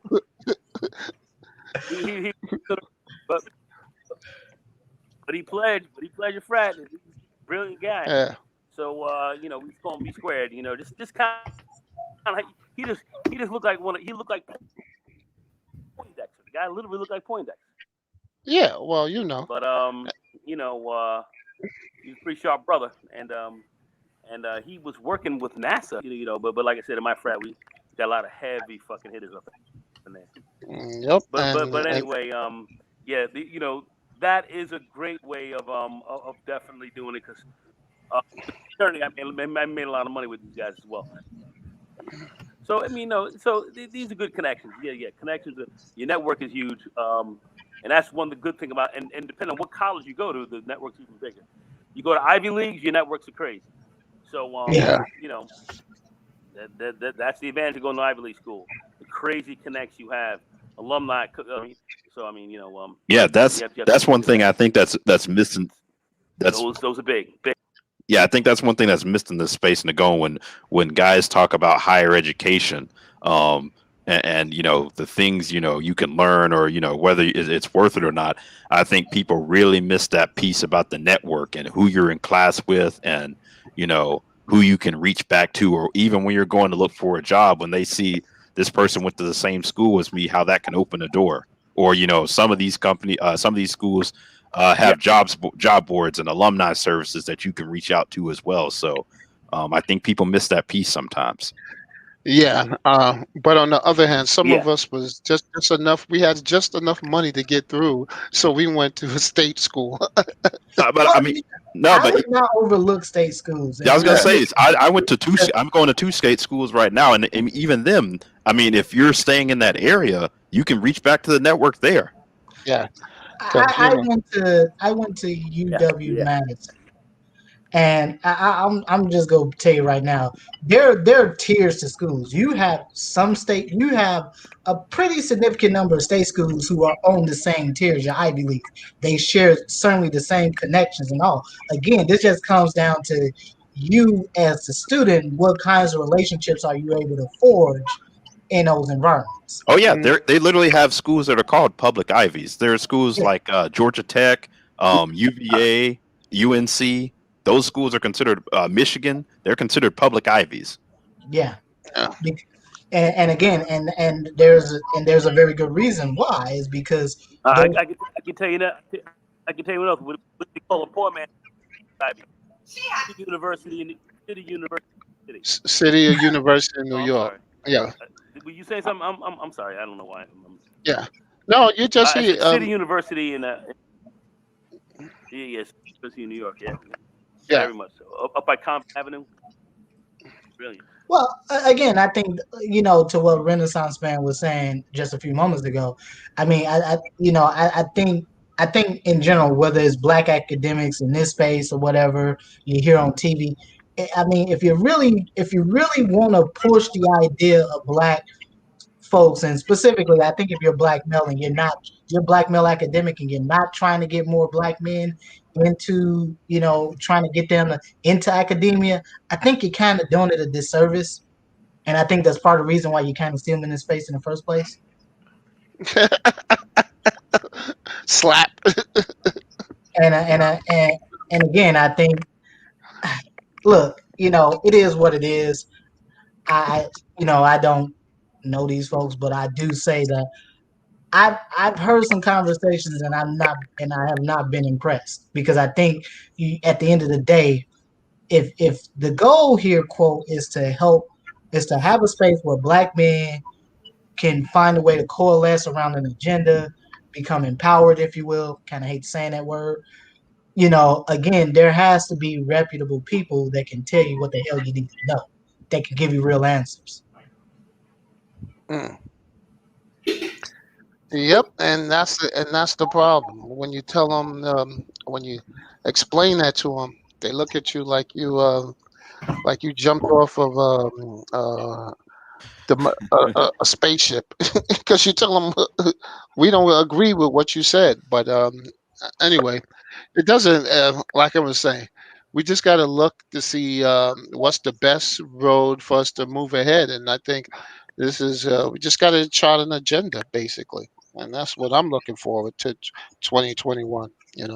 Yeah, I was going to ask you too, Dr. Phoenix, with being in being in the medical field, being in school right now. I'm sure it's got to be frustrating just seeing this whole the whole COVID situation, the way it's unfolded in the U.S. and just the incompetence and the things that have not been put in place that could have mitigated a whole lot of this, and the uphill battle that the new administration is going to have to deal with getting this under control. And I'm sure you know by being in Wisconsin. Yeah, look, I don't think it's no secret that the ineptity of the current administration in addressing the COVID situation has just been astonishing. I don't think people have any real words for it. But something that really bothered me a lot is the fact that he put a quack ass doctor as his advisor, A radiologist. a neuroradiologist. Yeah, instead of an Who was a Stanford epidemiologist. fellow. Now, keep in mind, this gentleman was a Stanford fellow. Not anymore, apparently. Well, yeah, I know they snatched They his kicked him out. I think they snatched his fellowship. And here's the problem. This is exactly why you get so many folks who are skeptical. Because as many years as you spent to become a physician or whatever, as many years you spend to become a physician, you do your profession a disservice by coming on in front of the people and telling something you wholeheartedly know is not true. Yeah. You know it's not true. Oh, There is no medical textbook that will support the crap that was coming out of his mouth. I mean, again, look, I'm not a partisan person, but I am a person who I do believe in public health.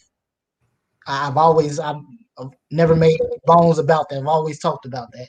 I do believe in public health because public health is a force multiplier.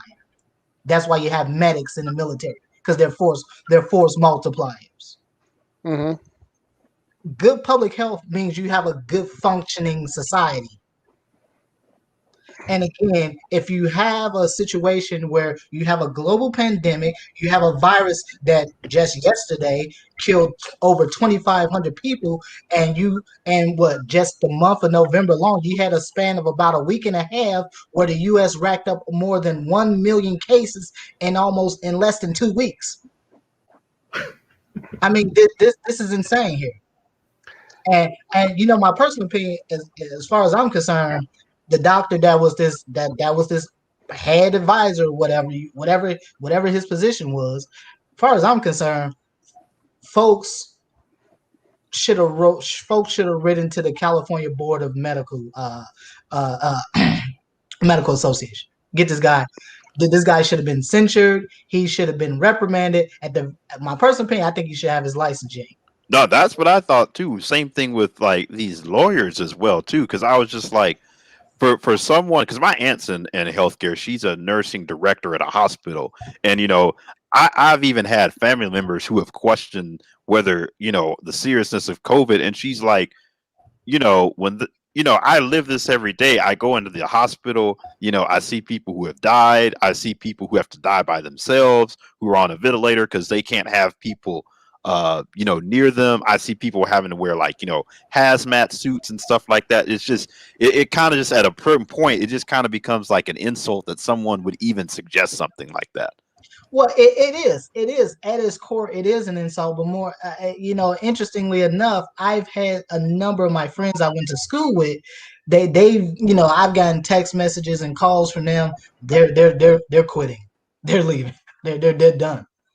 They're burnt out. They just can't do it no more. Yeah, and she said. Go ahead. I'm sorry. No, I was going to quickly add just to your point.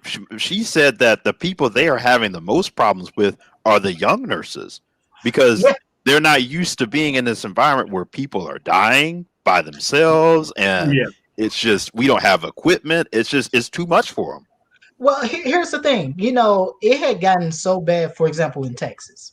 Everyone was hearing the stories out of Texas for the past few months. It had gotten so bad in Texas, and specifically if you go to that Southwest Texas, the El Paso area, I heard about that one. They were using convicts. They were using current felons, current folks locked up in the county jails and the local jails or whatever there, to actually handle the dead bodies because they had no more personnel to do it. They didn't have any personnel to do that. And the really sad part about this and what people have yet to grasp and what Black folks have yet to take seriously is that if one of your family members got COVID and they passed away, they're gonna die alone because you're gonna do probably a FaceTime, or if you got Google Duo or whatever, you probably gonna do a FaceTime. Then they're gonna tell you, well, this person's called and we gotta go. So then that person's gonna die with just the nurse sitting right next to him, and then you're gonna go have a funeral that, if you're lucky, you might be one of the 6 or 10 people they let in. Yeah, to the that's funeral. what it was for me. That's what it was for me. For everybody who died, all like 23 or 24 of them, it was the same thing. Yep, in New York, we only was allowed 5 people at the funeral. Yeah, if you're lucky, you might be one of the 6 or 10. I know some places were allowing 10, but I think most places now they cut it down to about 6 or something like that. Yeah, You New York. might be lucky enough if you one of those few people that actually allowed to see the person. Even then, I think they were doing closed casket. So Yeah, they were all closed caskets. They wasn't allowing anybody to see the and body. so again, this is the fate. This is your fate. And this is what people have not taken serious. And so now you're seeing all these stories now over the past few weeks since the election. All of a sudden, all these folks coming out the woodwork talking about, well, my father, grandfather, whatever family member died from it. But yeah, they didn't believe it. It was real. But yet they're sitting in a pine box. Oh yeah, you had instances of people on the ventilator dying, taking their last breath, saying they don't think this is COVID, and they're just look. I for HIPAA reasons, I'm not going to go into that, but I would just say it is not an uncommon thing to see that. Oh wow! It is not uncommon. I thought that was amazing because you're about to meet. I have friends who, I got friends who messaged me, who made posts, who I've talked to.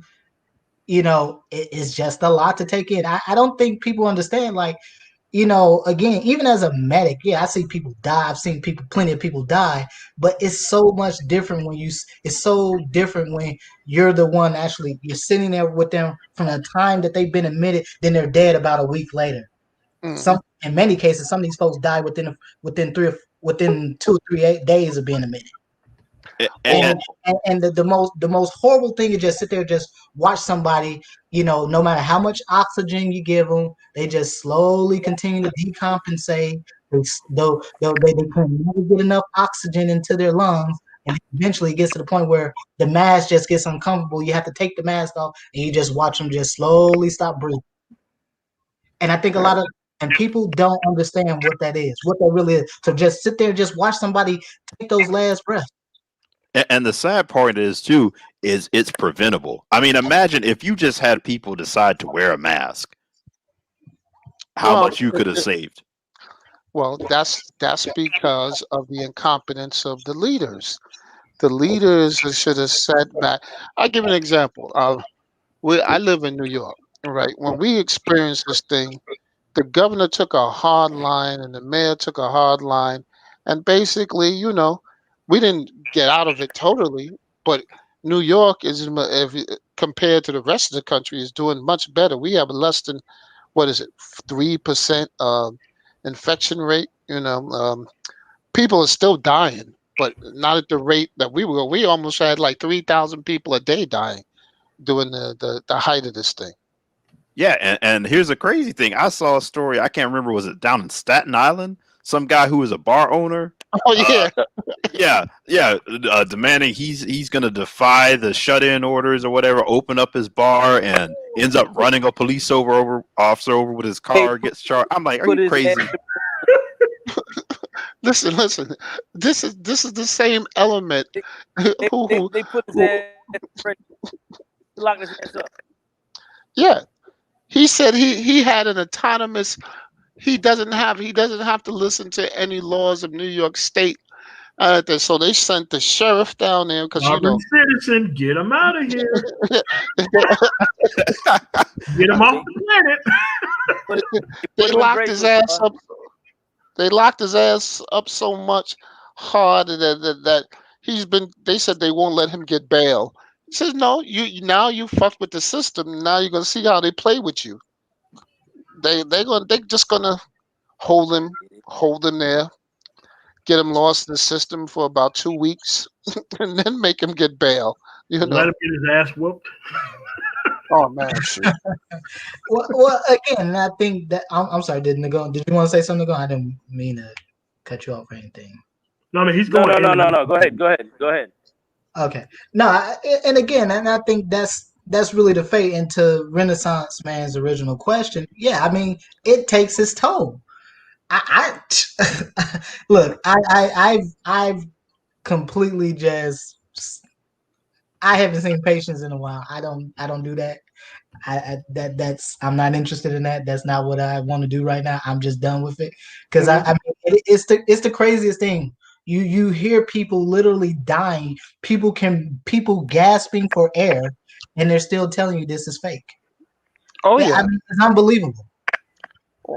Yeah, aren't they shutting? Haven't they closed? Had to put like a shutdown for Wisconsin again because it's gotten so bad.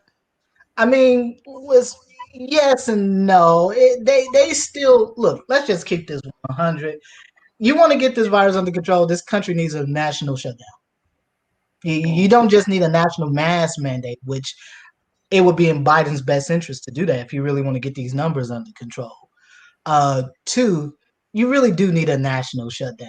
The difference between now versus earlier in this process, early in the pandemic, is that you didn't have the coronavirus wasn't as widespread. It wasn't in sort of the rural areas, the heartland, like as Yeah, now. it wasn't before because I was driving through those areas. It wasn't out there before like it is now.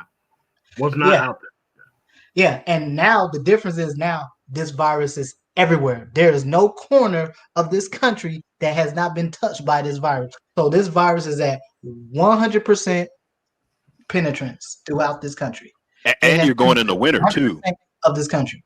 So there is not an area you will go to where you will not see cases of the coronavirus. And I don't give a damn how rural you decide to go.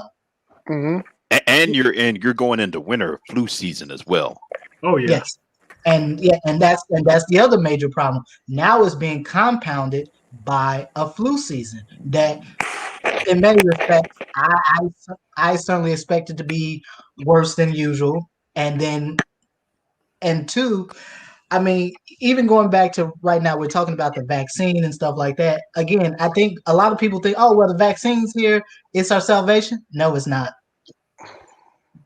It's the things are not going to change. There will come a point where we probably, things will get back to mostly normal. But here's the thing. That's still about probably a good year away. Yep. And on top of the fact that it's gonna take to vaccinate everyone in this country, every person in this country, you're gonna need about 1 billion doses. You can't make enough vaccine to in the next 3 months, 3 or 4 months to vaccinate everyone. And these vaccines are going to the vaccines are going to require at least 2 doses. Yeah. And so you're going to need billions of doses of this vaccine. That's what people are not understanding. Just the sheer logistical, not really just necessarily the medical issue here, but the sheer logistical problem.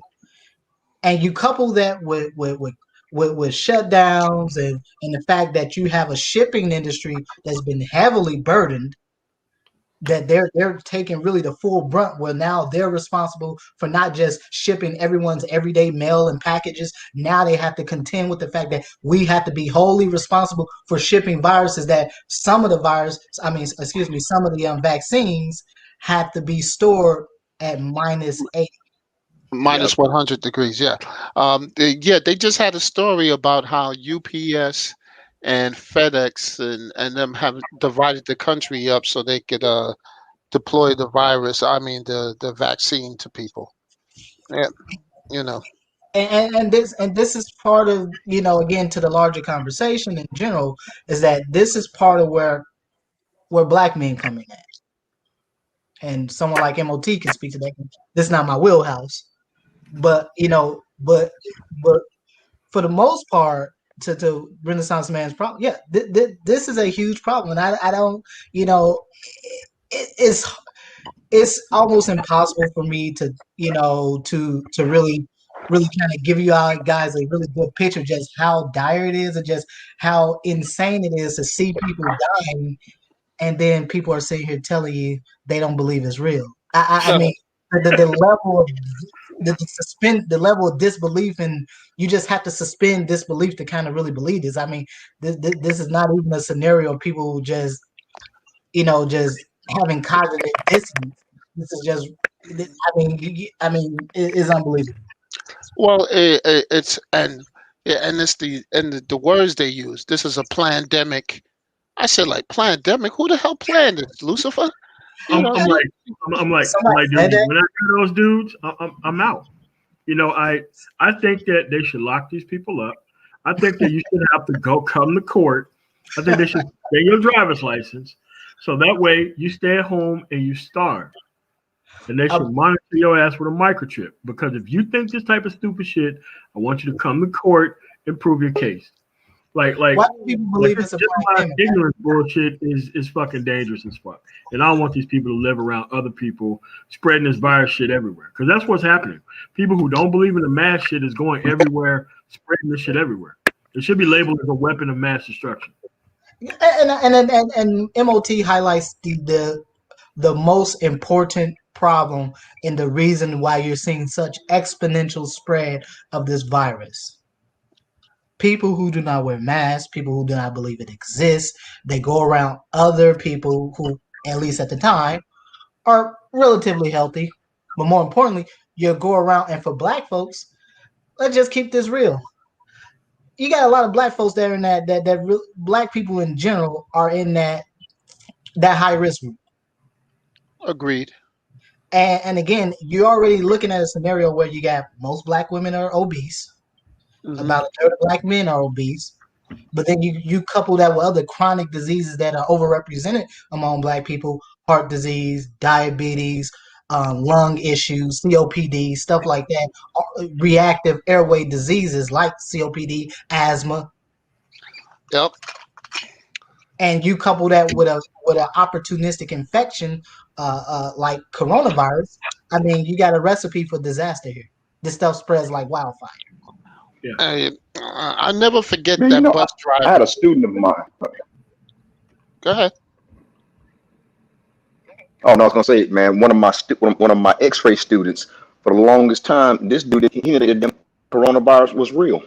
Now he's in here going in and out the hospital. This not real. Till he finally caught it himself. Then he called me on the phone. Oh, I got the virus. Oh, the one you thought that wasn't real. Yeah. I would have kicked him out of school. I'm I like, said, man. you are part of the medical profession. Have a nice day. There's I'm like, man. nurses that I know who don't believe it's real. And I'm saying, what? I just don't get it. I really don't. The level. No, I mean, this truly has been silly season with black folks. I mean, well, it's not just. I'll say that it's, from what I've seen, it's not just black folks. It seems to be different in the sense of I see more of people who are white who are saying I'm not wearing a mask because it's infringing on my rights, this and that. What I see more from black people is just sort of this, oh, I'm just not going to really follow these guidelines and just kind of go about doing whatever.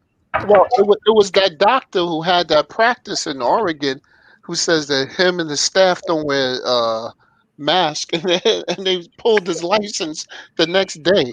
And I think that should happen because you are in complete dereliction of duty and ethics as a medical provider, certainly as a physician, when you're sitting here with as much as you know about how viruses proliferate and how they function, to sit here and say that and have a practice where you put everyone in your practice and your patients at risk. Yes, he should have had his damn license yanked. They pulled his license. They suspended his license the next day. The story was out. They suspended his license the There, next day. there was a CEO of a hospital who did something like that, who said something like it was one of the like Nebraska or Montana somewhere, or like said essentially he wasn't wearing a mask, and I'm like, you're the CEO of a hospital. Yeah. All right, man. Well, I gotta get up out of here, man. Any last words? Nago, you keep dropping in and out. Let's go with you first. You got a last word before we get up out of here? Is he even talking? Nah, man, great stream, brother. Great stream. All right, cool. All right, man. Thanks for coming on. Yeah, great stream. All right, cool. Thanks, man. You know, we the only dudes not talking about women around here, man. So you know you gotta do what you gotta do. I just want to add one thing before I leave. I just saw an article that 3,000 black people volunteered for Moderna trials. So that was good. It was in the blackdoctor.org. It's a website. They have it there. Wow. You know, maybe that's a conversation for another day. I won't go into that. Yeah. Okay. Well, no, it's not. I don't have an issue with that at all. It just it goes to a greater argument of black folks complaining about not getting health care, but people don't understand healthcare is a proactive thing. It's a proactive situation. Okay. And All right, so, you know, that's a story. That's a conversation for another day. But with that said, you know, again, thank you, MOT, for having me on, brother. Always a pleasure. And again, pleasure talking with everyone. So good seeing you again, Johnny Blaze. So it's been a while too. So again, I'll be busy. Same So I here, don't know man. when you brothers might see me, but I'll be listening in. All right, cool. Johnny Blaze, you got anything else before we get up out of here? Hey, just thank you for having me on, and I'll just say to men looking at education, do your research, do your homework before you decide to go to school. Make yourself a career path, and I'll leave it at that. All right, man. So we need to have like an actual stream that's just on education by itself, because if people really think that having these pieces of paper is going to get them into a place where they're not going to be useful and they're going to be wasting their time when they can actually just go get a certification and get to be productive right away. You know, we really got to educate people on this education piece, because they think that degree equal money, and that's just not the way that works. Nope. All right. Thanks, MOT. This is Torch. I'm out. All right, no problem, Torch. Renaissance, man, you the last person, man. You got anything else before we get up out of here? Nah. Enjoyed the stream. Catch you later, Black Torch, and same to you, MOT. Great stream. No problem, man. I want to thank everybody for lasting through. I'm actually on vacation. I'm not even sure if I'm either going back to work this year or trying to come back next year in April. But, you know, sitting here, man, you know, trying to have meaningful conversations. I want to thank everybody for coming through. On the Man Tomorrow, like, share, comment, subscribe, and you guys have a really nice day. The track record matters. I'm out.